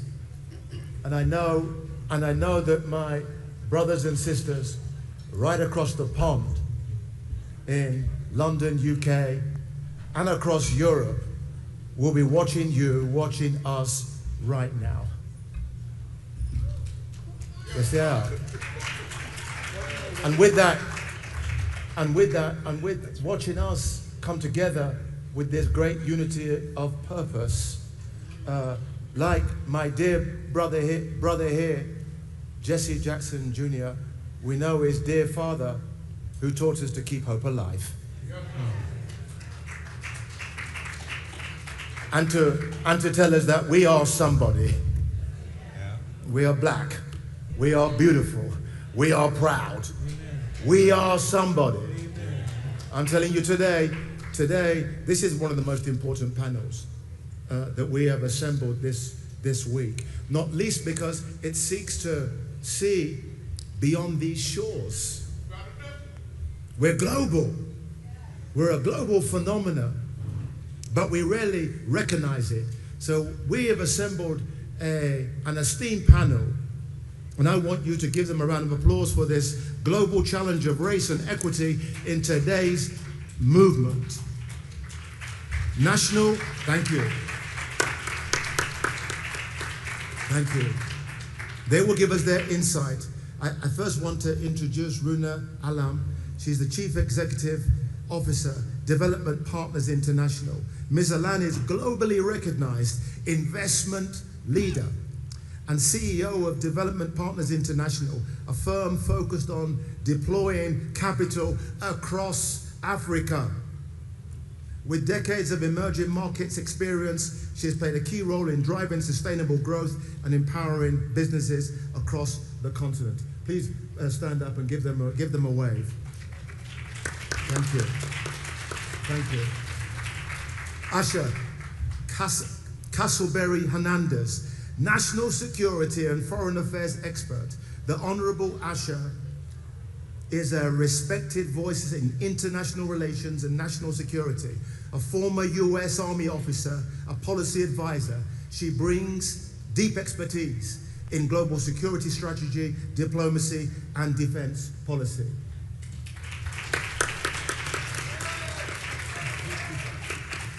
Edmund Fullifat, Associate Professor of Internal Medicine and Medical Oncologist, The Ohio State University. Dr. Falakak is a leading oncologist and researcher whose work advances cancer treatment whilst addressing health disparities to improve equity across to care. Where are you, brother?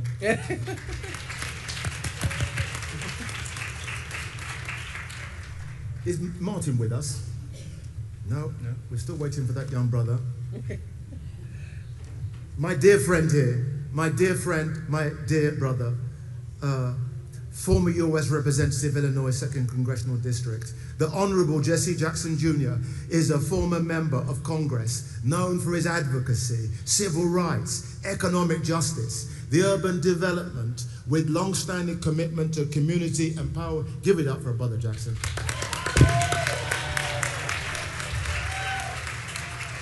This next brother has about 1 million followers on social media. He's in the process of writing his 9th book. He's an intelligence officer, a spook, as we say in the UK. National Intelligence and National Security Advisor. Mr. Malcolm Nance is a national recognized intelligence expert, author, commentator, offering critical insights on counter-terrorism, cybersecurity, and global geopolitical strategy. Give it up for this super brother. Malcolm, I want to start with you. Okay. Look, we know how important the African American voice is here in the USA. How do we get the African American people to better see the 1.2 billion people in the global African diaspora? That's an excellent question. And, you know, most of you know me as the spy that talks on television, right? But that afforded me a lifetime of traveling around the world at your expense, so thank you.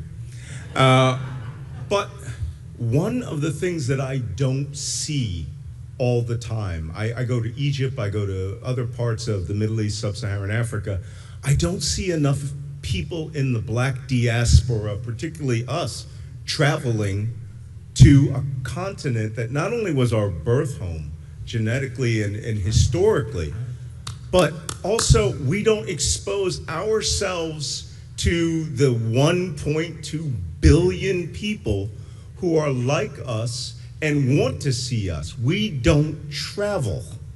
And if I couldn't even imagine how low the statistics of passport holders.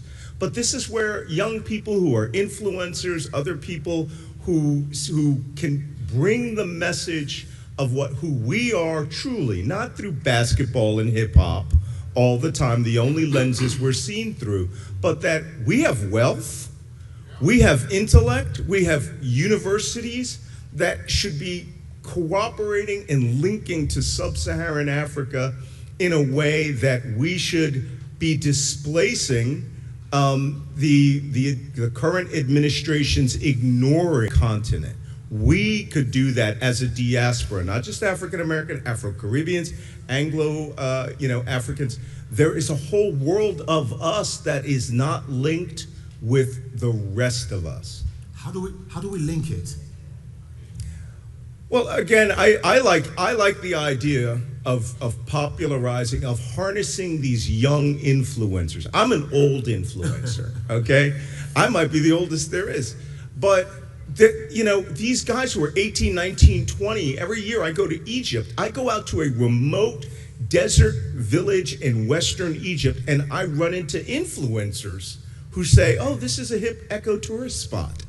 That needs to be encouraged for the places, for Nigeria, Ghana, Ethiopia. I love Ethiopia.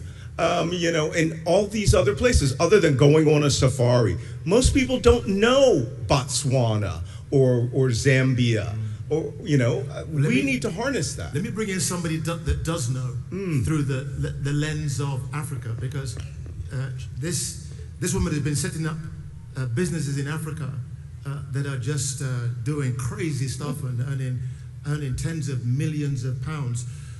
Runa, from your lens, give our audience a flavor about the dynamism that's going on in Africa right now.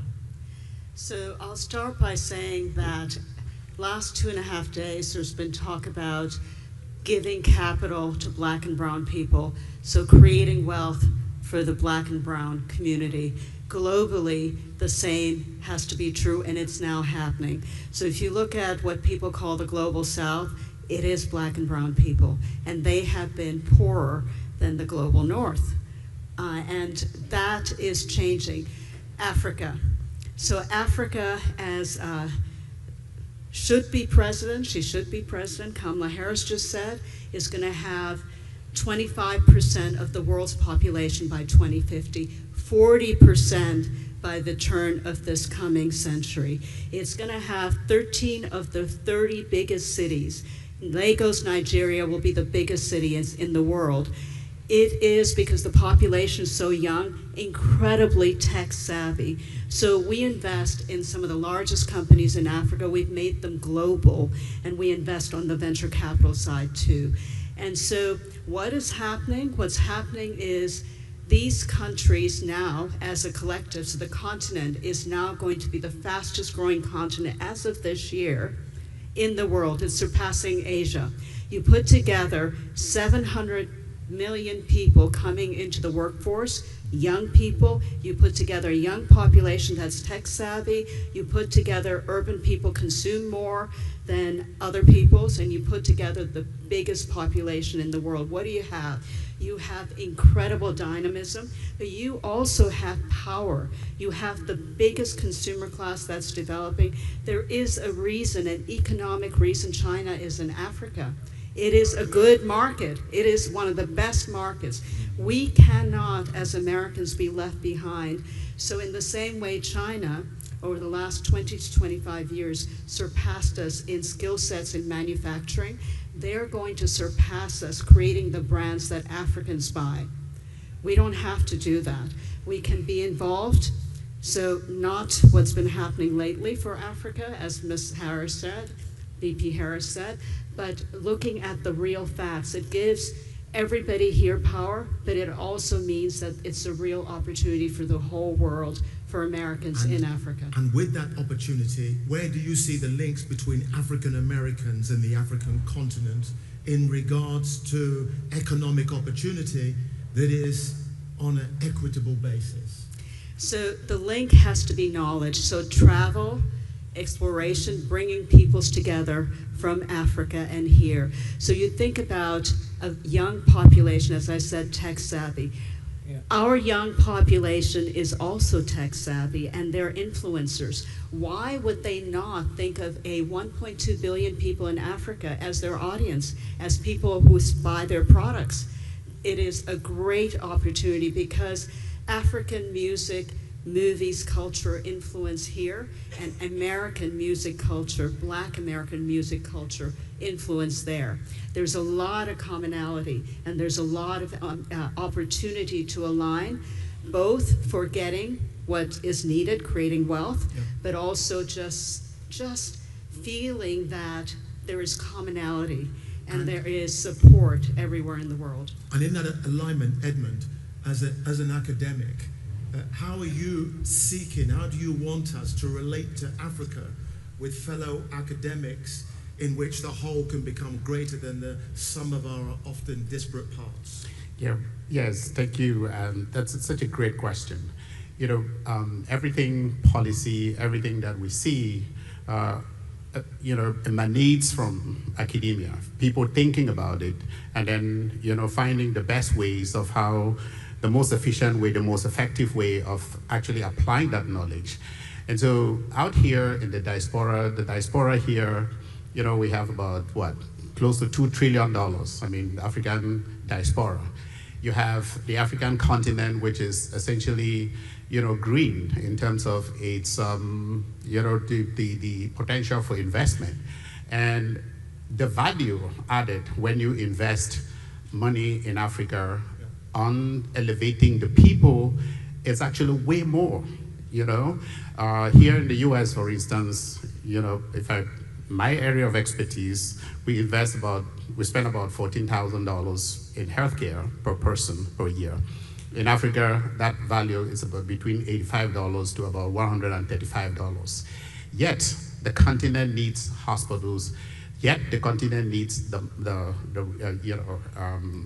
research such that the next drugs can be developed there. So, if academic disciplines here in our HBCUs can collaborate with academic disciplines in Africa to not make it be a haphazard process, to actually develop how do you take this money, what is the enabling environment that you need to create in the continent to make this a win-win, so that when somebody wants to go to Africa and invest, for instance, I'm not reaching out to the voracious capitalist, I'm going to the same place, the HBCUs here, and then to the African continent where I can get some faculty there to say, hey, what is the best way? Where should I invest my money in order to actually, one, get the return on the investment, but two, add value? And these are the things that we need. And Edmund, in that investment, yeah, for example, in healthcare and this express train AI,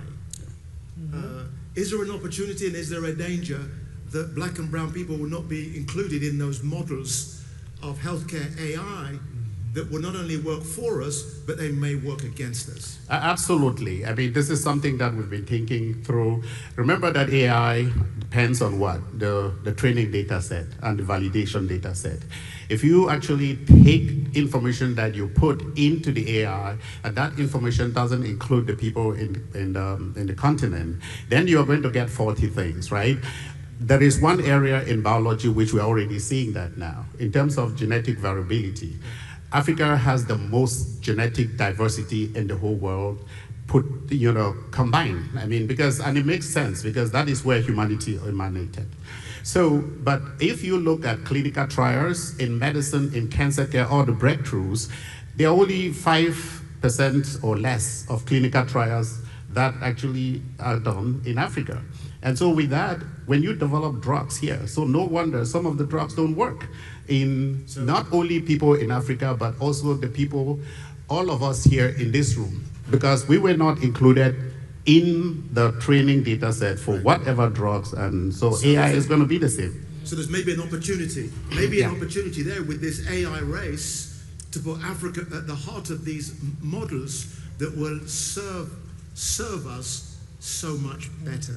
I want to turn to Asha, and in regards to the security, national security of black people, global security of black people. We saw here some months ago when the president of South Africa came to the White House and was mocked by the president in such a shameful manner that disgraced, belittled that office. Asha, how can we protect the security of black and brown people around the world with this right-wing deluge that demonizes and belittles us? Well, there's multiple ways, but one we have to definitely look at is looking at the current role of U.S. global leadership.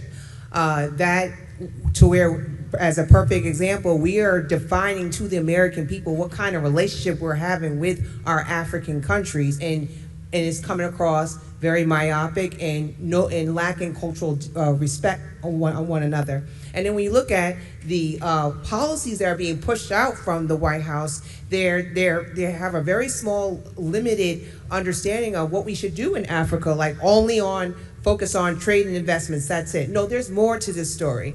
And we have to make sure that we redefine and be beyond this presidency as far as what is our role in terms of diplomacy with Africa, and being able to redefine our principles, and also identifying more activities beyond trade and investments as a way to help cultivate that relationship amongst the diaspora. And one way we can do that is building a task force where it's a diverse one, where we have influencers, celebrities, the Congressional Black Caucus, the private sector, that can help come together in a combined force as far as redefining what that relationship looks like and turn it into a long-term, enduring investment. Thank you. Thank you. Thank you. Jesse, when you was in office, you were around those big power tables, speaking about Africa and how Africa could be enhanced, supported.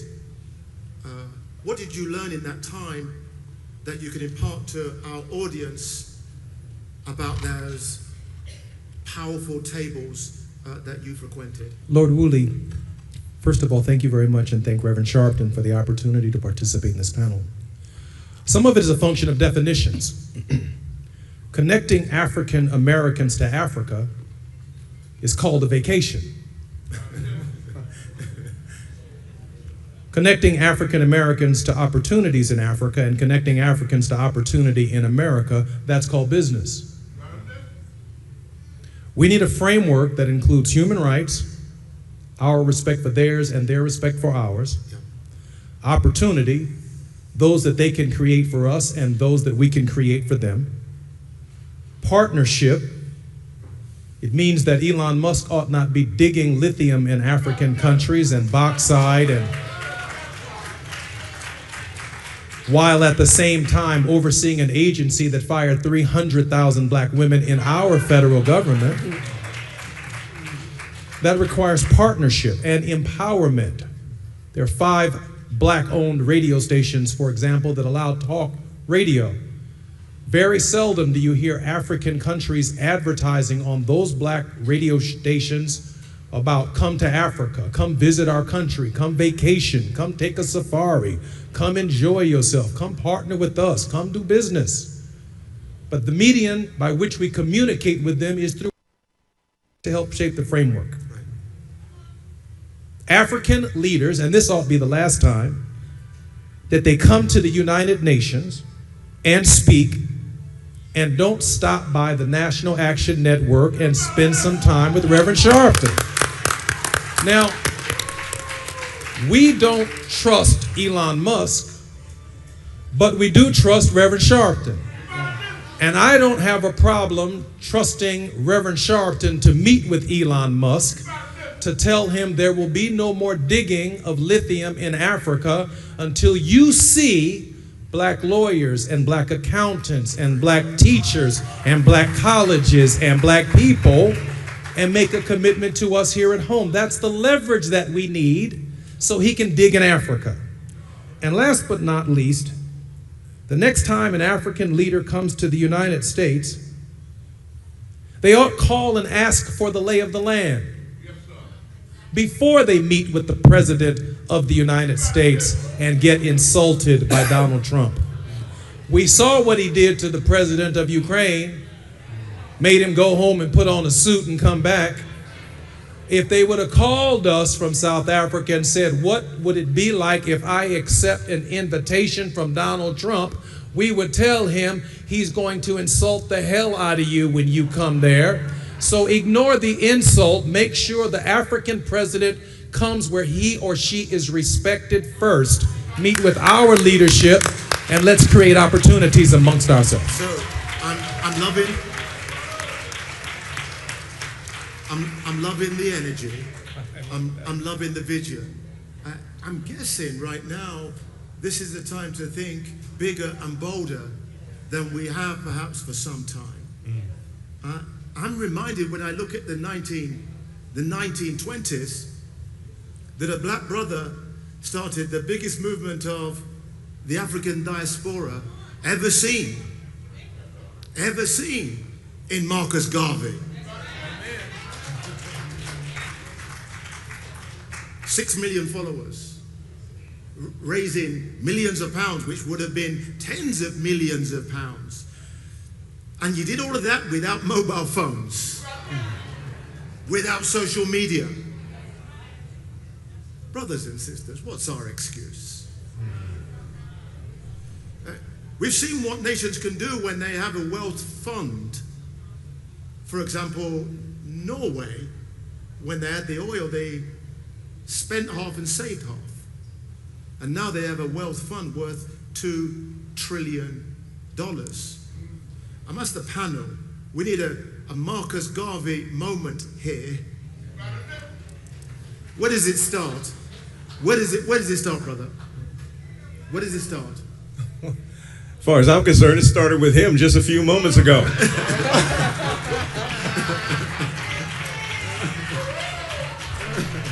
I don't know about you, but Jesse Jackson Jr. I was looking for my wallet. So let's start there with NAN. How do we get a wealth fund? How do we start our own wealth fund? Talk to me. You know, we're busy. We spend fortunes on our hair. We spend fortunes on clothes and beauty products. What about for our future, Asha? Dare I say it, I may say that you're the youngest on the panel. Thank you.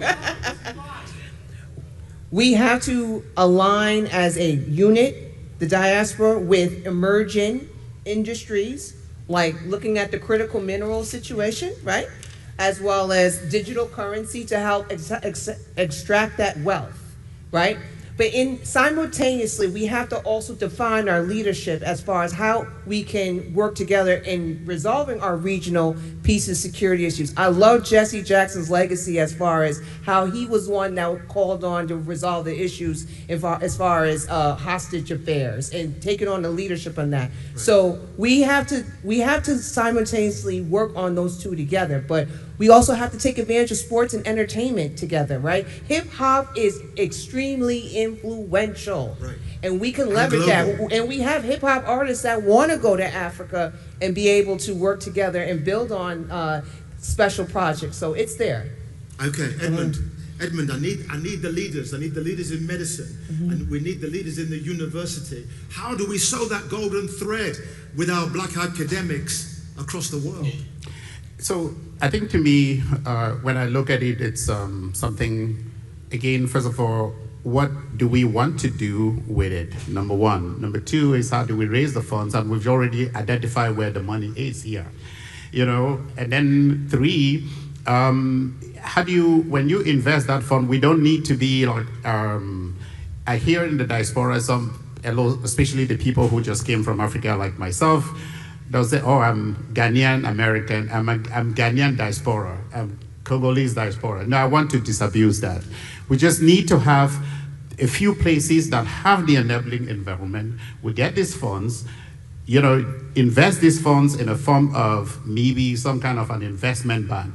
So that we can industrialize. Africa can industrialize and add value, you know, and stop being just the extractive you know, area where people just go and take out resources and then, you know, bring out to the United States or to the West. So that is the critical thing. And the reason why this is very important is that IMF or the Bretton Woods Institution and increasingly now the Chinese, when they invest in Africa, they are investing in Africa for one reason only, profit. Yes. But if we raise our funds to invest in Africa, we are investing in the human beings because they look like you and me, and we have a stake in it beyond just the money. And so we not only gain resources, the money, but we also elevate the next generation.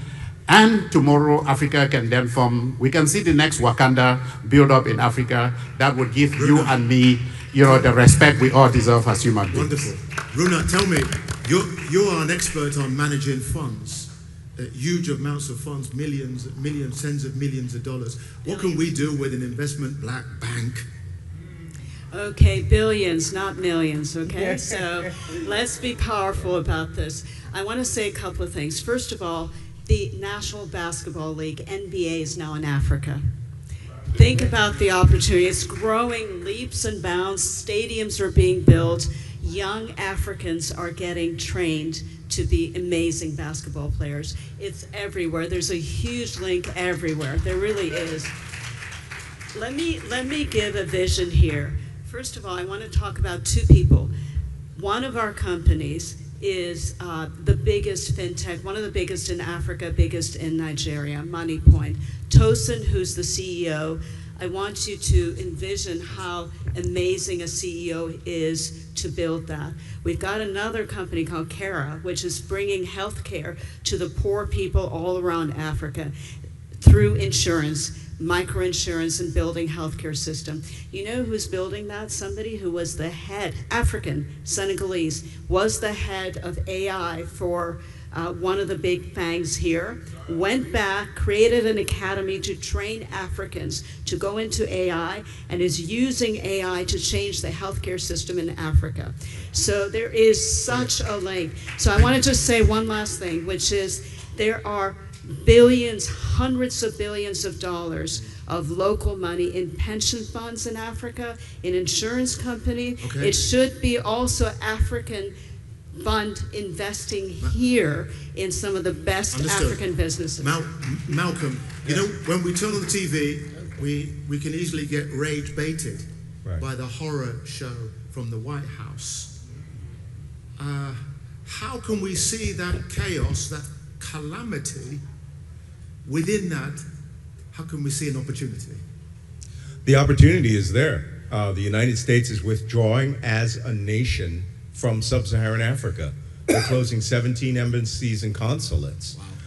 What is missing is there is a gap now for statesmanship. And we don't have to wait for 2 or 3 administrations down for someone to appoint an ambassador here and appoint an ambassador there. We can create our entire own ambassadorship of business, of statecraft, and fill the gap, not just African Americans, the African diaspora, and create those wealth and sovereign funds. $5 from 40, we're 42 million African Americans, right? We have an interest in Africa, and Africa has an interest in us. Correct. And where no one is helping, we should help ourselves, and we should build our own bridge. Where does it start? I'm sorry? Where does it start? 2 minutes ago when I started that statement. There we go. There we go. I think, you know the thing is, like you, over the last few days, I've sat here in awe, listening to the array of wonderful speakers, from business, from politics, from the arts.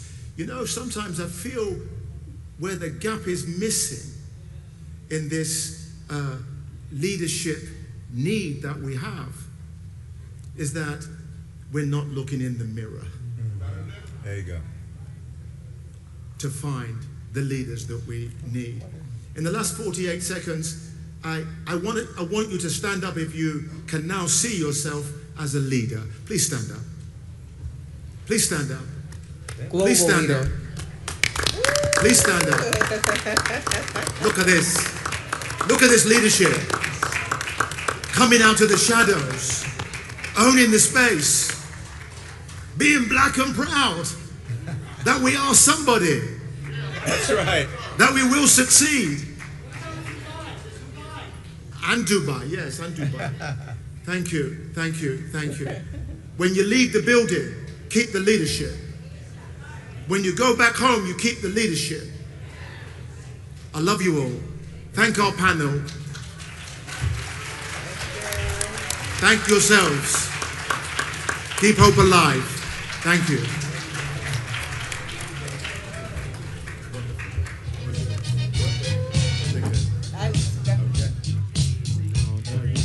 No, you were brilliant. You were super brilliant. Excuse me. Oh, no, you do. Yes, we are.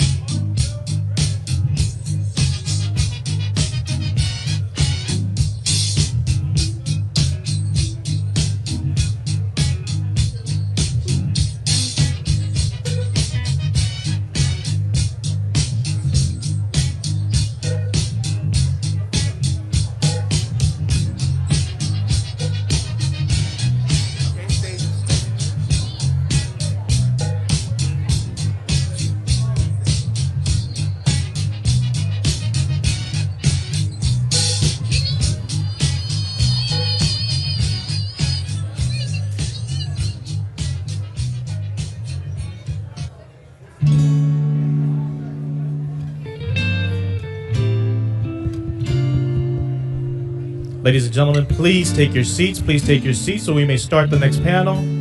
Please take your seats.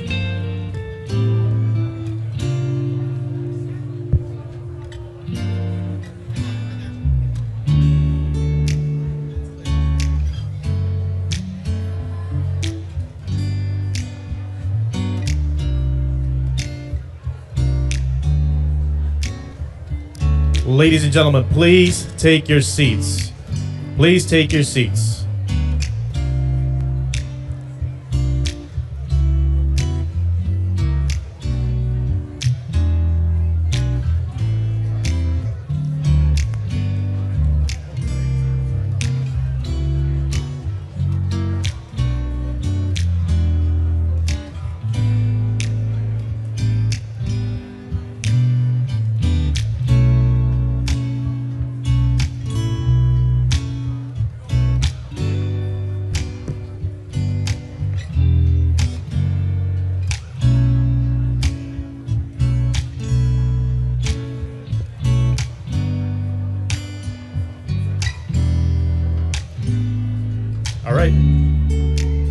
Please welcome to the stage Reverend Dr. W. Franklin Richardson II, Chairman of the Board of National Action Network and Senior Pastor at Grace Baptist Church, Mount Vernon, New York. Hello, everybody. We're glad to be here.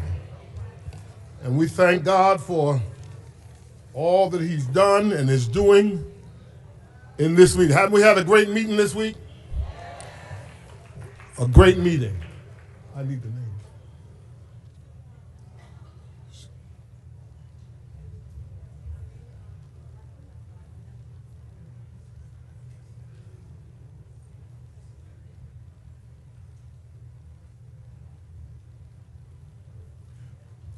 Well, we've come today to talk about the black church and its relationship to social justice.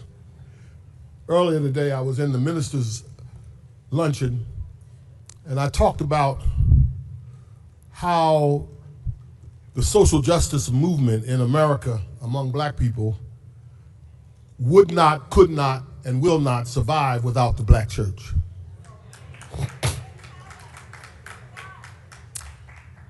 And historically, the black church has been the partner to civil rights movements, and it is clearly the partner to the National Action Network. And this is an important conversation because the black church is in transition. And it's not your mama's black church anymore. And what is it that mama's black church had that we want to sustain going forward? We don't want to throw away mama's church, but we certainly want to keep the principles of how we go in the future intact. And we want to be appealing to the next generation. We've got to figure out how to make the church more attractive to young people. If we don't keep young people, we cannot live. And so I want to challenge us in this session to, let's hear how we do this. And I want to invite our panel, the Reverend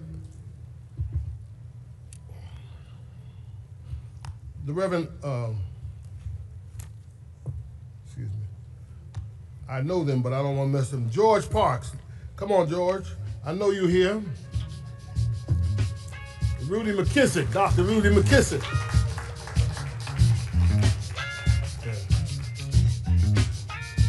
They handed me a...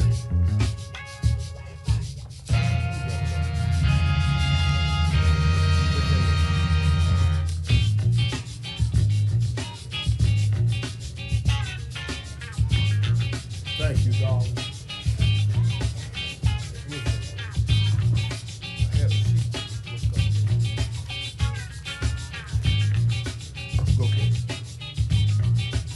And Reverend James Duckett, Senior Pastor of Fort Mont Baptist Church in the Bronx. Dr. Duckett. Oh, I know who's obvious. Come right on in. Have a seat. So let's get into this conversation. What I just said about the role of the church and the issues we are facing and how we go forward. These are pastors who are effectively engaged in trying to help the church be what it ought to be. And I know each one of them, and I appreciate their taking time to be on this panel. And so I want to start with the question of what is the black church in America right now, and are we thriving, surviving, or slipping? What is the black church right now? Are we thriving, surviving, or are we getting better? Or are we getting worse? So really the question is, where are we right now? Brother McKissick, you've been around a long time, and you've done a lot of great things. And I know you've seen your church grow. You pastored in Richmond, and then you came to work with your father, you're a legacy pastor. And I think you have a perspective on this whole challenge of where we are. You've seen the landscape of how the church has evolved and where we are at this moment. Will you respond first? Yeah. I think, unfortunately, the bar has been changed, lowered, and redefined by a new generation of what the black church is, that for me means the black church is not thriving and is really not even surviving. I think with the pop-up of black churches that have names as numbers and preachers who may practice what they call prophetic preaching, but is more magic and soothsaying,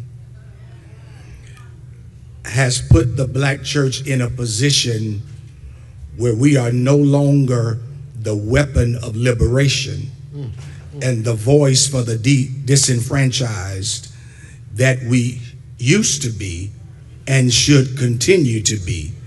So unfortunately now, the prophetic voice of the black church is in the minority and no longer the majority. And we've got to find a way to now get back to the real definition of the prophetic and get away from those who call themselves prophets but can only tell you about checks in the mail but cannot teach you how to open a business to produce your own checks. My.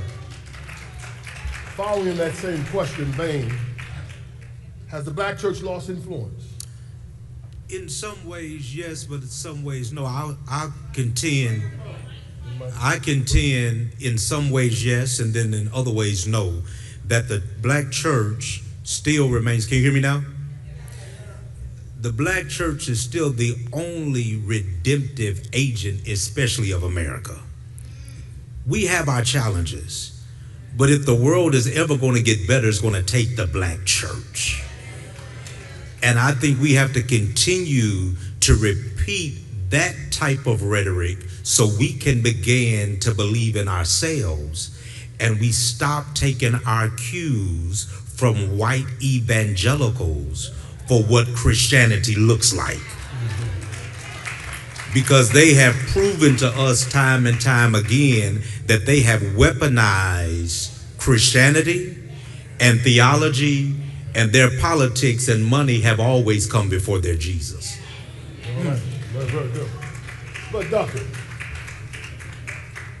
do you think we can get out of this direction, or how do you think we can get out of what we have been depicted by Dr. McKissick and by Dr. Parks?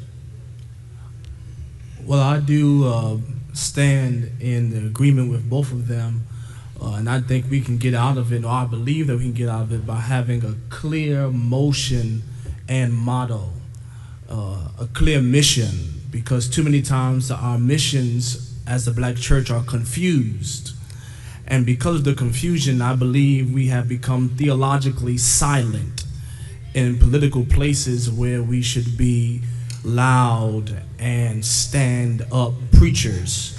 So I think that we can get back to where we were, but we just have to have a clear mission, not a confused motto. Okay, let me say, all of you have put the analysis of the black church as being challenged. All of you, and some of you said, one of you said this being challenged by its mirroring the white church. It's being challenged by not being engaging in the check receiving church. The church is only about the money.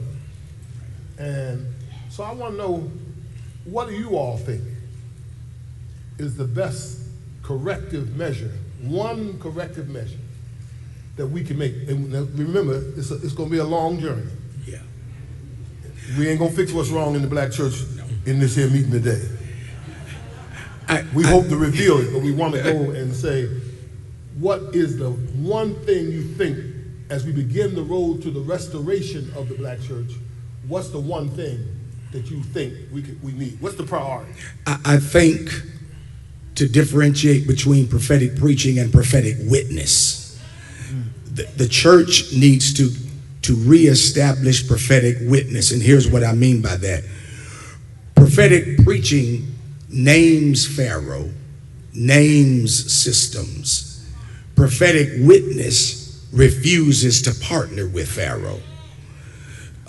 So I think we've got to reestablish prophetic witness that doesn't just call out systems, but puts things in place to challenge systems and that current systems cannot ignore. So I think it's got to be beyond the pulpit to begin to correct it. So I want you to give me a real concise. Okay. I appreciate what you just said, but I want you now to reduce it to a concise thing that we can take away from this meeting. What is that one thing you want us to do? The one thing we have to do is begin to be programmatically prophetic, introducing programs into our churches that can change systems and empower people. Wonderful. Amen. Now, that's right. That's right. Yes. Mr. Chairman, I think we have to go back to curating our own hush harbors. What does that look like? That means churches, we shouldn't simply develop leaders for the church, but we need to begin to curate our own academies of how we produce leaders for the world. So, brother, you may have great gifts, but maybe I don't need you to be the chairman of my deacons. I need you to be in the boardroom on Wall Street. But if I train you, that's going to have a direct or indirect impact on my church. So I just don't want to raise up church leaders. We want to raise up leaders for the world.